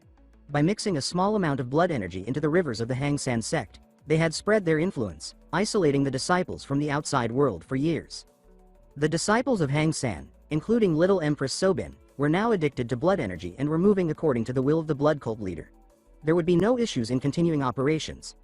The elder warned not to lower their guard, not until the end. He said the Empress of the Sword would never realize what she was up against. His disciple commented that the situation involving Gongdong sect had been unexpected, but thanks to the plan, everything improved. By manipulating Hang San's disciples and magnifying their resentment toward Gongdong, they provoked Sobin into using a deadly technique during a duel. He said this incident would confirm the sect's decline. For the righteous faction, avoiding closure would be tough, and if everything continued as planned. Clenching his fists, the blood cult leader shouted that this was only the beginning. The blood river boiled as he glared forward, screaming that the righteous sects would destroy themselves from within. The next day, the master said it might be best to cancel the competition. Though aware of the weight of the matter, she asked if he could reconsider. Jeon Young replied that the mere fact they weren't making a public scandal was something she should already be grateful for. She replied that she knew, but the truth behind the incident hadn't fully come to light, which made him curious. She said seriously that she didn't want to believe it, but maybe another organization's power was at work in her sect. Her words caught Jeon Young by surprise, who asked if that could really be. She answered firmly that there was a chance the demonic faction, or worse, the blood cult, was involved. Elsewhere, inside a cave, a group of disciples were whispering that Sobin had done a great job, that she could have taken down that bastard if the Empress hadn't stepped in. Still, they were relieved Gongdong sect would be leaving soon. Then someone approached them, saying she was thirsty. It was Sobin, the little Empress of the Sword. The disciples rushed to ask if she was okay. She said she was, and asked if there was water in the cave. A cup was handed to her, and she drank it, water tainted by the blood cult. After drinking, the demonic energy around her intensified. She said she felt much better now, asking what was going on. They replied that, unfortunately, Xiaosu, injuries weren't serious. With a smug grin, they said Gongdong sect had chosen to treat the incident as a reason to cancel the exchange and return home. Surprised, she asked if they were really leaving. They confirmed it, but her smile turned sinister as she asked where exactly all the Gongdong sect members were. Meanwhile, Haran was beside Xiaosu, tending to him. She couldn't stop worrying, noticing how much he was sweating, saddened to see someone so bright look so pale. After receiving so much help from him, she now felt ashamed of her own helplessness, remembering every good moment they had shared. She said to herself that she wouldn't just stand around. This time, it was her turn to return the favor. With resolve, she thought that she'd discover the real reason behind his attack. After some thought, she went to a river. She had come to wash her clothes. Suddenly, something caught her attention. She asked herself if someone was about to appear. Something about that riverbank felt suspicious. The Hang San disciples kept disappearing, always following that river path. No matter the time, sometimes alone, sometimes in groups, they walked that way. Looking toward it, she thought that if it was a secret route used by Hang San, it was worth investigating. Suddenly, she saw one of the disciples walking nearby. Hiding in the trees, she told herself this was her chance. The path was long and rough, and she thought she'd been following the girl for a while now, wondering where they were going. As she followed carefully, a blur passed by her. It was a fox, making her wonder where it came from. But she refocused on the disciple, only to realize she had vanished. She told herself she'd lost her. Then someone called her attention, asking what she had lost. Swallowing hard, she wondered when this person had gotten behind her. She hadn't sensed anything. Suddenly, she was attacked and collapsed unconscious. The attacker was none other than the little Empress of the Sword herself, wearing a faintly wicked smile. In the end, the sound of a body being dragged echoed through the forest. A light rain began to fall. Back near Chialsu, slowly waking up, he asked himself if this was still the Hang San sect. As he stood, a sharp stomach pain hit him. Then he remembered what happened during the duel with Sobin, wondering if she had actually struck him with a fatal blow. Looking around, he asked himself where everyone had gone. Then a noise outside drew his attention. Outside, he saw the disciples running frantically, shouting that they needed to find the little Empress of the Sword. Changhe ran over, and he asked what was going on. She replied that Haran had vanished. That caught him off guard. Then she added that the little Empress had also disappeared, so Hang San sect was now searching for both. He was baffled that both had simply vanished. Recalling the duel and the strange blow, he realized something was definitely off with Sobin. He thought maybe Haran had been hurt too, and for that reason, he had to find her fast. Then, that small girl from before caught his attention. Looking at her face, he told himself it was the child who had lured him to the river where Sobin was bathing. Seeing her sneaking through the forest, he thought that if he followed her, he might find Haren's whereabouts. And so, with that in mind, he took off running. Deep in the woods, he wondered where she'd gone. Looking around, he feared he'd lost her again. But thinking it over, it was hard to believe a child could move so quickly. And for her age, hiding her spiritual presence was impressive. He told himself not to trust his spiritual senses and to find even the faintest trace. Then, a movement in a nearby bush caught his attention. It was that same girl from before. Chiaosu smiled, thinking he had found her. He approached and told her to stop. But she ran off. He chased after her, and when he thought he had her, she turned and said he couldn't catch her. Desperate, he asked what the hell she was talking about. Then, the girl leapt off a cliff. He reacted instantly, diving after her and grabbing her arms. The fall was painful. They crashed into a tree. Quickly, he grabbed a branch and sighed with relief, telling himself she was alive. Later, after building a small fire to warm up in the rain, he was caught off guard when the girl said she didn't remember anything that had just happened. Nervously, she said it was true. Desperate, she said she was sure she'd been napping, and suddenly she was here. Chiaosu asked what happened that day by the river. Confused, she said this was the first time she was seeing the demon who only thought with his lower head from Gongdong sect. She didn't seem to be lying. Surprised, he thought she truly had no memory. Pulling out something from his clothes, he revealed a hairpin. The girl gasped, saying it was one of hers. He told her it was proof they had met before. He asked if she had been hit or could recall anything. Anything would help. But she was still uneasy, saying she'd been told not to speak with him. He explained that one of his sect's disciples had gone missing that night, his precious younger sister. He said anything she could tell him would help. Uneasy, the girl replied that it was actually part of a secret event held among Hang San sect's disciples. All of them gathered inside a certain cave in the mountain, worshipping the Empress of the Sword while drinking a certain red-colored water. Strangely, drinking that water not only gave them pride as disciples, but also a strong sense of reverence for the Empress, which seemed like a good thing. But from a certain point on, if they stopped drinking that water, an unbearable thirst consumed them. To quench that thirst, they began to drink more and more of the red water, and in recent days, their consciousness would simply shut off, just like it did today. Already within the cave, the little girl admitted that there were things she couldn't remember anymore. Chiaosu asked if that was the place where they usually gathered, and the girl confirmed it, pointing toward a river and saying that's where the red water flowed. Hearing that, he walked over to the river and lightly touched it. He was immediately caught off guard, thinking that he remembered seeing this type of energy in his past life. When he once requested the great dharma of reincarnation from the descendants of the blood cult, they had been using this same red water. They asked him to drink it, saying it would strengthen the bond of the spell. This was the same energy he now felt flowing from that water. A realization struck him, recalling how even small amounts, consumed over time, could lead to addiction, just like what was happening to this very girl. And in more severe cases, it was even possible for their bodies to be completely taken over by the bastards of the blood cult. He thought that was seriously bad news. It meant the demonic claws of the blood cult were already gripping the sect of the great Empress of the Sword. In his previous life, a brutal slaughter occurred within this very sect, known as the annihilation of the righteous faction. The cause of that conflict was the secret cave of the Empress of the Sword, where Hang San's ultimate technique had been hidden. Inside that same cave was a supreme anti-demonic martial art. Once the rumor spread that such a treasure existed inside the cave, the battle among martial artists escalated rapidly. In the chaos, the anti-demonic art was lost. So, in the end, the ones who benefited the most were the bastards of the blood cult. He thought seriously that in his past life, everything that happened had been orchestrated by the blood cult, and now, if the goal remained the same, they would surely try to intensify the conflict among the disciples of the Hang San sect. Looking toward the forest, he felt a growing concern. This could mean that the next targets were going to be disciples of the Gongdong sect. Elsewhere, we saw Changhe Yujingwei thinking to herself that she hadn't been able to do anything all this time. She thought she had to find Haren, no matter what. Suddenly, something caught her attention. A mysterious figure appeared, asking what a member of the Gongdong sect was doing there. With a cold aura, Yujingwei thought she'd never felt such a chilling energy before. It sent shivers through her entire body. That man told her she didn't need to know anything, raising his hands and saying she was going to lose her life anyway, and that her name would be erased from history. Suddenly, a group of beings surrounded her, demonic beasts. Shocked, she thought to herself. That man shouted that he would finish her right then and there, sending all those zombie-like creatures toward her. After leaving that cave, Shialsu told the little girl not to drink that water anymore and to go back and rest. The girl answered with a big smile, saying she now realized he was a good person, not like the rumors, and that she would tell her sisters. He replied that was great and asked if they could stop spreading those rumors about him, too.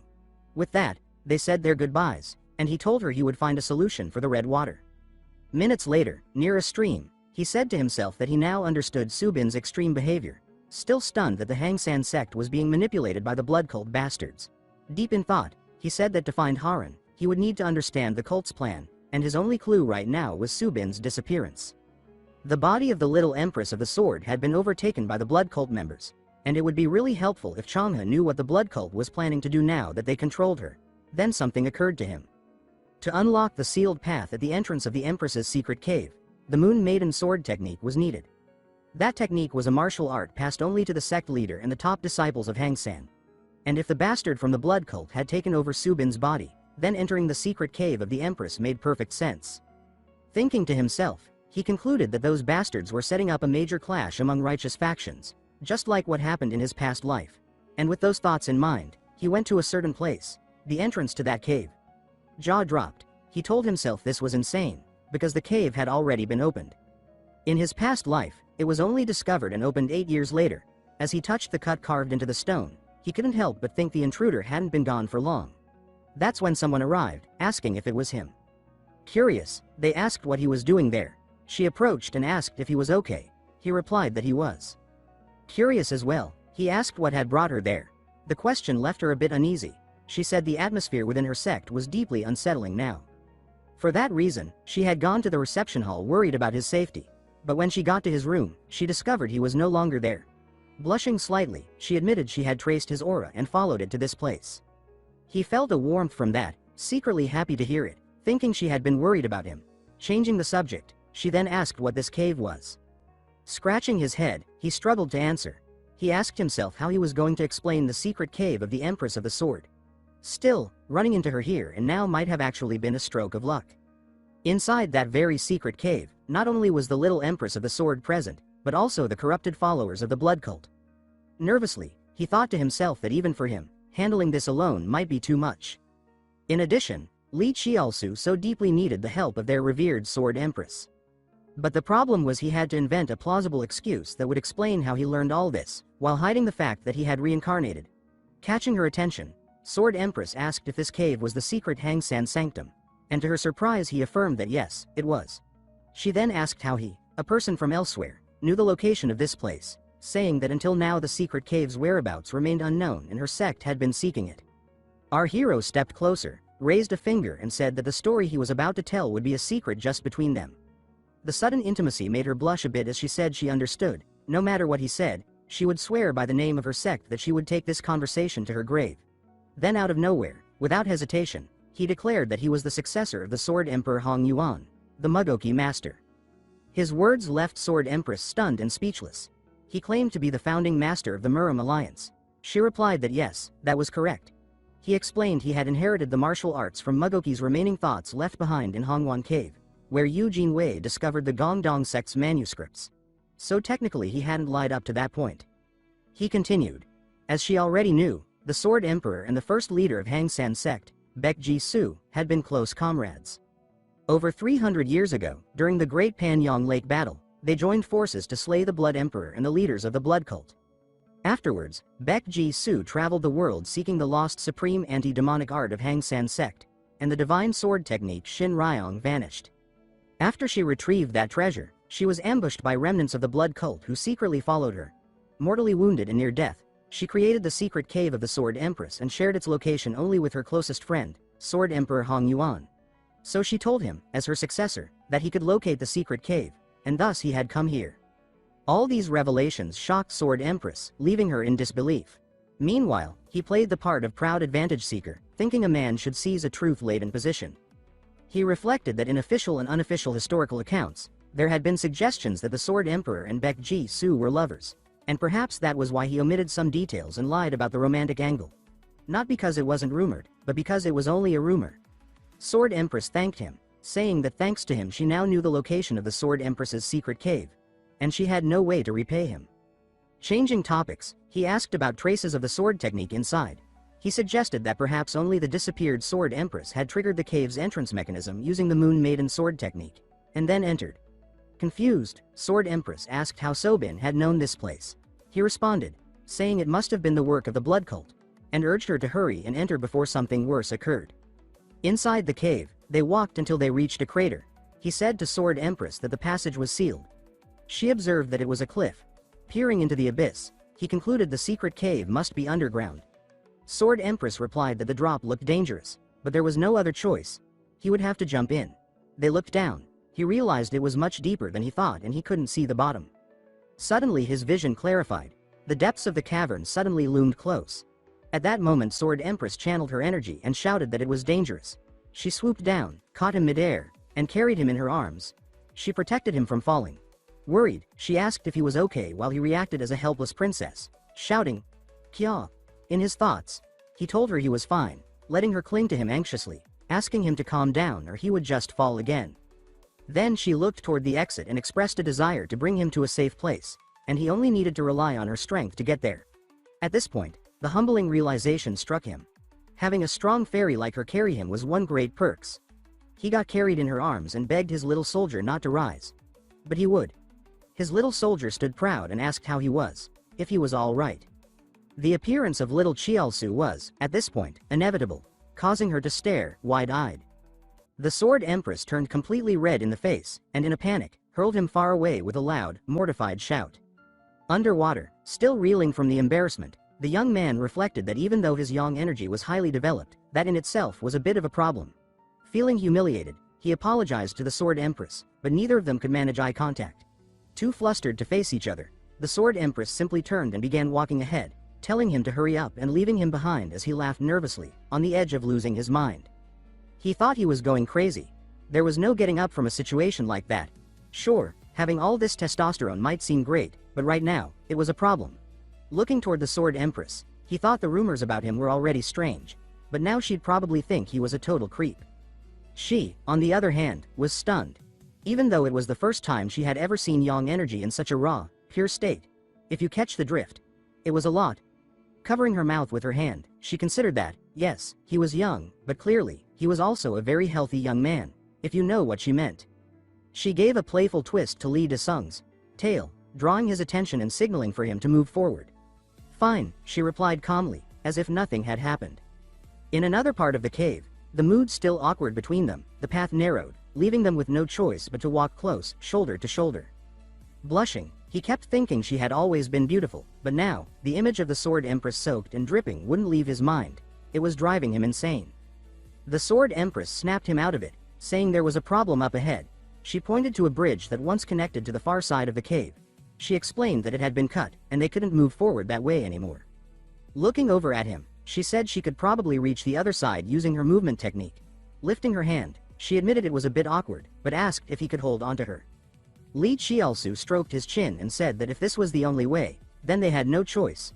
Internally, he admitted to himself that this was amazing. Honestly, there was no other way to describe it. This situation was way too good. Once again, the scene unfolded of this lucky bastard living the dream, while the Sword Empress channeled her energy and asked him to hang on. And yes, at that moment, he felt like leaping from a Dakar rally car straight into a fantasy. As she activated her double dash technique, straight out of a video game, he admitted to himself that exploring this secret cave was turning out to be way more enjoyable than expected. But when he glanced down at his giant warrior, he reminded himself that he couldn't let that situation repeat itself. And for that reason, he closed his eyes and decided it was time to calm himself down, by quietly singing the national anthem in his head. At last, they made it to the other side. Li Chialsu called out to Sword Empress and said there was a strange smell coming from that side. Sword Empress, surprised, sniffed the air and noted that it was the scent of blood. She remarked that this didn't feel like a simple situation. Then, they both noticed a trail of blood nearby. Li Chialsu said that if there was this much blood around, something like a ritual must have taken place. Sword Empress pointed him toward the bridge cables, asking him to take a look. She showed him how the cross-section had been torn apart, explaining that it was the mark of undead techniques from a blood cult, the same kind she had seen among the records of her sect. That confirmed her suspicion that the blood cult was indeed present. Sword Empress, now sweating, said she thought all of them had vanished. Li Chialsu replied that if they were using zombie techniques, they must have prepared thoroughly. He added that the situation was far more serious than expected, and for that reason, they needed to stay extremely alert from now on. Meanwhile, somewhere else, a zombie was lurking. That same creature lunged at Eugene Wei.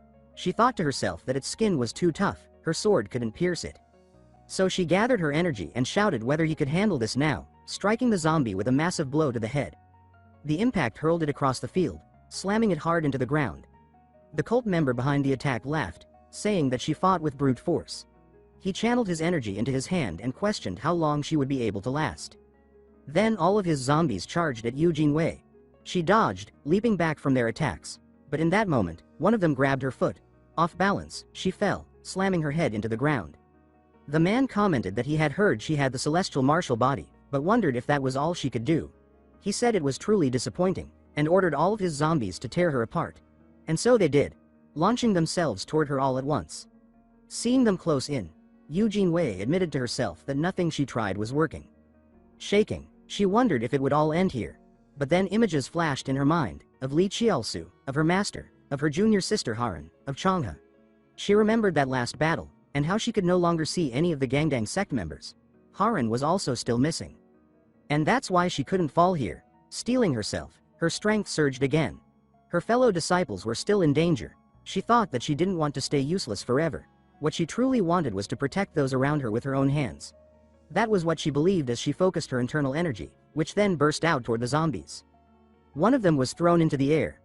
The blood cultist looked on, shocked, wondering where this sudden power had come from. Eugene Wei screamed that she would cut them all down, then charged forward, slicing through the horde with her blade. This time, her attacks finally landed true. The cultist asked himself if this was key sword technique. He noted how her energy had become clearer, stronger. Furious, he questioned whether her martial rhythm had evolved this quickly. All of this played through his mind as he watched Eugene Wei cut down the remaining zombies with precision and grace. Lifting her key sword, she raised her arm. Her eyes shone with absolute resolve. She declared that now, without a doubt, she would put an end to all of this. She shouted at him to tell her everything he knew, unless he wanted a painful death. She demanded to know why they were here.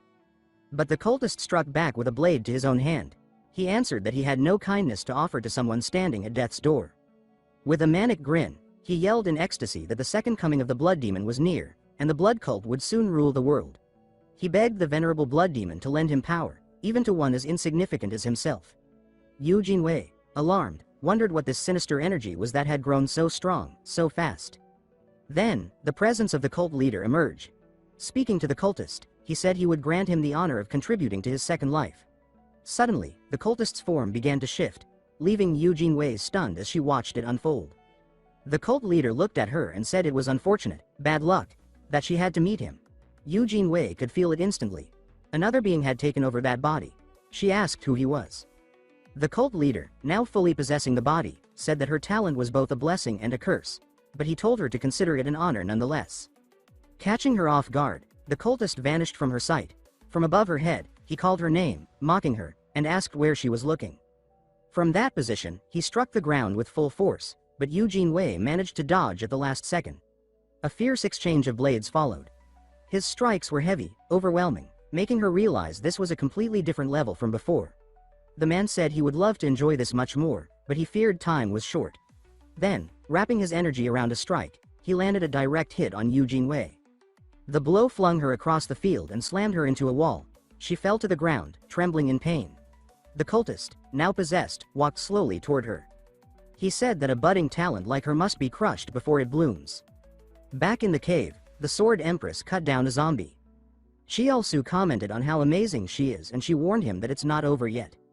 As they were quickly surrounded by zombies, she continued chopping off head like cabbages while Qiaosu could only watch like a helpless princess.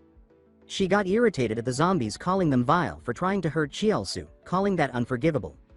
The headless zombies trembled on the ground while she told them to wait there so she could slaughter them soon. All of this was being watched by the Demon Supreme, who commented that he didn't expect her to show up there. He wondered how she knew the exact location of the secret base. He suddenly received a message from one of cultists informing him that all the blood zombies they brought had been defeated by the Sword Empress, and at this rate their plan could fail. Rubbing his chin, the Demon Supreme said that the fate he foresaw has begun to unravel. His eyes lit up as he deduced that someone is constantly changing destiny and wonders if he somehow overlooked some variables. The cultist said that he is ready to give his life to aid the resurrection of the Demon Supreme. The leader replied that there would be many chances to destroy the celestial martial body later, and that for now, he would lend him power.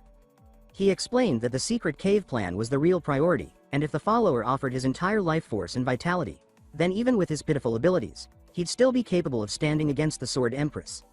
That vassal screamed that the second coming of the Blood Demon was near and that the Blood Cult would soon rule the world. His shouts echoed through the dark corners of the mysterious cave deep within the forest. Meanwhile, the Sword Empress commented that the zombies were no longer in sight and warned that the cult's servant might appear at any moment, which meant they couldn't afford to lower their guard. That's when something caught her attention. Surprising her comrade, she lowered herself to the ground and used mental transmission to tell him there was an enemy presence ahead. She advised that a surprise attack would be the best way to end this quickly. Up ahead, in the distance, they both sensed a strange energy. They exchanged a brief look. They were about to move when something felt off. Out of nowhere, with no warning, she suddenly collapsed. Li Qiaosu felt the same energy. Without knowing why, he too dropped to the ground. Confused, he wondered what was going on. A strange force seemed to pull both of them down. Around them, a blood-drawn formation pulsed, and their consciousness began to fade. Suddenly, he woke up groggy, someone's voice asking if he was okay. It was his beautiful, radiant Sword Empress, saying she had been waiting for him. The alluring Nung said Li Qiaosu belonged to her alone. The girl from the dragon sect called him brother shyly, Haran, calling him young lord, and, of course, Changhe, who bashfully called him a pervert. Caught in that odd situation, he wondered what the hell was going on. He could understand seeing Haran and Changhe, since they'd traveled together to the Hangsen sect, but Nung and the others showing up here, that made him question if he'd been thrown into some sort of illusion. That's when the Sword Empress walked up and, calling him her husband, said it was time for them to share a bed. Nung interrupted, demanding to know what nonsense the Sword Empress was spouting, saying that Li Qiaosu would be sleeping with her tonight. All the women began to compete, each pulling at a different part of him. Irritated, he gave each one a quick smack on the head and asked what the hell they were doing. They all blushed from embarrassment over their behavior, which struck directly at the weakness of any man. The weakness that belonged to him, to all of us, because seriously, who could resist the soft, sultry voice of a gorgeous fairy? He couldn't stop thinking that this was basically his dream come true. 3 wives and 4 concubines. And yet, he still felt something was off. That veiled malice behind whatever had created this illusion. He gathered his internal energy and reminded himself that illusions of this level couldn't trick him, not after all he'd been through. He had experienced this kind of trap before. Releasing his internal energy, he shouted that he would not be fooled, freezing all the women around him. With that burst of power, the illusion shattered. Back in reality, near Eugene Wei, one of the cult's goons commented that the Sword Empress's attack had been far too swift, and they were forced to activate the illusion technique. That's why he needs to escape the area fast. He told Eugene Wei that she was lucky this time, but assured her that next time, he'd kill her for sure. With that, he disappeared, leaving her collapsed on the ground. Breathing heavily from exhaustion, she thought about how that beast-controlling warrior had left without finishing her off, and questioned why. Struggling to rise, she told herself that whatever the reason, she needed to move, fast. But it was difficult, given her state. She realized that taking such a heavy internal injury from just one palm strike had been unexpected, yet she had to act. She had to find Haran. But before she could finish that thought, she collapsed again. Just as her vision began to fade, she saw figures approaching. They were calling her name. It was her sect master, along with the female sect's disciples. He shouted for her to get a hold of herself. Meanwhile, Li Qiaosu and the Sword Empress were still within the illusionary barrier. Then, Li Qiaosu awakened. With effort, he stood, cursing the blood cult for daring to use such a despicable technique. That's when he noticed his dream wife lying motionless. He rushed to her, asking if she was all right. Seeing that she remained unconscious, he realized that the illusion had been so powerful that even she, a master at the mystical realm, had fallen victim. As he approached, he thought that the only way to wake her would be to use his spiritual elixir. Pulling the pill out, he muttered that he never expected it would come in handy like this. It was the spiritual elixir left behind for him, and now, he'd use it to restore the Sword Empress's key, offering the elixir to her. To his surprise, even while unconscious, she mumbled from beneath him, asking her husband to wait just a moment. Blushing, he wondered what kind of dream she was having, but decided it didn't matter now.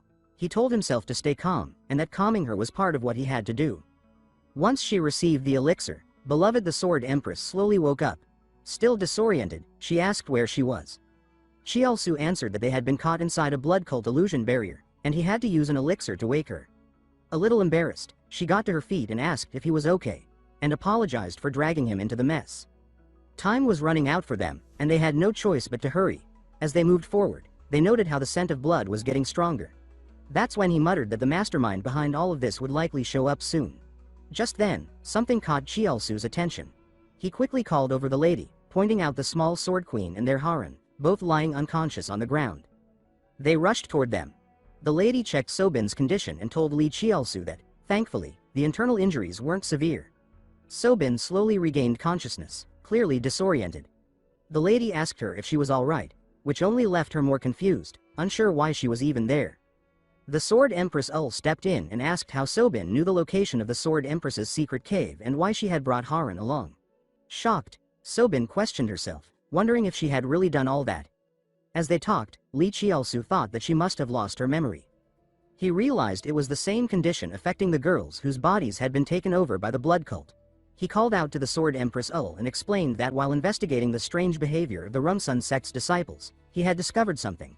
When she asked what it was, he revealed that the blood cult had cast a spell on the sect's water source, causing its members to lose their minds. He said that once they lost reason, the cult could manipulate them and take control of their bodies. Outraged, the Sword Empress Ul cursed the cult, throwing every insult she could think of. Li Chielsu then said their first priority was to get the girls to safety. But just then, a voice interrupted, demanding to know who had given them permission to leave. A member of the blood cult stepped out, saying he hadn't expected her to break through the illusion and make it this far. The Sword Empress Ul yelled, asking if he was one of the cult. At that moment, she used her ability to speak telepathically with Li Chielsu, telling him that instead of fighting, they should retreat and focus on protecting the girls. The cultist snapped his fingers and asked mockingly if they really thought they could escape. A second figure arrived, the same one who had fought Eugene Wei earlier. He said he had given up killing the celestial martial body to deal with this. That mention made Li Chielsu wonder who he meant. Was it possible that Eugene Wei had fought him? The cultist clapped his hands together and shouted that he would end their lives right here. In an instant, a swarm of undead rose up around them. Chielsu, now cold with dread, muttered that there were far too many. The Sword Empress said she would handle the zombies, then asked if Li Chielsu could break through and create an escape route. He turned to Sobin and asked if she could manage. She said she was feeling better. Handing Haran over to her, he explained that he'd draw the zombies' attention and she should use the opening to flee. Facing the swarm, he reminded himself that his martial skills couldn't overpower them all, but if that was the case, then... Slashing his own hand, he sprinted forward, using his light footwork techniques. He thought his blood scent would draw them in and help clear a path. Trusting his movement techniques, he darted between the undead. Sobin watched him, amazed at how fast he had opened the way. She told herself she had to move now. But just then, a cult member appeared before her, asking where she thought she was going and saying that trick wouldn't work. Sensing the end, she whispered that this might be it for her. But then, in a flash, a blade sliced through the cultist's hand. It was the Sword Empress, shouting that those filthy hands had no right to touch her disciple. With her energy flaring and her eyes burning with fury, she declared that every last one of them would regret picking a fight with the Hang San sect. Standing before Sword Empress's blade, the cultist stumbled, coughing out laughter. He said that she was clearly no ordinary person. Just as expected from the Sword Empress. Still, he claimed none of it mattered anymore. His eyes gleamed with dark malice as he said her efforts meant nothing. Sword Empress commented that despite losing an arm, he still dared to act arrogantly. She called it pathetic. The cultist raised his remaining hand and summoned his inner energy, saying it was perfect. There was blood everywhere for him to work with. As he chanted, the zombies rose again. He pointed at Sword Empress and roared that the real battle started now. She told herself these demonic beasts were incredibly stubborn, but that didn't matter. She leapt forward, blade drawn, shouting that she would wipe out every last one of them.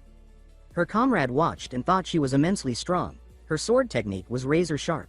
He smiled to himself, confident that with her power, she could easily deal with these cult members. He called out, asking her to conserve her strength and bait all the zombies into one focused strike. And just like that, he used his own blood to draw all the undead toward him. He called out the signal to Sword Empress, who took the chance and tore through them all with deadly precision. Excited, he shouted that she was incredible.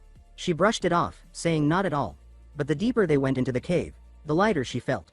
He wondered aloud if that had to do with Baek Chul Su's influence. She answered that this place held deep importance to the Hang San sect. She looked at him and explained that this was why she had to kill everyone who tainted this sacred ground. The cultist admitted that her abilities were stronger than he had expected. Taking his severed hand, He said that was exactly why he was giving her this glorious chance to face him. The Sword Empress asked if he was serious, when he was only a barbarian with pitiful strength. The man charged and shouted that soon enough, she'd understand how weak she truly was. But before he could finish speaking, a hand came out of nowhere, another cult member, grabbing him firmly. He claimed this was their chance to witness true power. In front of that chaotic scene, both of them were stunned. She shouted, demanding to know what the hell was going on. The cultist howled that, for the sake of the venerable blood demon's second coming, he was ready to offer his life. Without hesitation, he drove his blade into his own body. Chialsu, trembling and drenched in cold sweat, asked aloud if he had just taken his own life. Then the bald one began screaming in ecstasy, saying he was honored beyond words. His eyes burned with high-level bloody energy. He declared he too would gladly sacrifice himself. And that's when the signs of the transformation started. His legs thickened, horns burst from his skull, and claws grew from his fingers, and just like that, he became that thing. Sword Empress commented that his body became grotesque. Li Chialsu answered grimly, saying it was a spell that defied heaven itself. The transformed creature let out a monstrous laugh. Chialsu warned the Sword Empress to be careful, saying this one was nothing like the others. She acknowledged that. Raising her sword, she said she was ready. She leapt from her position, channeling her internal energy into her blade, and launched herself at the monster. But before she could land a hit, the creature leapt off the ground, shaking the battlefield. He taunted her, saying it wasn't a bad move, and then in a blur appeared behind her, declaring that if she wanted to challenge him, she should show what she was really made of. He struck the earth with another heavy blow as she dodged, leaping backward to create space. Then, unexpectedly, her outfit started to tear. She questioned whether it happened from making contact with him. Another barrage of strikes came her way, forcing her to dodge again and again. The monster mocked her, asking if she planned to do nothing but evade. His next attack landed near her feet, destroying her balance. She fell hard to the ground. Before she could recover, the creature loomed over her, stating that the Hangsan sect would be annihilated that very day. But suddenly, someone shouted for the Sword Empress. The monster looked up and spotted a falling stalactite, crashing directly onto his head. It was the work of Chialsu, who admitted his martial techniques weren't enough to handle this thing. He said he had no choice but to use the terrain to his advantage. The monster let out a furious roar that shook the cavern. Seizing the moment, the Sword Empress raised her sword and landed a clean, direct strike on the creature. Seeing this brought joy to the boy's face, until something else grabbed his attention. The monster had blocked the Sword Empress's strike with ease. He sneered, admitting that the move was decent, but not enough. Li Chialsu was chilled. If a sneak attack from the Sword Empress, a master of the mystical realm, failed, then things were worse than they'd feared. The creature retaliated with full force, striking the Sword Empress. She was thrown to the ground, and he marched toward her, demanding to know how she had discovered the location of the secret cave. He said he was very curious about that. His gaze shifted to the boy, wondering if this was the unforeseen variable. Li Chialsu asked himself the same. Could this monster really see through everything? Raising his hand, the beast shouted that he'd take the boy's life first. But the boy dodged. He crashed to the ground, groaning, struggling to rise. Before he could react again, the monster charged at him. Sword Empress, summoning her last strength, dashed to intercept. She cried out his name as she threw herself in front of the blow. The full force of the attack hit her, and she collapsed into his arms. He called to her in a panic, seeing her slipping into unconsciousness. He could feel her body going cold. He thought her wounds were worsening. The martial arts technique used by the monster was corrupting her blood, rotting it from within. The monster looked down at Sword Empress with contempt, calling her pathetic for shielding a mere subordinate. Chialsu begged her not to move. Her wounds were too severe. But she told him not to worry. She said she was controlling her ki around the damaged area to contain it, to prevent it from spreading. She then asked him to go and bring reinforcements, saying she would buy him the time he needed. The monster laughed hysterically, mocking them as lovers, watching her struggle just to stay on her feet. Li Chialsu clenched his fists, thinking that things couldn't go on like this. He was desperate. He told himself he had to find another way. The monster told them not to worry, because all of them would die here anyway. That's when something caught his attention. Looking at the cultist's hand, Chialsu remembered, before that creature transformed, it looked like he had been sacrificed by someone. He recalled the exact moment everything had gone wrong. He suddenly realized someone was channeling power into that monster, most likely through the hand which was acting as a conduit. That's why he broke into a sprint. Worried, she asked him what he was doing. He replied that an idea had just come to him. He asked her to hold off the monster and not let it get close to him. The creature, enraged, charged at full speed. It shouted that it wouldn't let him act freely. But that's when the fierce and stunning Sword Empress stepped between them, declaring that she would be the one to fight him. Chiaosu thought that if they could sever the monster's connection to the spell, Sword Empress might be able to handle it. Clutching the hand, he figured there was no other way. The spell's control was difficult to block, and for no visible reason, Chiaosu collapsed to the ground. Sword Empress, alarmed, called out to him. But there was no time to pause.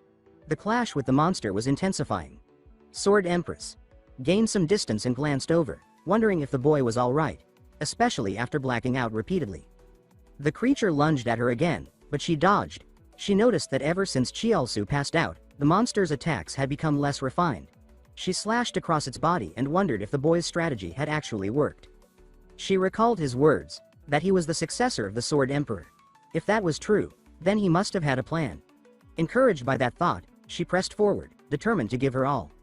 Meanwhile, deep within his mind, Chiaosu stirred back to consciousness. He got up, dazed, and questioned where he was. Looking around, he suspected he'd been pulled into an illusion. Had he entered the spell's core himself? That's when a voice echoed around him, the voice of the blood cult's leader, who suddenly appeared before him. He asked who he was, and in response, the figure exploded with demonic energy, shouting that only he was allowed to ask questions here. Chiaosu wondered how a master brimming with such heaven-defying mental energy could exist in this world. Smiling ear to ear, the leader called him a brat. He mocked how willingly the boy had walked into his illusion. To himself, Chiaosu noted that this was no ordinary illusion. It was on an entirely different level than the one they had used before. Even a mystical realm master wouldn't escape unscathed. The leader said he felt an energy that defied the heavens radiating from the boy.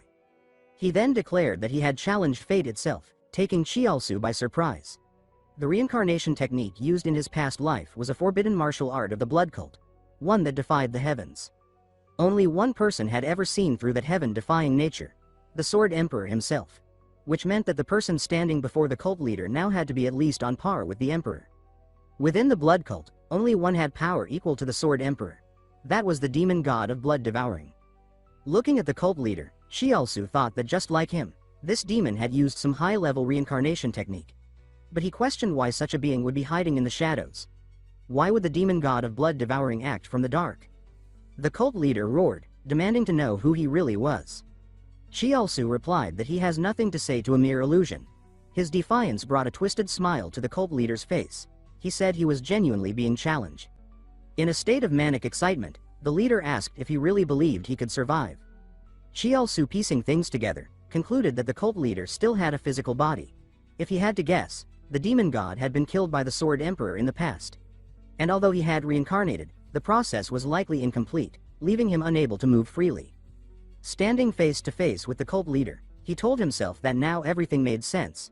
He then called the demon a coward who did nothing but run his mouth. With a grin stretching ear to ear, the cultist asked if they should have a real fight then. Li Chiaosu noted that his opponent's aura was terrifying, clearly a master of life and death itself. But in a battle of minds, it wasn't impossible. He could also draw from his past life. Catching the cultist off guard, Li Chiaosu's hair began to grow. His usual form faded away. In its place stood the greatest master of the imperial palace, the flamboyant and deadly eunuch, Li Chiaosu. Graceful and fierce, the twink invited the cult leader to fight him if he had the guts. He challenged him to prove he was a real man. Enraged, the cult leader shouted that Li Chiaosu was now neither man nor woman. He shouted, asking what kind of freak this even was. Then he hurled a wave of energy in his direction, but Chiaosu channeled his inner strength and managed to block the blow. That's when the demon's words echoed again. The man reminded him. He just claimed he wasn't a man or woman. Then he asked if his corneas had flipped inside out after reincarnating. He was furious. Visibly. Completely unhinged. He screamed that of course he was a man, and that the wretch standing before him was now dead.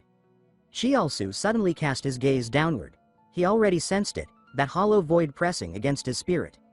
The demon supreme, radiating murderous intent, remarked that the aura he felt could only belong to the Qianhua manual, then asked if Chiaosu was a lackey of Princess Taping. Chiaosu coldly answered that it was none of his concern, his irritation rising. Even though he reminded himself this was only a spiritual realm, his patience had worn thin. He glared ahead, seething. Why force him back into this form? Without hesitation, Xiaosu unleashed his power and warned that the Demon Supreme had best be prepared to die. At once, glaciers erupted across the battlefield. The Demon Supreme widened his eyes in disbelief, stunned that such sorcery, reserved for masters of the mystic realm, could be wielded so freely. Xiaosu ground his teeth and muttered that he would annihilate this filthy blood sect scum. Excitement surged through the Demon Supreme as he exclaimed that Xiaosu was no ordinary foe and declared that they should settle life and death in one decisive battle. He charged forward with vicious speed. Their clash shook the void. The Demon Supreme struck violently while remarking in astonishment that a master of such caliber had hidden within the palace without his knowledge. He admitted the surprise, but boasted that Xiaosu's strength was still insufficient. With a single blow, he sent Xiaosu flying backward. Xiaosu crashed hard, coughing repeatedly and thinking bitterly that just one strike had left his insides rotting. Truly, this enemy was worthy of the title Blood-Eating Demon. The Demon Supreme sneered and asked if this was Xiaosu's full power. Xiaosu clenched his jaw, calculating rapidly. In this spiritual realm he could release his pre-sword strength without limit, yet his opponent, merely an incomplete form born of sorcery, still wielded terrifying might. The Demon Supreme continued to mock him, declaring that a mere eunuch dared to stand in the way of his grand cause and would not be allowed to run wild any longer. Xiaosu snapped back in fury, demanding what he had just been called. The Demon Supreme smirked, saying he had only spoken the truth. Enraged, Xiaosu roared that he was no eunuch but a true man, a hero, before hurling himself forward. In the same instant, the Demon Supreme's strike slammed into Xiaosu's stomach. Blood spilled from his lips as he clutched his belly in agony. With gleeful malice, the Demon Supreme remarked that excitement only exposed openings, but Xiaosu caught his arm and countered with a crushing blow, retorting that underestimating an opponent only revealed one's weakness. He thought grimly that prolonging this fight would end in disaster. Retreating to advance, finishing it quickly, was his only option. The Demon Supreme grew suspicious, shouting whether Xiaosu was merely feigning anger. Xiaosu frowned and roared that his fury was real, vowing that one day he would find him and tear him into hundreds of pieces. He pressed his palm against the demon's forehead. In an instant, the enemy's head froze into solid ice. Shock filled the Demon Supreme's eyes. He had not anticipated such power. Yet the advantage was fleeting. Time favored the demon. The ice shattered. Far away, in the depths of a cavern, the Sword Empress leapt aside to dodge a strike from a blood-drenched demon. She forced out broken words as she regained her footing, realizing that, strangely, the enemy had ceased his assault. She noted that young Master Li's method had taken effect. Without hesitation, she dashed forward and cut him down. The demon fell lifeless. The Sword Empress rushed to Xiaosu's side, shaking him frantically and shouting that he must wake. Xiaosu groaned in pain. She quickly assessed his condition, her heart sinking. His internal injuries were severe. Without medicine, they could not return to Mount Hansen in time. She had to improvise. Her eyes drifted toward a dark corner of the cave. Perhaps within the relics of Lord Bhikshu Shao lay something of use. She carried Xiaosu to a massive stone door, noting aloud that a blood sect spell had been carved into its surface. Once the relics were discovered, purification would be necessary. The Sword Empress lifted her sword decisively and struck. The door groaned open, revealing an expansive chamber. At its center hovered a radiant sword. The Sword Empress exclaimed in awe that it was the Heart Emperor sword. Around it lay scriptures. The asterisk one-word mantra, the Buddha light sword art, and the asterisk demon banishing wisdom sword. Each a long-lost treasure of demon-slaying lore. On a table sat a small vial. Lifting it carefully, she recognized the sky-cleansed crystal dew, a 1,000-year elixir distilled from the essence of heaven and earth. She glanced at Xiaosu. The dew could heal him, yet in his condition he could not drink. Only one method remained. Without hesitation, the Sword Empress swallowed the elixir herself, then leaned close to pass its power to him. She pressed her lips to his with flushed cheeks. Soon, Xiaosu stirred faintly and whispered broken words. The Sword Empress cried out in relief that he was awake. He blinked in confusion, addressing her as Sword Empress, then urgently asked what had become of the monster. She explained that after his fall its strength waned and she struck the final blow. Xiaosu exhaled heavily, remarking that his method had succeeded. Yet he asked where they were. The Sword Empress explained that this was the treasure cave of Lord Bhikshu Shao. Xiaosu smiled, declaring that they had uncovered the legacy of Hang Mountain sect. He congratulated her, but she turned and said it was thanks to him. Holding a letter, the Sword Empress explained that their ancestors' words confirmed everything young Master Li had told her. She reflected aloud that their entry into this cave might have been fated. Xiaosu echoed the word, stunned. He read the letter, which contained the ancestors' final wish. to see the transcendent, even from afar, one last time. The Sword Empress gazed at him softly, recognizing him as the heir of the mixed-origin Sword Emperor while she herself bore the lineage of great Bhikshu Shao. Chialsu laughed heartily, declaring that their ancestors could now rest in peace. The Sword Empress smiled quietly, admitting to herself that she had never cared for any man before, but perhaps fate had arranged their meeting. She asked if she could call him benefactor. Chialsu flushed, repeating the word nervously. Her cheeks also reddened as she explained that thanks to him, the sect's wish had been fulfilled, and that she would not hesitate even to give him the rare spirit stone elixir. He protested in shock that such a treasure, left for future generations, was far too valuable.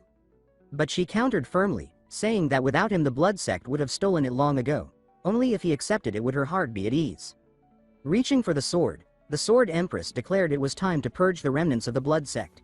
Chialsu exclaimed that she had already mastered the demon-resisting supreme art. She confirmed that while he slept she had read the secret manual and gained its essence. She admitted that the sect had been deceived, nearly losing its ancestral cave, but vowed the Hang Mountain sect would forever remember how Gong Dong had stood with them in hardship. She slashed fiercely with her sword. Energy roared outward, purifying the crimson taint of blood chi. The treasure cave of the Sword Queen was cleansed. Watching, Chialsu finally understood. The blood sect feared this supreme art untouched by corruption. As they moved forward, a voice called out, addressing the Sword Empress as Sword Queen. Disciples rushed in, asking anxiously if she was unharmed. She raised her hand calmly, assuring them she was fine. A maiden pointed to two figures resting nearby and reported that the little Sword Queen and Lady Zio had been safely tended. Chialsu supported Zio Haran by the shoulder, asking gently if his junior sister was all right. The Sword Empress approached Sobin and called her name with hesitation. Tears streamed down Sobin's face as she confessed that she felt utterly ashamed for being used by the blood sect, unable to lift her head before young master and the Gong Dong brothers. She begged for forgiveness. Chialsu placed a hand lightly on her shoulder, lifting her up. He told her softly that her apology was enough, that he knew she had not acted by choice, and that they were all safe now. His face bore cuts and bruises, yet his words shone like light. Truly, he showed the heart of a man who overlooked the small mistakes of others. Sobin stared at Chialsu blankly, her heart softening with each word he spoke. She felt that as long as he remained safe, nothing else mattered. Afterward, the Sword Empress issued a command to her, instructing her to take Lady Xiao back for treatment and await further orders. Sobin answered immediately that she would obey. At that moment, a loud shout broke through the air, making Chialsu turn his head. Yu Jinhui rushed forward and embraced him tightly, asking with anxious urgency if his junior brother was unharmed. Chialsu leaned back slightly in discomfort and answered awkwardly that he was fine. Inwardly, he muttered to himself that there was no need for so much worry, though he admitted reluctantly that he was beginning to grow accustomed to such manly embraces. When Yu Jinhui released him, he pressed again, asking whether Chialsu was truly unharmed. His aura glowed so radiantly that Chialsu thought it painful to the eyes, reflecting that the dazzling presence of such a handsome man was something he was still unprepared for. Catching sight of the bandages around Yu Jinhui's head, Chialsu asked with concern why his senior brother was injured. Yu Jinhui scratched his head and explained that during the search for Lady Xiao, he had clashed with blood sect remnants in the mountains. Chialsu widened his eyes in shock and muttered that the blood sect still lingered nearby. Suddenly, a deep laugh echoed from one Gook, who remarked mockingly that so the blood sect still persisted. Then his expression turned grim as though demanding an explanation. The Sword Empress bowed respectfully and asked permission to recount everything. The group gathered within a house, where the Sword Empress explained the full chain of events. After hearing the story, Jian Yang declared that so it was. The disciples had been forced into battle with the blood sect because of these circumstances. The Sword Empress's voice softened with guilt as she apologized once more, bowing her head lower and confessing that their failure to uncover hidden threats within the sect had left the Gongdong disciples gravely wounded. Jian Yang nodded, acknowledging that he understood, adding that as long as it had not been the will of the Sword Queen or Hang Mountain sect itself, he could accept it. One Gook sipped his tea and then burst out laughing, saying that the blood sect's revival was no small matter.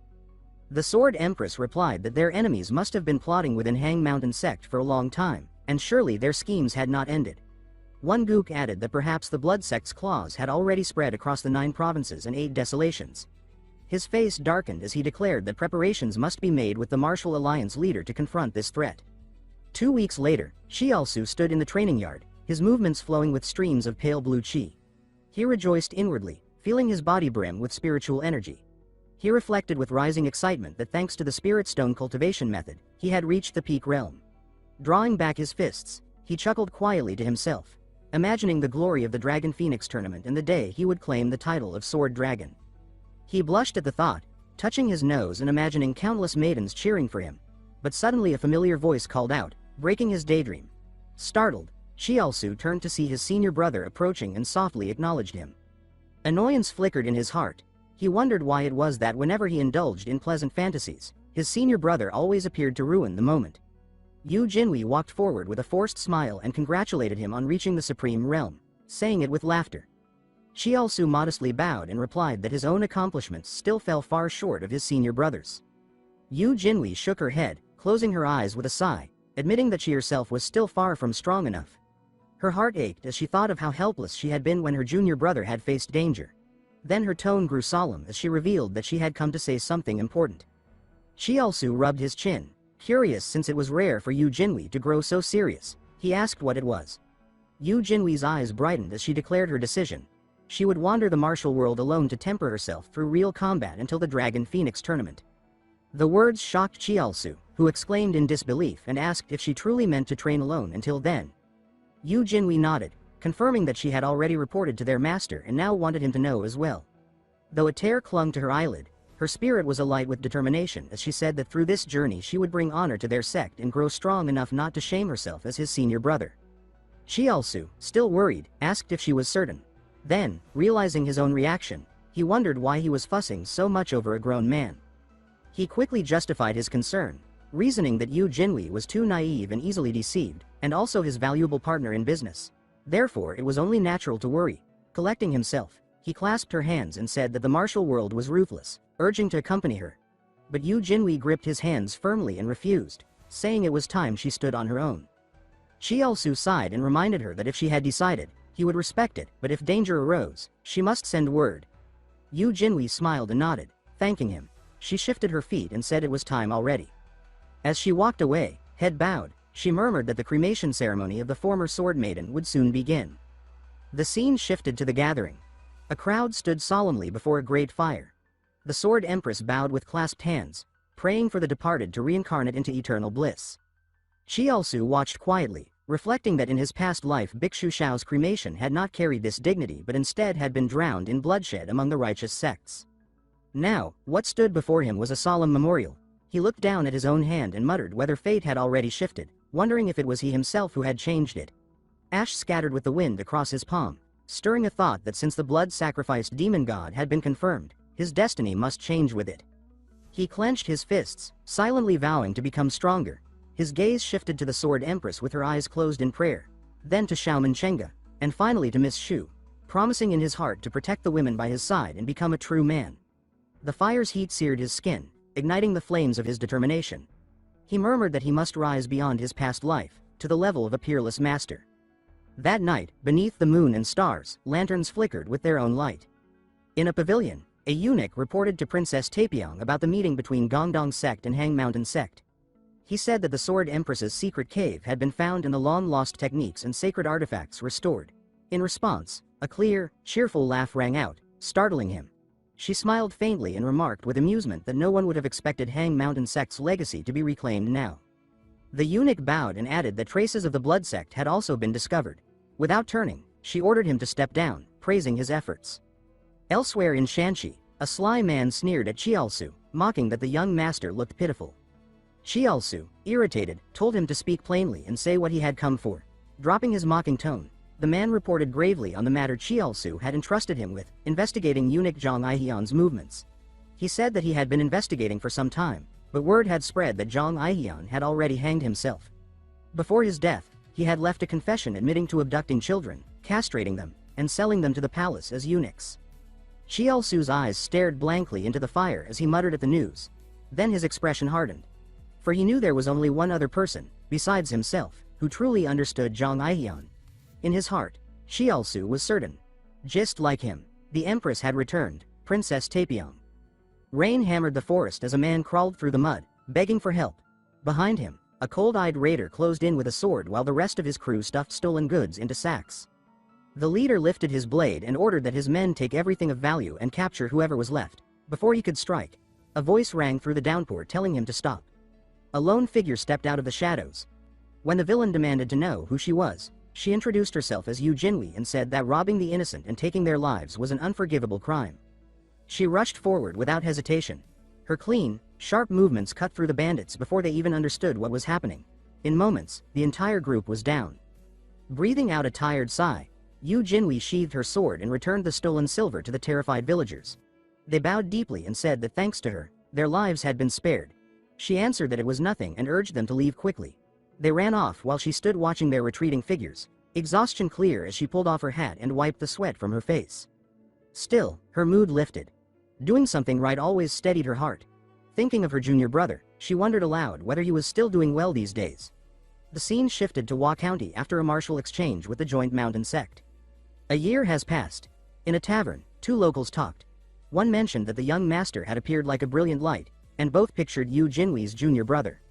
Another explained excitedly that he had reclaimed the lost sword manual of the Gagong sect, and together with Yu Genja had crushed the Black Dragon Gang. He had even forced the Seo clan to bow and later saved the joint mountain sect from disaster. The man opposite widened his eyes and said that he had heard people call him the twin-blade flash sword. A man in a purple robe nodded with pride and said that thanks to the young master, Hua County had been reborn. Those around them agreed with quiet admiration. Footsteps sounded as someone entered. Seo Wen Guang looked up to see his daughter, Seo Ha Rin, returning to the inn. She greeted him and asked after his health. Surprised by her sudden appearance, he asked why she had come back. She replied that she had business along the road and decided to stop by. He then asked about Li Qiaosu. At his question, Seo Ha Rin's cheeks reddened. She said that her senior brother seemed taller lately. The scene moved to Hyang Mi's tavern. Li Qiaosu stepped inside and called out her name. Seeing him, the woman who loved him lit up with joy and welcomed him warmly. She quickly poured tea. Holding the letter she had gathered for him, Li Qiaosu read and thought that it had already been a year since his senior brother had declared his independence and begun wandering the martial world. Because that man was reckless, he had asked Hyang Mi to collect news from everywhere. He noted that there was little information about the emperor, but believed the day of reunion would come. Meanwhile, Hyang Mi leaned close to him with obvious affection while his expression turned distant as he wondered why he had been feeling oddly empty since his senior brother left. He wondered if he had become more attached than he realized. Then the next line in the letter caught him off guard. It stated that his senior brother had fought Seo Ryan and Wan, and that he was now traveling from Sichuan toward Henan. Another detail surprised him: the repeated mention of a figure called the One-Sword Wanderer. He wondered who this person was. Every place his senior brother visited, that swordswoman appeared as well, punishing corrupt officials and demonic sects, distributing seized wealth to the poor, and gaining fame across the martial world. Seeing his curiosity, Hyang Mi teased him by asking whether young Master Yu might be in a relationship with the One-Sword Wanderer. Qiaosu's jaw dropped as he repeated the word "lovers" to himself.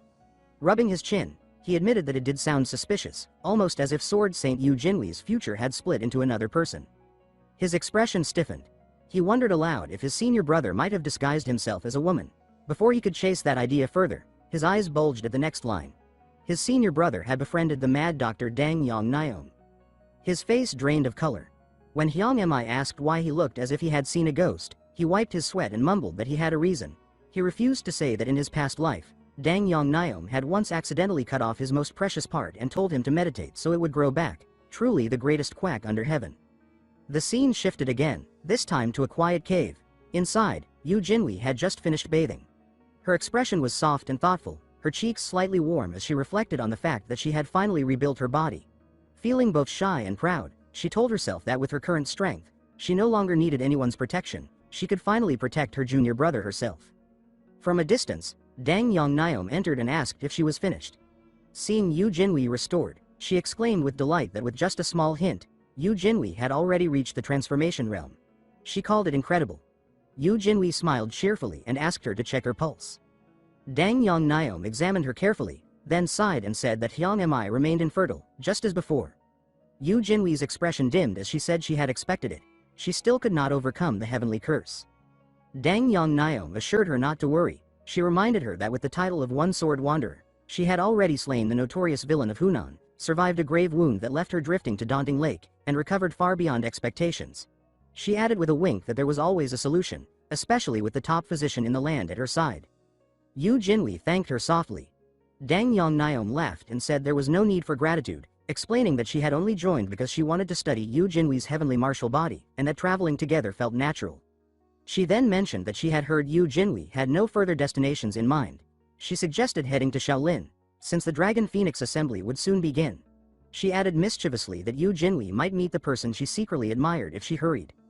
Yu Jinhui flushed and quickly insisted that it was not like that. She said it was only because her senior brother would be there. Dang Yang Niom chuckled and said she understood, then suggested they depart for Shaolin at once. Back at Jumo Pavilion, Li Qiaosu finished reading all the information gathered so far and frowned. He muttered that his senior brother was getting close to that quack Dang Yang Niom again. Although he found the man infuriating, he admitted to himself that the doctor had an eye for talent. Seeing his growing interest, Hyang Mi suggested that if both the Gongdong hero and the mad doctor were heading toward Mount Song in Hunan, they must be going to the Dragon Phoenix Assembly. Hearing that, Li Qiaosu smiled with satisfaction, gently touched her cheek, and told her that her intelligence work was exceptionally useful today. With a warm look, he added that the Dragon Phoenix Assembly was about to begin. He told her that the journey might be long, and that while he was away, he would entrust Hua County to her care. Hearing this, Nangwal Hyang's eyes shone as she promised to follow his command without fail. Then Li Qiaosu set off. From the upper floor, Nangwal Hyang watched his silhouette shrink along the road, longing softening her gaze. She admitted to herself that the more she saw him, the harder it became to steady her heart. Staring at his disappearing figure, she sighed and thought that a full year had already passed, and it still warmed her that he visited her so often. Those brief moments beside him made her genuinely happy, and she wished she could close the narrow gap between them. She grumbled to herself that at this rate, the pride of the woman once called the most beautiful in the world would crumble completely. Her face flushed as she nibbled her finger, torn between duty and desire. She still wanted to attend the Dragon Phoenix Assembly, but he had entrusted her with the care of Hua County. Embarrassing thoughts slipped in. If she carried out the task flawlessly, perhaps he would reward her with something sweeter than a gentle pat on the head. Then she remembered Yun Xiaolan and muttered that the assembly had nothing to do with a woman with a ruined reputation like herself, yet that troublesome sword queen would surely be there. Jealousy flickered. She wondered why every woman around him seemed so young and dazzling. The envy gnawed at her. At that exact moment, a carrier bird swooped down and startled her. She removed the letter from its leg, muttering that Haiyu Gate was already sending its regular report. Something inside the message caught her eye. After reading it, she smiled slyly and murmured that the timing was perfect, as if heaven itself had just handed her an opportunity. The scene shifted to the Gongdong sect, where Jian Yang was lecturing his disciples. He reminded them that the Dragon Phoenix Assembly was for the sect's disciples alone, a chance to prepare for the day they would walk the martial world independently. He urged them to treat the journey as a rehearsal and to move with caution. Li Qiaosu, Xiaoman Chenga, and Xiao Harin answered as one that they understood and were ready to depart. Shaolin Temple, pillar of the righteous path, home of the greatest monks of the age, opened its gates wide to travelers from every direction. The mountain now swelled with guests gathering for the assembly. Xiaoman Chenga looked around and exclaimed that there were far more people than she expected. Li Qiaosu agreed, thinking that the energy and excitement made the event feel like a true festival of youth. Suddenly a shout rose from the crowd, calling attention to him as the so-called Gongdong eccentric hero. Another voice eagerly searched for him. Li Qiaosu tensed, recognizing the nickname. Two men behind him whispered that he was more of a lustful scoundrel and claimed he tore his opponent's clothes after every duel. Instead of anger, pride curled across his mouth as he thought that the long era of humiliation would end at this very assembly. Seeing that smug grin, Xiaoman sharply slapped his back and scolded him for smiling like an idiot while people mocked him. The stinging red mark made him wince. He asked what was wrong with smiling and wondered aloud if his smile was truly that bad. Watching them bicker, Xiao Harin blushed and admitted softly that she found his smile rather charming. That made him beam, insisting that she understood him, but a loud complaint nearby interrupted them. Someone shouted in irritation, telling another person to stop following. The trio turned and noticed Sobin locked in an argument with a man. The suitor clung to her hand, insisting that she join him for a meal. He claimed that he, Namgung Cheng, had admired her for so long. Li Qiaosu recognized him immediately as the shameless young master of the Namgung clan, a notorious flirt in both this life and the last. Sobin shook off his hands sharply and said she'd had enough. When she spotted Qiaosu, relief washed over her, and she declared to Namgung Cheng that she had urgent matters to attend. She marched toward Qiaosu and, without warning, threw herself into his arms. Still confused, he listened as she told him to play along. Namgung Cheng froze at the sight, stammering in disbelief.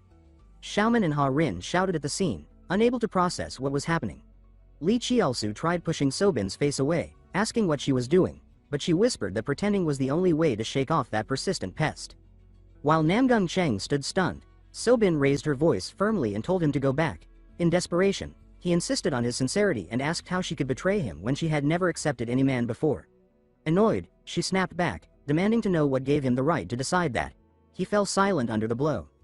Trying to regain composure, Namgung Cheng introduced himself to Li Qiaosu and asked politely whether he and Sobin were truly bound by love. Qiaosu scratched his cheek nervously, searching for a safe answer. He reasoned that from Sobin's perspective, rejecting someone of Namgung Cheng's status outright was troublesome, but indulging him was equally pointless. He waved his hand and explained that Sobin had misunderstood. There was nothing serious between them. Namgung Cheng brightened instantly and asked if Qiaosu would then step aside so he could continue pursuing her. But Qiaosu calmly shut him down, saying that as long as he carried such arrogance, he would never win her affection. He told him he should stop here. Namgung Cheng shouted in frustration, demanding to know why. Behind Qiaosu, Sobin stepped in and said that compared to him, she far preferred her benefactor, young master Li Qiaosu. Namgung Cheng tried to argue, pointing out that Qiaosu himself claimed it was a misunderstanding, so why interfere? Qiaosu answered that the man was making her uncomfortable, and he refused to simply watch. The argument had now drawn a crowd. Namgung Cheng stroked his chin and said he finally understood, then smirked with challenge. He declared that he wanted a duel at the banquet before the Dragon Phoenix assembly to prove his devotion. Qiaosu rubbed his chin, thinking that it was perfect. He needed a chance to cleanse himself of the cursed nickname of perverted Kirin. He grinned darkly, inwardly calling Namgung Cheng a dead man for offering such a convenient opportunity. He accepted the challenge on the spot. Sobin looked startled by his quick agreement. Qiaosu added that if he won, Namgung Cheng must swear never to bother her again. Namgung Cheng agreed with arrogant confidence, promising to meet him at the banquet before walking away. Sobin's cheeks warmed as she bowed shyly, thanking him. Just then, a familiar voice clicked its tongue and praised Qiaosu's bold display. Yu Jinhui and Dang Yongyang appeared, leaving him momentarily stunned. After taking in the situation, Yu Jinhui frowned and asked why he had agreed to duel someone over a young lady, wanting to know what was going on. Dang Yongyang crossed her arms and teased that it had been ages since they met and that he certainly knew how to make an entrance. Qiaosu, confused by her casual tone, wondered why someone already at the age of heavenly destiny still called him junior. Seeing everyone's uncertainty, Yu Jinhui introduced Dang Yongyang as the #1 physician under heaven and explained that she had been her companion during her travels. Qiaosu bowed respectfully, greeting her with proper courtesy while wondering privately why the elder sister of Dang Qin, the Tang clan's leader, was sticking so closely to his senior. Amused by his politeness, Dang Yongyang urged him to clarify the situation before rumors spread. Qiaosu immediately shifted into his innocent mode and pointed at Sobin, explaining that she and Namgung Cheng had a dispute, and he had simply been dragged into it against his will. Hearing her junior's explanation, Yu Jinhui softened, her cheeks warming as she said she understood. Without warning, she rushed in and wrapped her arms around him, saying she had missed him dearly. Startled, Li Qiaosu managed a stiff reply, admitting he had missed her as well. Satisfied, she leaned in and whispered that she had finally reached the transformation realm and asked him to keep it secret for now. Her words stunned him. He thought that reaching such a realm at 17 was faster than even Sword Saint Yu Jinhui in his previous life. They talked for a moment longer. Yu Jinhui said she had refined several of the sect's techniques over the past year and promised to teach him once they returned to the inn. Li Qiaosu congratulated her sincerely. At that moment, the Sword Empress appeared, calling out brightly and drawing every eye. She looked shy as she turned to Qiaosu and said it had been a while, addressing him as her benefactor. Sobin immediately ran to her master's side, and Dang Yongyang shifted her gaze toward the Sword Empress with interest. Recognizing Dang Yongyang, the Sword Empress greeted her happily and asked why she was there. Dang Yongyang frowned and asked sharply who allowed her to call her sister. She insisted she was not related to the Sword Queen. She then turned to Yu Jinhui, almost tattling. Yu Jinhui scratched her head awkwardly, unsure how to respond. Seeing the awkward tension, the Sword Empress whispered nervously that perhaps she should stop teasing because young Master Yu seemed flustered. Dang Yongyang huffed and looked away, saying fine. The Sword Empress then returned her focus to Li Qiaosu and asked if he was also attending the Dragon Phoenix assembly. He answered yes and asked where the Sword Queen was staying. She explained she planned to rest at the Shaolin Temple guest hall. Qiaosu found it odd that Mount Hangzong's delegation was staying at Shaolin instead of their usual quarters, then reasoned that the sect had been reorganizing since last year. He clasped his hands respectfully and said it was an honor to stay near the Sword Queen. The Sword Empress blushed lightly and insisted that she was the one honored to be near her benefactor. She then departed with Sobin, saying she would see him atop the mountain. Qiaosu agreed. The scene shifted to Shaolin Temple's guest hall, where countless martial artists gathered to register. When their turn came, a senior monk greeted them politely and asked where they came from. Bowing, Li Qiaosu introduced himself and his companions as disciples of the Gongdong sect. The monk stood in surprise, saying the abbot had instructed them to report immediately once the two young heroes of Gongdong sect arrived. Qiaosu blinked, wondering if he had heard correctly. Soon another monk appeared announcing that the Grand Master wished to meet them. Qiaosu turned to Yu Jinhui, telling her that Grandmaster Wanjik wanted to see them both. He remembered that in his past life, he had never met the great monk, who later handed over the title of foremost righteous master to Sword Saint Yu Jinhui before retiring into seclusion. They were led into a quiet cave where a monk announced their arrival. A deep voice invited them in. Yu Jinhui, visibly uneasy, asked her junior to hold her hand. Qiaosu sighed inwardly, feeling as though she really did see him as a child, but he obeyed. A faint light guided them to where a solemn high monk sat beside a tea table. He introduced himself calmly and invited them to sit. Both disciples bowed deeply. Yu Jinhui introduced herself with full respect, praising him as a guiding torch of the righteous path. Qiaosu followed with his name. The monk chuckled gently and said such grand titles meant little to him. He urged them to sit. As he poured tea, he explained that he had grown and picked the leaves himself and hoped the taste suited them. Yu Jinhui asked why he had summoned them. The monk replied that he wished to repay a debt owed to the Gongdong sect from 10 years ago. He then placed an old, worn book on the table. Yu Jinhui lifted it with shock. It was the primordial Wanchi manual, though only half remained. Grandmaster Wanjik explained that when he reached the Gongdong sect a decade earlier, the demonic cult had already slaughtered everyone and plundered everything, leaving only this manual behind as if heaven had intervened. As Qiaosu looked at the scripture, he recalled that before the death of Bixian, the master of the current sect leader, a pact had been made with Grandmaster Wanjik. The manual would be kept safe by him until the sect regained its strength. Wanjik continued, saying he now believed the sect was strong enough to reclaim the art. He wished to return what he had safeguarded and finally settle the debt that had weighed on him. Yu Jinhui bowed deeply in gratitude. Qiaosu silently celebrated. Even if only half the manual remained, he believed his senior would fully restore it. Then he wondered why he himself had been summoned as well, if the matter concerned the sect alone. Once the formalities were done, Wanjik politely asked Yu Jinhui to step outside, saying he had private matters to discuss with Qiaosu. She looked confused at the request. The monk reassured her, saying it concerned the Sword Queen and that he merely wished to exchange a few words with the young master. Still uneasy, she agreed and stepped out, but sent Qiaosu a discreet voice transmission telling him to call her instantly if anything happened. Qiaosu sighed but found her concerns strangely comforting. Once she was gone, Wanjik spoke. He said the Sword Queen had told him that Qiaosu helped purge the blood cult from the Hangsheng sect. Qiaosu's expression stiffened. He forced a humble response, saying he had only lent minor help. The Grand Master lowered his teacup with a soft laugh and asked what Qiaosu's true identity was. The question struck him like lightning. Wanjik added that through his heaven-earth perception, he could see clearly that an aura defying the heavens clung to Qiaosu's very soul. He closed his eyes, voice resonant, and urged him to speak honestly. Then Grandmaster Wanjik opened his eyes, his gaze sharp as a blade, and asked once more who he truly was. He added that the Heaven and Earth Society was an esoteric group of masters unconcerned with righteousness or wickedness. They hide in the shadows of the Jianghu and rise only when the blood cult threatens the world. Li Qiaosu understood why the monk was wary. He himself carried an aura that defied heaven, and Wanjik was not only the orthodox world's foremost master but also the hidden leader of the Heaven and Earth Society. With that in mind, Qiaosu finally answered aloud, saying he was the successor of the heaven-merging Sword Emperor. Wanjik frowned at that, repeating the title with disbelief and accusing him of arrogance for looking down on an old monk while carrying such an anti-heaven aura. Qiaosu's heart jolted. He realized with dread that he might have stepped into Vashui Vicheng, the monk's mental world. Thanks to Wanchuk's heaven-piercing perception, he had peered into Qiaosu's past life and dragged him into a realm where thoughts themselves could be destroyed. Qiaosu muttered inwardly that he had not expected to witness this dangerous spiritual technique here. Wanchuk examined him gravely and said he now understood. Qiaosu truly possessed a power that defied the heavens. Something in Qiaosu hardened. He thought that the monk had forced this out of him, and that such insolence could not be forgiven. He unleashed the freezing heart technique and struck out.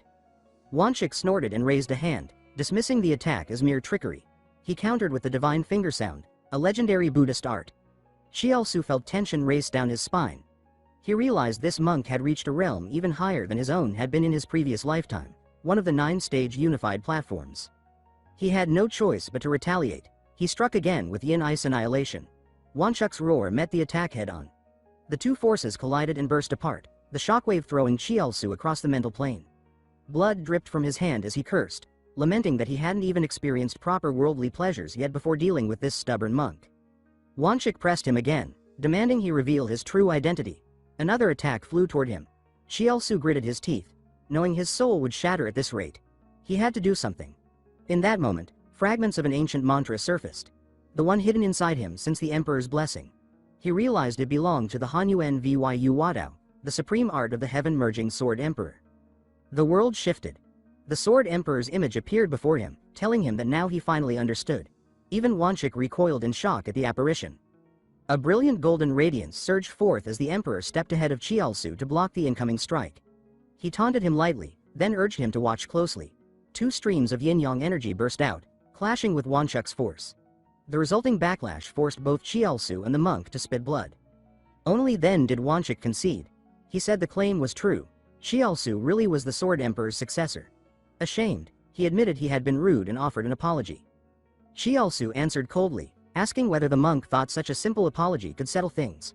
Wanchik scratched his cheek awkwardly, realizing he needed to offer compensation. He suggested a great pill and 3 minor pills.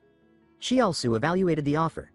A great pill was a peerless treasure that fortified vitality, and minor pills each restored inner strength. Valuable, but not enough. The resentment that Wanchuk's suspicion had stirred in him weighed heavily. He acted wounded, insisting that what the monk had done had left a scar no medicine could truly heal. He even lamented dramatically that such emotional trauma could disrupt his inner force and harm his future cultivation. Wanchik listened to this shameless plea with a blank expression, covered in metaphorical spittle, then sighed that he genuinely pitied him. He asked what more Chiaosu wanted. Chiaosu demanded another great pill and a formal alliance between Shaolin and the Gongdong sect. Wanchik paused, contemplating the request. Inside, Chiaosu smirked. If Shaolin, the pinnacle of the orthodox world, formed an alliance with Gongdong, his sect's reputation would rise beyond reproach. After a moment, Wanchik agreed, but he added that the anti-heaven aura within Chiaosu still unsettled him. Chiaosu sat and explained calmly that the Sword Emperor had once told him a truth within the mental realm. To destroy the anti-heaven calamity, one had to confront it with paradox. Wanchuk's expression grew solemn as he listened. He lowered his head, pressed his palms together, and murmured Buddha's name before declaring that since Li Chiaosu had been personally chosen by the heaven-merging Sword Emperor and had glimpsed the ultimate void path, he would no longer question his past. He then asked how much Chiaosu knew about the blood cult.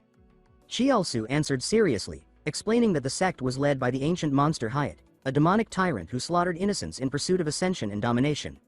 He added that the cultists were fanatics who valued no life but their masters. Wanchik confirmed this.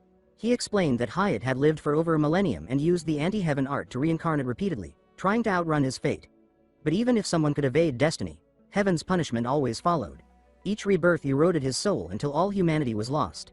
Eventually Hyatt realized that if he conquered the world and stole heaven's mandate, he might escape the curse forever. Thus, to stop him and end the cycle of anti-heaven rebirths, the Heaven and Earth Society had formed in the shadows. Wanchik said the only way to counter the blood demon's contradiction was with another contradiction, an anti-heaven soul capable of mastering immortal arts. Only someone who could carry both within one body could accomplish this, and he said that person was Chiaosu. The revelation struck Chiaosu deeply. He had understood the concept before but never truly accepted it. He realized he walked both the anti-heaven path and the immortal way, and therefore he alone could reconcile the paradox. Heaven, in its strange logic, had allowed him to defy fate. Wanchik congratulated him gently on reaching enlightenment. Just then a frustrated voice drifted from outside, complaining about the suffocating atmosphere and declaring she would enter whether Wanchik liked it or not. Chiaosu and the monk looked up as Jiao Sao Wal strode in. Chiaosu was bewildered. He hadn't expected her here. Not long ago, at Guanhua Pavilion, Jiao Sao Wal had rejoiced after receiving a summons from the Hao clan. She'd muttered that it had been ages since the Heaven and Earth Society last called her, and she took it as a sign of luck, eager to attend the Long Phoenix branch meeting. Now she appeared before them, as impatient as ever. Wanchik teasingly remarked on her personality, while she snapped that monks were simply slow. Chiaosu recalled that the society did not distinguish orthodox from unorthodox. Anyone capable could join. That explained her presence. However, his own goal remained unchanged. Protect his emperor and realm, cut down the blood demon himself, and eventually live as a hero with glory, and a romantic entourage fit for his ambitions. If the Heaven and Earth Society could be used along the way, all the better. Jiao Sao Wal then asked Wanchik how Chiaosu's test had gone. Chiaosu inwardly scoffed at her attempt to hide her secondary identity. Wanchik poured tea and announced that Chiaosu had passed. Jiao Sao Wal doubted it and demanded to know how. Wanchik simply said the details were a secret he had sworn to carry to his grave, which only irritated her further. She said she did not trust Chiaosu yet and would conduct her own test. Chiaosu replied casually, mentioning an elder sister he knew, sword successor Yan Yiyang, and asked if Jiak Sao Wall knew her. She flushed instantly and claimed ignorance. Chiaosu mentally snorted at her poor lies. He then asked what her test was. Jiak Sao Wall straightened, adopting a soft, almost teasing demeanor, and asked if he knew who she truly was. He stared blankly, internally noting that someone who lied this much didn't deserve flowery respect. He responded coolly, asking why it mattered. Her face twisted, but she declared proudly that she was Radiant Sovereign Jiak Sao Wall, head of the Unorthodox Alliance and supreme leader of the Hao clan. Chiaosu immediately saluted respectfully. She then explained her test. He simply had to hold her gaze and not look away. Chiaosu thought that no matter how many glances he took, her beauty remained overwhelming, almost dangerously so. After touching up her hair, she asked what he thought of her looks, urging honesty. He calmly answered that she truly deserved to be called the greatest beauty under heaven. Her eyes sparkled as she asked how he felt inside, saying she wouldn't scold him even if he admitted falling for her at first sight. Chiaosu replied flatly that he was only calculating how long the test would take because it was painfully dull. She froze in disbelief, unable to understand how anyone could call her boring. He kept a bored expression and asked whether he was required to swoon just to satisfy her ego. She stood there stunned. Wanchik finally announced the time was up and asked for the result. Jiak Sao Wall grudgingly declared that he had passed. Wanchik proceeded to state that the human order seat of the society would be filled. With the heavenly and earth order masters already recognizing him, Chiaosu was now officially part of the Heaven and Earth Society. Chiaosu expressed his thanks. Inwardly he noted that the titles were clearly divided into Heaven, Earth, and Human. So the human seat likely belonged to the unorthodox side. Wanchik then placed several items onto the table and handed Chiaosu one last object. Chiaosu picked it up, puzzled to be given a whistle. Wanchik explained that it was a token proving membership. At the crowded Long Phoenix gathering, if he found himself in danger or surrounded by suspicious individuals, he was to break it. Chiaosu accepted and put it away. As he rose to leave, Jiak Sao Wall sulked silently, still wounded by his blunt words. Wanchik tried to soothe her, remarking that he had never seen her so unsettled. She threw back her tea in one gulp, insisting a monk could never understand her difficulties. Wanchik pondered quietly as the tension settled around them. Even Jiak Sao Wall, long hailed as the unorthodox world's second greatest beauty, had lost her composure. Wanchik found himself wondering what on earth had happened between the young hero and that formidable woman. Jiak Sao Wall was a top master, someone of near Xuanzhong rank, a woman who had carried the title of unmatched beauty for over 40 years and who claimed to see straight through men's desires. Yet in front of Li Chiaosu, she had been shaken. Amused, Wanchik remarked that perhaps she was fascinated simply because he was the first to pass her test. Jiak Sao Wall slammed the table in outrage, shouting that she'd never be interested in a hypocritical orthodox brat. The teaware shattered, but Wanchik remained unbothered. He advised her to be honest with herself so events could unfold naturally. She snapped that she was leaving and stormed out, muttering curses. Outside, she fumed that Li Chiaosu should be grateful she hadn't punished him personally.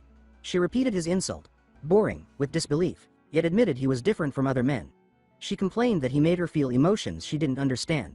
She resolved that since she had seen his face, she wouldn't let fate waste her time. Inside the cave, Wanchik watched her go, strangely moved. He wondered aloud if that might truly be love. Then he reminded himself that an important guest was arriving. A royal carriage approached. The embroidery made it unmistakable, someone from the imperial clan. Princess Yuanhua descended with a bright smile, asking if the old monk was still well. Outside, Yu Jinhui spotted Li Chiaosu and hurried toward him, saying she had worried because he'd been gone so long. She asked if anything had happened. Chiaosu replied that thanks to Master Wanchik's guidance, he had gained new insight. She pulled him into a warm hug and celebrated that his realm had deepened. Her scent brushed against him, and for a moment he felt disoriented. Then he pushed her away quickly, scolding himself, reminding himself that externally she was male and he needed to stay alert. Trying to distract himself, he announced the good news that Shaolin and the Gongdong sect would form an alliance, and that Wanchik would give them 2 large perfect pills and 3 small ones. Yu Jinhui's face lit up. She admitted she had been afraid he might be punished. He assured her it was only a misunderstanding. She grabbed his hand and pulled him along, saying it was getting late and they should head back. They walked hand in hand through the crowded temple grounds. Suddenly, a voice slipped into Chiaosu's ear, calling for the young hero of the Gongdong sect. He recognized it as the soundless transmission used by the Eastern Workshop. The voice added that Her Highness the Princess wished to see him at the Great Hero Hall. Chiaosu sighed inwardly. Royal visits to temples were ordinary. Perhaps the workshop simply wanted to summon him. Yu Jinwei noticed his hesitation and asked what was wrong. Xiaosu said he had left something at the Dama cave and told her to return first. She wanted to follow, but he refused and disappeared into the crowd. At the Great Hero Hall, he paused at the doors, heart stirring. Behind them waited someone dear to this body. He remembered childhood, shared meals, shared struggles. Even when his body had lacked male attributes, she had treated him as family.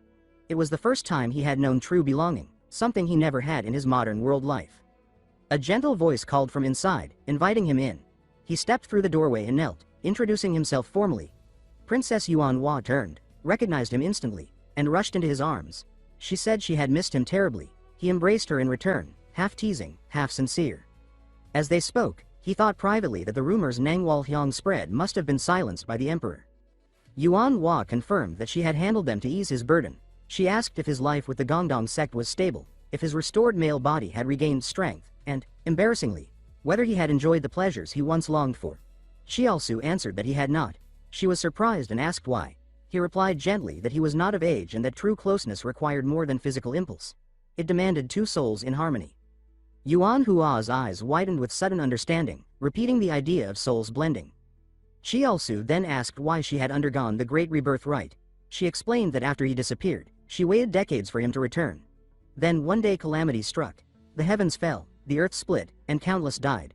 When she realized the world was ending and there was nothing she could do, she performed the rite out of desperation to meet him again. She insisted such devastation must never occur again. Xiaosu held her to comfort her. She trembled with joy in his arms, saying she missed the way he held her, and that he had always been her lord, sometimes like a parent, sometimes like a senior brother, sometimes like a master. She confessed inwardly that she loved him deeply but said aloud that her current body was still too young to express everything. Her strange behavior made him ask what she was trying to say. She quickly denied having anything to confess, secretly vowing to grow into a stunning beauty one day and declare openly that she loved him more than anyone and would never leave him, not even in death. They eventually stepped outside. She said she would stay at Shaolin until the Long Phoenix Sub-Association concluded and might enter the main rounds. Xiaosu agreed, adding that he too would participate and would train harder to win for her sake. The princess silently repeated his intention to dedicate victory to her and felt warmth bloom inside. Before leaving, she handed him a gift, the core pill of the 10,000-year fire vase. Xiaosu was startled by how valuable it was. She laughed brightly and said she eagerly awaited his performance. At dawn, Yun Xiaolan appeared in the square, causing a stir. People whispered excitedly as the famed swordswoman passed. Yun Xiaolan glanced around, thinking longingly of Master Yun, wishing she could see him again. Just one more glimpse, but he is nowhere to be seen. A sudden voice rang in her head like a love-sick maiden, longing to see him, which caused her to pause walking beside her. Sobin sensed something off and asked if she was all right. Yun Xiaolan jolted, pretending nothing was wrong, and hurried toward the lodging hall. Her face burned as she thought, horrified, if the strange and shameless longing voice in her head had truly been her own. Sobin hurried over again and asked what was wrong. Yun Xiaolan gave no reply, her gaze unfocused as her thoughts drifted. All she wanted was to see Yun Gong again. She questioned what this strange, rising feeling truly was as the lustful voice within her stirred once more. She admitted to herself that Yun Gong was undeniably handsome and felt the urge to look at him longer. She tried to steady her mind, reminding herself to remain rational and dignified as a sect master. Yet the memory of his growth from a boyish youth into a refined young man with a noble bearing continued to unsettle her. She wondered if waiting for him to mature, even to the point of defeating her one day, would make everything even more complicated should they ever wed. At that moment, the crowd ahead stirred. Someone announced the arrival of Nang Walhyang. It seemed she had come to watch the Long Phoenix Grand Tournament. As she approached, Sobin questioned her identity. Nang Walhyang smiled brightly and exclaimed that she was fortunate to encounter the Sword Empress, Yun Xiaolan, in person. Yun Xiaolan bristled inwardly, irritated by the courtesan who always lingered around Lord Yun. She found Nang Walhyang's beauty and youthful charm especially grating. After a pause, Yun Xiaolan remarked that she had mistaken her for a stranger and now realized she was Dim Kai Nong, Gamsuk's top courtesan, and asked why she was at Shaolin Temple. Nang Walhyang replied casually that she had come to offer incense and pray. Inwardly, she mocked the Sword Empress for growing arrogant after a single public challenge and wondered whose beauty truly deserved admiration. Yun Xiaolan questioned whether praying was truly her only reason.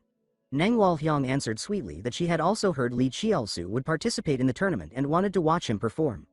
Yun Xiaolan's expression soured at the way she referred to him as Li brother. Nangwal Hyang deliberately emphasized that term again, deepening the provocation. Yun Xiao Lan's face darkened as she demanded to know what relationship Nangwal Hyang had with Lord Yun. Seeing her reaction, Nangwal Hyang grew even more pleased and feigned confusion, suggesting it was odd for Lady Yun to pry into private matters. She privately sneered, suspecting that the famed sword empress might truly be falling for a young man.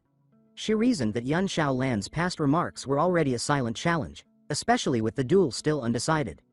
Yun Xiao Lan clenched her fist and told herself that her bond with Lord Yun was nothing more than gratitude and duty. Her transcendent cultivation, her position as Hengshan's leader, and her title as Sword Empress all felt like heavy burdens. Sobin watched her master anxiously, sensing that her heart had shifted toward the young noble. Even so, Sobin could not tolerate a courtesan openly mocking her master. Sobin stepped forward and declared that even if her master said nothing, she would not stay silent, as she too admired Li Qiaosu. She criticized Nangwal Hyang for casually calling the man she admired brother while disregarding propriety. Nangwal Hyang froze, caught off guard. The crowd fell into stunned silence, shocked by such a bold confession in public. Whispers spread that during the last Hengshan clash, Li Qiaosu and Sobin had grown close, and perhaps his duel with Namgung Qing was for her sake. Hearing this, Nangwal Hyang felt deeply irritated and dismissed the idea that Li Qiaosu would fight for a mere sword maiden. After a brief pause, she sighed and pointed out Sobin's high status as part of the West Mountain Gamsik Trading Guild, questioning whether declaring affection so openly would invite gossip. Sobin replied calmly that such matters were none of Nangwal Hyang's concern, and instead pressed her to clarify her own relationship with Li Qiaosu. Cornered, Nangwal Hyang hesitated. She dared not claim to be his lover for fear of disappointing him if false rumors spread. Realizing she had tried to trap others only to be ensnared herself, she abruptly decided to end the confrontation and announced she had business elsewhere before leaving. Yun Xiao Lan and Sobin watched her depart, annoyed but unsure what more could be done. Sobin hurried after her master and asked whether she had handled things well. Yun Xiao Lan responded coldly and ordered them to return to their rooms to rest. Her thoughts were in chaos, troubled by the fear that master and disciple falling for the same man was an impossible situation. Night fell at Li Qiaosu's residence. Yu Jinhe greeted him, saying he had been waiting. Li Qiaosu confirmed that he had found what they were seeking. Yu Jinhe relaxed and explained that while Li Qiaosu was away, he had visited the abbot, who had given him the spirit pill along with the covenant promise. Since the pill belonged to Li Qiaosu, its distribution was his responsibility. Li Qiaosu accepted the wooden box with a smile and suggested gathering everyone together, which Yu Jinhe agreed to. By morning, Su Ha Rin pushed open the door and announced that Senior Li had summoned them.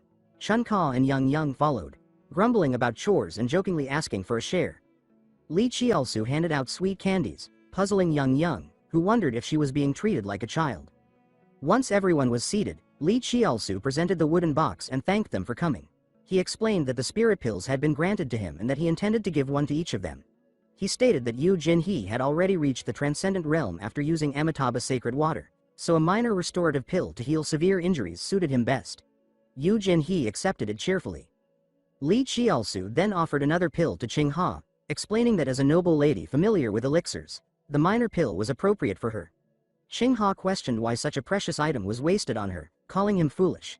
Li Qiaosu scolded her, reminding her she was his personal handmaiden and that giving it to her was his duty. Embarrassed, Qing Ha flushed and retorted that he would regret it later. Turning to Oha Ren, Li Qiaosu explained that she needed to unblock the Ren and secondary meridians, so she should take the major restorative pill. He instructed her to call for him when she took it, as someone would need to guard and guide her vital qi. Oha Ren blushed deeply and asked if she could take it immediately. Li Qiaosu was surprised, and Yu Jinhe jumped up, warning that men and women should avoid intimate contact and questioning how such a technique could be performed casually.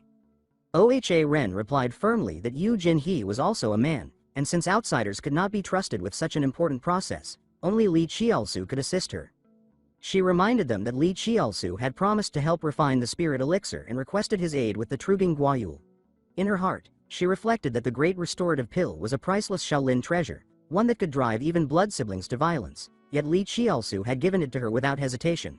She resolved to devote herself fully to him, not merely as a junior sister but as a woman, mindful that she was of marrying age. She took his arm and urged him to fulfill his promise and perform the Truging Guayul with her. Li Qiaosu glanced at the box and realized only one great restorative pill remained. After a moment's thought, he decided that the final pill would be offered to their master. Once the pills were handed out, everyone was told to return to their rooms to rest. He added that junior sister should follow him. Yu Jin-hee sighed inwardly, thinking that once again he had yielded his own share, just as he had done before at Guangjing Dantang with the sacred Amitabha water. He thought that junior brother always put others first, and he told himself that he should do something in return. Yet now his feelings had changed. He admitted to himself that he also wanted to lean on him as a woman, not as a disciple of a sect leader but simply as a woman. Young watched him quietly, pondered for a moment, then held out her candy and said that he should eat a little. He accepted gratefully and thanked her, and she added that sweetness helps with a troubled heart. Sheng Ha suddenly stood and said that she would return to her room and that everyone should rest early. Back in her room, she fumed that he had dared speak of responsibility to the porcelain daughter of the Xianmen family and told herself that even in 100 or 1,000 years it would not be his turn. She scolded herself that men and women should not touch and wondered how the true Gong Guayu could be done, saying it was shameful, yet she also felt jealousy rising despite herself. The scene turned to the pair. Li Qiaosu entered the training chamber as Shu Rin said that this was the room and that Shaolin had been very thoughtful to lend it. She took out the pill and said that she only needed to take the great restorative pill and lie down. He scratched his face and said that she should think again, that he only needed to guide her vital energy without fully performing true Gong Guayu. She gave no answer, swallowed the pill, and said that he should begin. She began undressing. His face burned as he covered it, startled, realizing the rumors about her beauty were not exaggerated. She asked if she looked terrible, and he hurriedly denied it in embarrassment, saying that she looked beautiful. She sat and said that she begged him to perform the true Gong Guayu. He agreed in thought, deciding that since she was resolute he would go along with it. He reflected that the method was essentially meridian massage with internal energy transmission, a therapeutic qigong requiring direct contact at key acupoints. He thought that a lecherous man would abuse such a chance, but he reminded himself that true mastery meant setting aside desire, focusing entirely on treatment and the woman's well-being. With that in mind, he positioned himself over her and said he would begin, stirring his energy. She let out soft sounds from discomfort as she felt a powerful current through her body. He warned seriously that he would guide her vital force while channeling the pill's energy into blocked meridians and told her to endure using the Tam-M True method. He increased the pressure. She was overwhelmed, saying that he was too strong, but he urged her to hold on a little longer. The energy built, the channels strained, and then at last they opened. She suddenly sat up, sweating, confused about what was happening to her body. He explained that her Ren vessel had cleared and impurities were being expelled and said he would wipe her down. She asked if it was finished. He said that it was not and that the remaining energy still had to be absorbed, then gently pressed her back down and told her to endure a little more.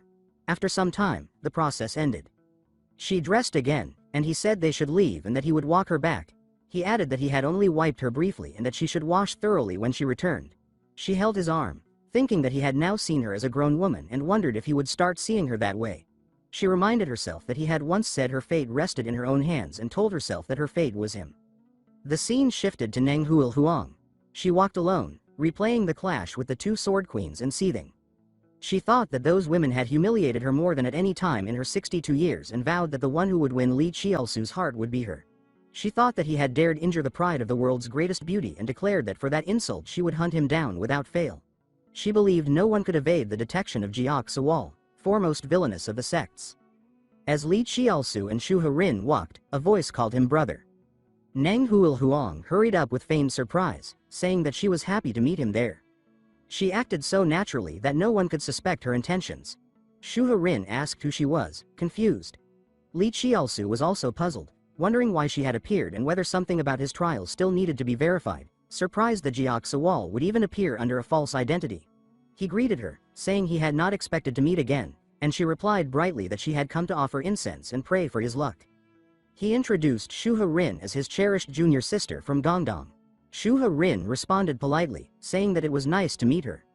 Neng Huang introduced herself as commonly called Yam, while in her thoughts she repeated that she was famed as the world's #1 beauty and the true legend of the Zhonghu. Yet she stared at Shu Rin, realizing with shock that this newcomer with average skill had a fuller figure than her own despite being 40 years younger. She told herself she had always believed age was just a number and had lived by that motto, but now the sight of those youthful curves pierced her pride. For the first time in her life, she felt a bitter sense of inferiority. Shu Rin noticed Neng Huang fall silent and tightened her hold on Li Qiaosu's arm. She says that she has long heard of Miss Neng and says that people say Miss Neng likes her senior brother. At that, Neng Huang's face darkened, irritation flaring. She thought that the girl was reckless and says to herself that this is Shaolin, the pillar of the orthodox sects, and even she as the famed beauty must restrain herself. She then smiled coldly and says that she did not expect such a young girl to act so boldly, pressing against a man's arm in broad daylight in Shaolin's courtyard. Shuha Rin answered without concern, smiling, and says that whatever affection exists between senior and junior is none of Miss Neng's business. Anger surged through Neng Huolwang. She thought that the girl was rude toward an elder, but also that arguing further would only cost her face. She recognized in Shuha Rin the same unshakable gaze she had seen in the Dharma cave and told herself that, no matter how striking the girl looked, she was still only a passing role. Li Qiaosu finally stepped in, saying that they should stop and that his intention had been to let them meet, not quarrel. He felt weary inside, thinking that he only wanted to return to his room and absorb the 10,000-year fire chalice. He thought that, no matter how gently Joxawal pretended to act, her nature would not change. He then says that though he would like to sit and talk with Miss Neng after so long, he is busy and cannot keep her company. Neng Huolwang looked genuinely wounded and asks why. Li Qiaosu answered gravely, asking why she had come to Shaolin, and says that she had promised to guard Weijiang Prefecture and that he had not expected her promise to be so light. She froze. He thought back to the favor he had asked before the Dragon Phoenix gathering, asking her to watch over the Gongdong sect's gate. He felt that while the evil sect co-leader Joxawal might appear anywhere, Neng Huolwang should not be here, and that despite their closeness she still did not trust him. Neng Huolwang's eyes filled as she tried to speak, but before she could, he turned and says that he believes she has her own reasons and tells his junior sister they are leaving. She watched his back recede and sobbed, asking how he could treat her like that. He escorted Shuha Rin back to her room, then returned to his own. Closing his door, he stilled his senses, ensuring no one was nearby. At last the time to absorb the 10,000-year fire chalice had come. He placed it in his mouth, and fierce energy surged through him. He thought that he could feel extreme yang blazing, the realm of patriarchs and leaders capable of ruling territories, and that mastering this power was now effortless. When it was done, clarity returned, and a sharp smile formed as he thought that this was true peak vigor and that in Gokai land his enemy would surely die tomorrow. At the same time in Danyang County, in the Moyang household, a woman with a pipe sat by the window and sighed that the Dragon Phoenix banquet would open the next day. She says that Li Qiaosu of the Gongdong sect is truly impressive and that she herself wants to test him. She was Yana, the Moyang master's favored concubine, and the image of his quiet figure lingered in her mind. She wondered what Neng Huolwang truly intended. Meanwhile, Neng Huolwang was in turmoil, tugging at her hair. She could not forget the coldness in his eyes. Her mind was blank as she recalled why she had gone to the monk earlier to ask for temporary refuge in the temple. At that time, Master Mu Jiok had said that the Buddha's house shows compassion without discrimination and that she could stay until her heart settled, leaving the rest to fate. He had also said he would pray so her wish might be fulfilled. Back in the present, she slammed her cup on the table, feeling humiliated, blaming everything on Li Qiaosu. She remembered him asking why she had abandoned Hoden County after promising to protect it and thinking that he believed her promise meant nothing. The more she remembered, the more wronged she felt, telling herself that she had agreed because of him. She also thought bitterly that someone of her stature should not be tending to small matters, and yet she could not ignore them either. She could not reveal that she had sent the white-faced Yin Lord in her place, because admitting that would expose that she and Joxawal were the same person. She feared that if he discovered her identity now, he would ask why she had deceived him and that he might never forgive her. She told herself that now was not the moment. First she must win his heart completely, make him unable to live without her, and only then explain everything. Her expression hardened as she decided that until then she would continue as Neng Huolwang and capture his heart. Elsewhere, someone reported to young Master Li that at the Dragon Phoenix banquet that day he would duel the Jade Killen. Zhang He said that since the invitation had been accepted, defeat was unacceptable. Chaozu replied lightly. Horan said that he felt sorry for his junior sister, saying the invitation had originally been for senior brother Lei and Miss Shaman and that the other attendant should have been senior brother Yu instead. Senior brother Yu thanked her quietly. Chaozu clapped and says that they should be off and first go meet Miss Tian. On the bustling market street of Dangfang County, Sobin waited nervously, wondering why he was so late. She thought that even though Chaozu owed much to him, she still felt awkward facing him, and that Namgung Cheng was the greater nuisance. She thought that just hearing his name gave Miss Tian a headache, since he always pestered her without shame. She told herself that, if only to end his pursuit, she must act as if she had already given her heart to young Master Li. At that moment, she saw him arrive with his companions, and, flustered, she thought that he looked unusually striking that day. Li Qiaosu smoothed his hair and apologized for arriving late, smiling warmly. His refined appearance made Miss Tien blush at once. Sobin hurriedly steadied herself, scolding her wandering thoughts and forcing a composed expression. She says that he was indeed late and urges everyone to head to the banquet without delay. Li Qiaosu then introduced Yu Jinhe as his senior brother. Sobin nodded in understanding and formally greeted Yu Jinhe, saying it was an honor to meet him again. Yu Jinhe returned the courtesy, saying the honor was mutual, though inwardly she felt displeased. She believed the woman clearly had no real affection for Li Qiaosu yet pretended otherwise, which she found distasteful. She reflected sadly that until she resolved her infertility, she could never stand beside him as an equal woman. Though she knew she had no right to interfere, as his senior brother she still resented anyone who deceived him. Sensing the tension, Cheng He quickly urged everyone to stop lingering in the street and move along. Miss Tien eagerly volunteered to lead the way.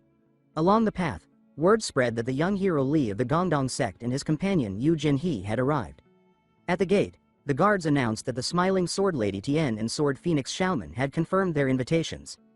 After verification, they were welcomed inside, and Sobin bowed lightly before leading the group in. The Dragon Phoenix banquet was crowded and lively. Li Qiaosu surveyed the hall, noting tables filled with fine wine and rare delicacies such as golden ginseng broth and rosy phoenix jelly, remarking inwardly on how packed the gathering was.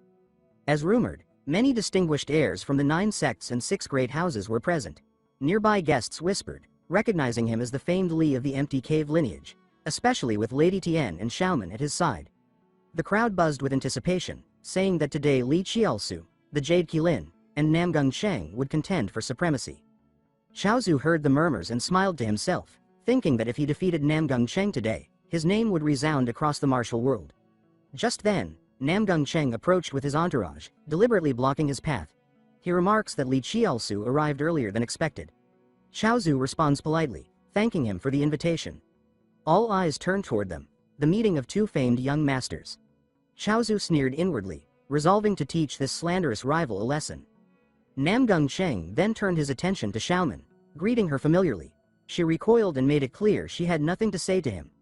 Namgung Cheng persisted, teasing her and hinting that she would soon have words for him. At that moment, an announcer stepped forward and declared that the duel between Namgung Cheng of the Namgung clan and Li Qiaosu of the Gongdong sect was officially permitted to begin. The two took their places in the arena, tension thick between them. Namgung Cheng laughed and says that, as agreed, they would decide who was superior and worthy of Xiaoman. Li Qiaosu tightened his grip on his sword, his resolve firm, thinking that he must win not only for her but for himself. He calls for a fair acceptance of the result. Namgung Cheng scoffed, drawing his sword and declaring that he would accept defeat gracefully if it came. Li Qiaosu announces that he would let his sword speak and that he would not rely on Gongdong sword techniques to shatter Namgung Cheng's style. This stung Namgung Cheng's pride, and he demanded to see whether Gongdong's reputation was deserved. With that, Li Qiaosu lunged forward. Namgung Cheng surged to meet him, and their blades collided with a loud clang, igniting the battle. The crowd erupted, following every exchange. After a fierce flurry, both retreated. Namgung Cheng frowned, sensing something amiss. The technique felt lighter and stranger than the empty cave methods he knew. Li Qiaosu attacked again with a sharp, ruthless slash that forced Namgung Cheng back, his body trembling from the impact. Namgung Cheng, shaken, questioned whether Li Qiaosu had used his full strength. Li Qiaosu answered ambiguously, further enraging him. Realizing he was being underestimated, Namgung Cheng's killing intent flared. Li Qiaosu inwardly mocked him, thinking that his opponent was finally growing restless. Namgung Cheng unleashed the endless sky sword, sending a streak of blue sword chi tearing through the air. Li Qiaosu remained calm, recognizing the move's power. He knew that unleashing his full strength would easily crush Namgung Cheng, but he could not reveal his true realm. With chaos already brewing in the Central Plains, he decided to win using only pinnacle-level skill and Gongdong techniques. He charged forward head-on. The swords collided again with explosive force, shockwaves rippling outward. Namgung Cheng was stunned that his ultimate art had been countered so cleanly. He realized Li Qiaosu had been probing him all along. Both fighters surged forward, exchanging rapid strikes. Namgung Cheng struggled to keep up, teeth clenched as he endured the relentless assault. Overwhelmed, Namgung Cheng was driven back, stabbing his sword into the ground to steady himself. He was incredulous that he, a Namgung master, could be pushed so far. Doubt crept in as he wondered if his opponent was hiding a higher realm. Refusing to yield, he launched himself forward again. The clash resumed with unbroken ferocity. Sparks flew, steel rang, and suddenly a thin cut appeared on Namgung Cheng's cheek. He froze, finally understanding that Li Qiaosu's cultivation far exceeded his own and that he had yet to reveal his full strength. Cornered, Namgung Cheng abandoned restraint, pouring everything into his attacks, his pride as a genius refusing defeat. Li Qiaosu felt heat surge through his arm and knew the moment of decision had arrived. Namgung Cheng raised his sword, gathering vast sword chi for a finishing strike. The crowd trembled as they recognized the king's sword form, one of the greatest techniques under heaven. Clearing his mind of all distractions, Namgung Cheng focused solely on the life and death battle before him, determined to decide everything with this final blow. Seeing his opponent finally go all out, Li Qiaosu sneered inwardly and wondered if Namgung Cheng had lost his reason. He felt fortunate for having absorbed the 10,000-year transforming fire core pill, which had hardened his body to an extraordinary degree. He decided to stop defending altogether. The countermeasure was ready, and he intended to turn a single spark into a storm. He surged forward, sword blazing, determined to end the duel. A roar rang out as Namgung Cheng's side shouted that a Namgung sword might fail but could never be broken. Li Qiaosu ignored it completely. He shouted back, questioning who truly deserved to be called a brother, and swung his blade without hesitation. In that instant, a memory surfaced. He recalled how his senior brother, Yu Jinhe, had once said he would show him a martial art he had personally refined. While restoring the primordial unified Qi technique, his senior brother had fused it with a move derived from the demon's abducting sword art. When they reunited after a long separation, Li Qiaosu had been stunned to learn that this had evolved into a brand new school of swordsmanship, the supreme art of the Kangdong sect, known as the Nine Purging Demon Sword, created by a once-in-a-millennium genius. Li Qiaosu released that technique in full. Waves of jade-green sword chi burst forth, completely overwhelming the long-haired swordsman. He leapt into the air and directed the razor-sharp energies into a sword array that sealed the arena, boxing Namgung Cheng into a corner. From the perspective of the onlookers, the entire stage seemed submerged beneath Li Qiaosu's sword chi, leaving no path of escape. Namgung Cheng froze in shock, unable to comprehend what he was seeing. He had never encountered a sword style like this and panicked inwardly, realizing that the intelligence he relied on was completely wrong. The spectators were equally stunned, watching an assault as fierce as a wildfire, unable to predict the outcome. Countless sword phantoms surged forward, suffocating Namgung Cheng. He clenched his teeth and endured with all his strength as the two torrents of sword chi collided, sparks flying and pressure distorting the surrounding space. He told himself that if he endured the last phantom, he could counter. But before that thought could settle, a presence appeared behind him. Panic seized him as Li Qiaosu, moving with unbelievable speed, had already slipped to his rear and struck through his defenses with a decisive blow. Namgung Cheng stood rigid as a cold blade pressed against his throat. Li Qiaosu stood firmly behind him and calmly declared his victory over the Jade Qilin. Namgung Cheng could only release a hollow sound of despair as he realized that while he had been distracted by the storm of sword images, his opponent had seized the opening and ended everything in a single motion. Before the countless eyes of the arena, Namgung Cheng bitterly admitted defeat. The stands erupted in shock. People exclaimed that the Gongdong Purging Demon technique was an unprecedented supreme art and that even the Jade Qilin had fallen. Gongdong's reputation was instantly transformed. Spectators openly marveled that Li Qiaosu's strength far exceeded all rumors and that this decisive victory had overturned every prior judgment. After the duel, Namgung Cheng stepped forward and conceded graciously, saying it had been an enjoyable match. Li Qiaosu replied modestly. Only then did Namgung Cheng suddenly realize something felt wrong. He discovered that the back of his robe had been sliced open at some point. A startled cry escaped him as he realized his trousers had slipped completely down, exposing what should never be seen. Li Qiaosu stood frozen in disbelief, caught in a moment of sheer slapstick embarrassment. The scene shocked everyone, especially the women, who stared in disbelief. Qinghua reacted with anger and mortification, shouting that Li Qiaosu's bad habit had resurfaced yet again. The crowd exploded into chatter, joking that Lord Namgung had been stripped in public and wondering whether the Gongdong Odd Hero's strange hobby extended to both men and women. Li Qiaosu broke into a cold sweat, cursing inwardly at the fresh misunderstanding. To salvage the situation, Namgung Cheng quickly addressed the crowd, explaining that his clothing mishap was merely an accident that could happen to anyone through carelessness and asking that no one make more of it. He laughed loudly, declaring that he did not consider torn garments an insult and proudly displayed his magnanimity. He then grasped Li Qiaosu's hand, openly conceding and announcing that he would never pursue Miss Sobin again. Raising Li Qiaosu's hand high, he proclaimed that the lady's heart belonged to him. The sudden gesture stunned Li Qiaosu. The crowd gasped in admiration, praising Namgung Cheng for his chivalry and grace in defeat.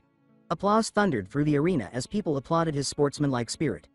Namgung Qing thanked Li Qiaosu for the opportunity to experience Gongdong swordsmanship. Li Qiaosu replied sincerely, saying it had been a great duel. When Li Qiaosu returned to his table, Yu Jinhe and the other seniors congratulated him. Yu Jinhe smiled and remarked that his troublesome habit truly could not be cured. Li Qiaosu looked irritated and muttered that he had no idea how to explain himself. Meanwhile, Qing Ha leaned toward Sobin and quietly remarked that Li Qiaosu had kept his promise to her. Seeing Sobin's troubled expression, Li Qiaosu asked why she seemed unhappy after his effort. Sobin stepped closer, her face filled with embarrassment and concern, and said that he did not need to go so far and that she was truly fine. Li Qiaosu was stunned, not understanding her mixed gratitude and guilt. Sobin then confessed bashfully that she had used him to escape an awkward situation and asked why he had still done so much for her. Li Qiaosu smiled gently and explained that he had acted simply because she said she disliked Namgung Qing. His straightforward sincerity made Sobin's heart skip. He scratched his head and added casually that a real man helping a beauty in trouble was only natural and not worth overthinking. Overwhelmed, Sobin stood abruptly, saying she needed some air. She bowed once more in thanks and hurried away. Li Qiaosu watched her leave, utterly confused. Qiaosu sighed and told Qing Ha and Miss Xiaoman to follow Sobin and see what was wrong. Qing Ha immediately chased after her, not forgetting to scold Li Qiaosu affectionately for being an idiot. Yu Jinhe then teased Li Qiaosu, noting that women's hearts were truly difficult to understand. At that moment, a long-haired man stepped forward and congratulated Li Qiaosu on his victory, addressing him by name as the Gongdong Rogue.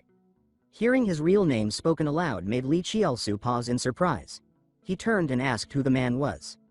The stranger calmly introduced himself as Miang Yi of the Miang clan, saying he had heard Li Qiaosu was quite the connoisseur of romance. He stepped closer, smiled meaningfully, and asked whether Li Qiaosu might be interested in the Serene Tea Assembly. Li Qiaosu found himself face to face with his greatest enemy, Miang Yi, the eldest son of the Miang clan. Memories from a past life surged forth. This was the man who had manipulated the righteous martial world, driven him to ruin, and hunted him relentlessly through schemes and deceit. It was Miang Yi who had provoked the Namgung clan, Qingcheng sect, and Dem Thuong sect to join forces and ambush Yu Jinhe on his way to compete for the title of greatest under heaven. Returning to the present, Li Qiaosu saw Miang Yi approach with the same calm, inscrutable expression as ever. Yu Jinhe sensed something unusual beside Qiaosu, but Qiaosu confidently reassured him. Li Qiaosu observed this and reflected that after the last incident, even the ringleader of the righteous martial world had personally sought him out. It was clear he had drawn special attention. Li Qiaosu stepped forward and hinted that he wanted to ask Miang Yi about the Serene Tea Assembly.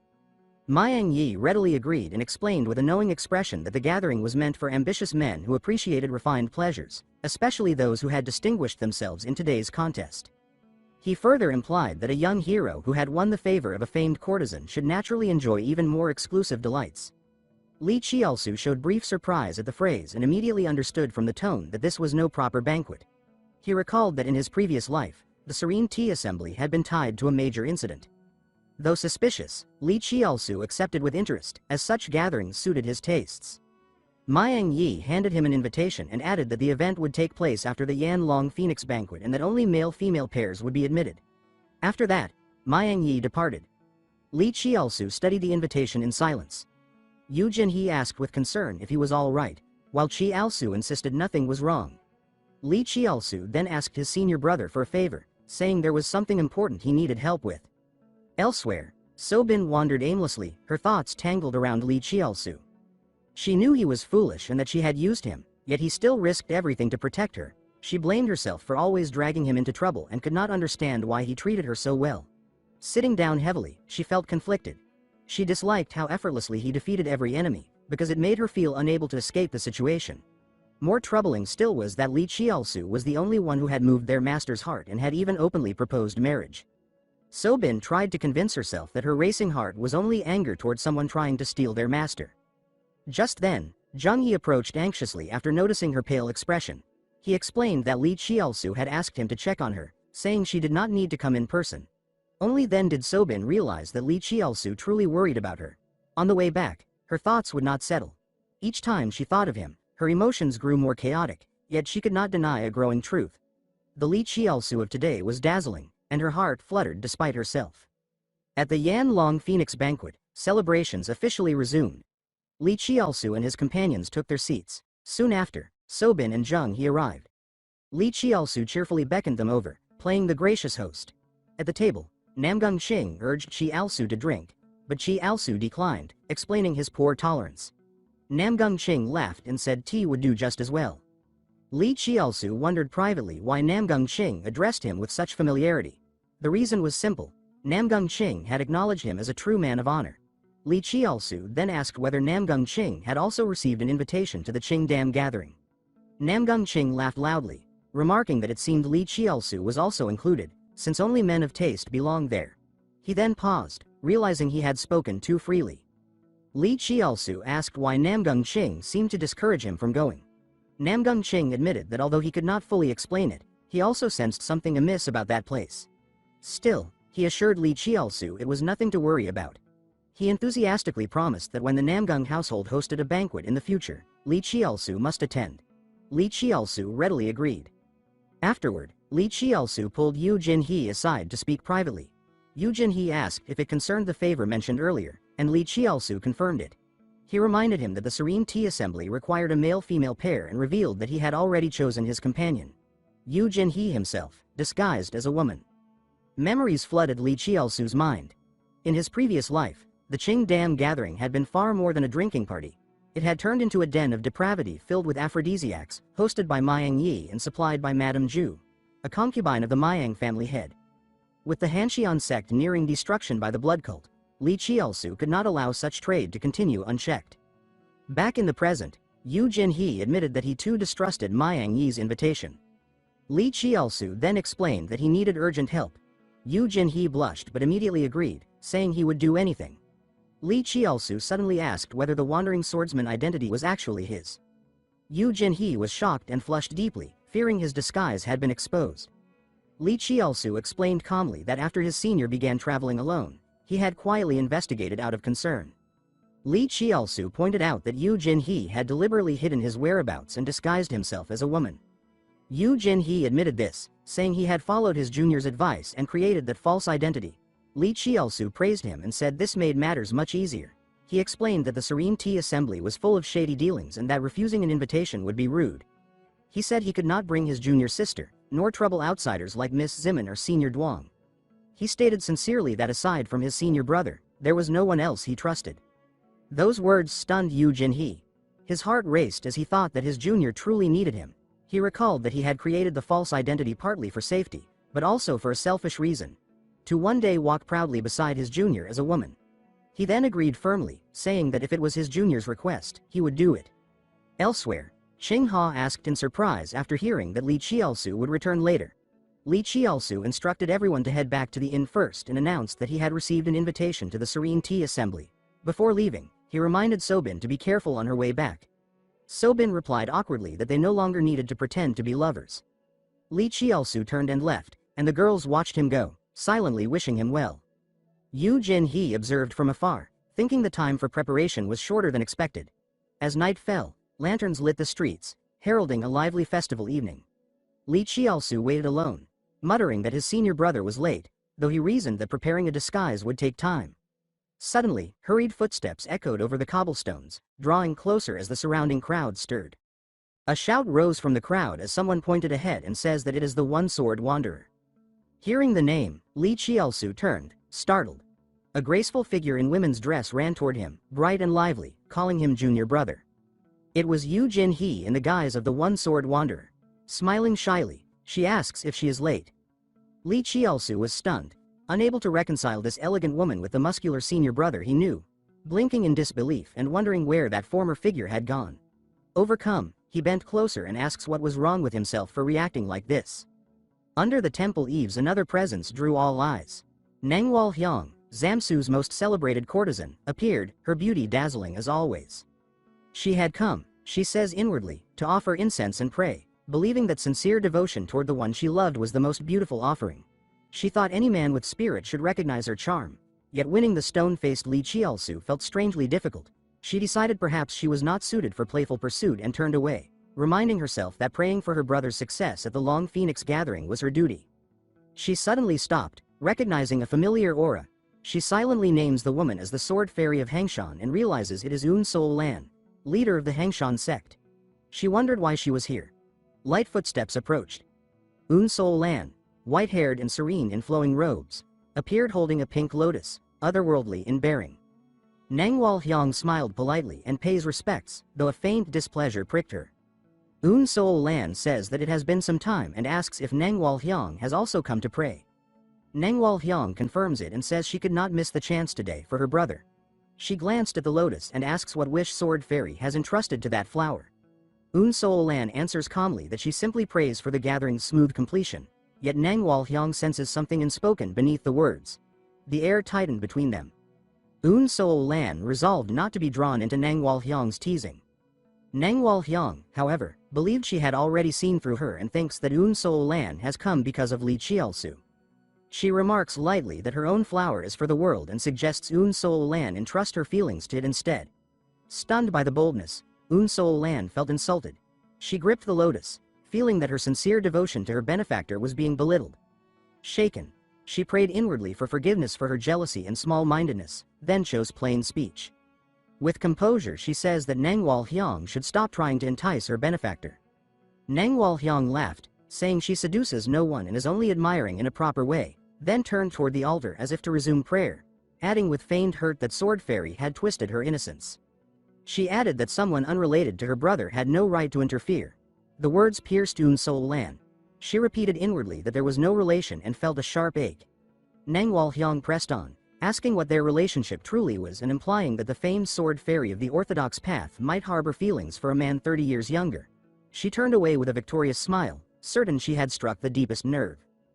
Sol Lan stood stunned, the hidden truth laid bare. Nangwal Hyang continued that in the orthodox world reputation meant life itself, so even a renowned sword fairy could not admit affection for a much younger junior. Sol Lan felt a pang of envy at Nangwal Hyang's youth and freedom, able to pursue love openly while she could not. A memory surfaced. A child's voice calling Sword Fairy and Li Chielsu's bright gaze when he had said he would challenge her once grown. She remembered asking shyly to call him benefactor and felt that sweetness warm her. Returning to herself, Sol Lan thanked Nangwal Hyang for the concern and states firmly that whatever her feelings, the fact remained that her benefactor once challenged her. She adds that she will always accept that challenge. She placed the lotus into the vase with steady hands, her heart clear, and then departed. Nangwal Hyang watched her leave, emotions tangled. In the vase the two flowers stood together. Nangwal Hyang muttered that there was supposedly no deceit and snorted softly, unconvinced. On her way back, Nangwal Hyang's words echoed in Sol Lan's mind, especially the question about loving someone 30 years younger. Sol Lan sighed and admits to herself that perhaps she can no longer deny it. Meanwhile, in Tangfu County, another scene unfolded. Madame Ju, concubine of the Mayang household head, held a small vial, her eyes gleaming with calculation. Hearing the door, she turned provocatively and asks if the eldest young master had arrived. Mayangju confirmed it. She asks whether the invitation had been delivered to the Gongdong rogue as instructed and, on hearing it had, drew the subordinate closer with pleased reward and orders him to bring Li Chielsu to her. He obeyed eagerly. Alone, she savored her plan. Imagining turning a man like him into her plaything and believing her beauty had already carried her far, she decided she had not yet played enough. Night brightened Tangfu's streets. Blue-haired Yu Jinhee hurried toward Li Chielsu, apologizing breathlessly for the delay. He laughed that he had not waited long and says he had been distracted by the night market. She sighed in relief and smiled. Seeing her smile, Li Chielsu flushed and told himself to calm down. She asks with concern if he is all right. He waved it off and says they should hurry to the Serene Tea Assembly. She agreed gladly, and together they walked hand in hand. They arrived before a lavish hall. A host greeted them warmly and invites young hero Li inside, introducing himself as Myung Yi. Li Chielsu introduced his companion as the One-Sword Wanderer. The attendant praised her beauty, then asked them to leave their weapons, explaining that arms were not permitted. Sharing a glance, they sensed risk but complied to avoid suspicion, placing their swords in the box. Inside, decadent revelry spread before them. Laughter and intimate scenes between men and women filled the hall. Seeing this for the first time, Yu Jinhee flushed, dazed that people could behave so boldly.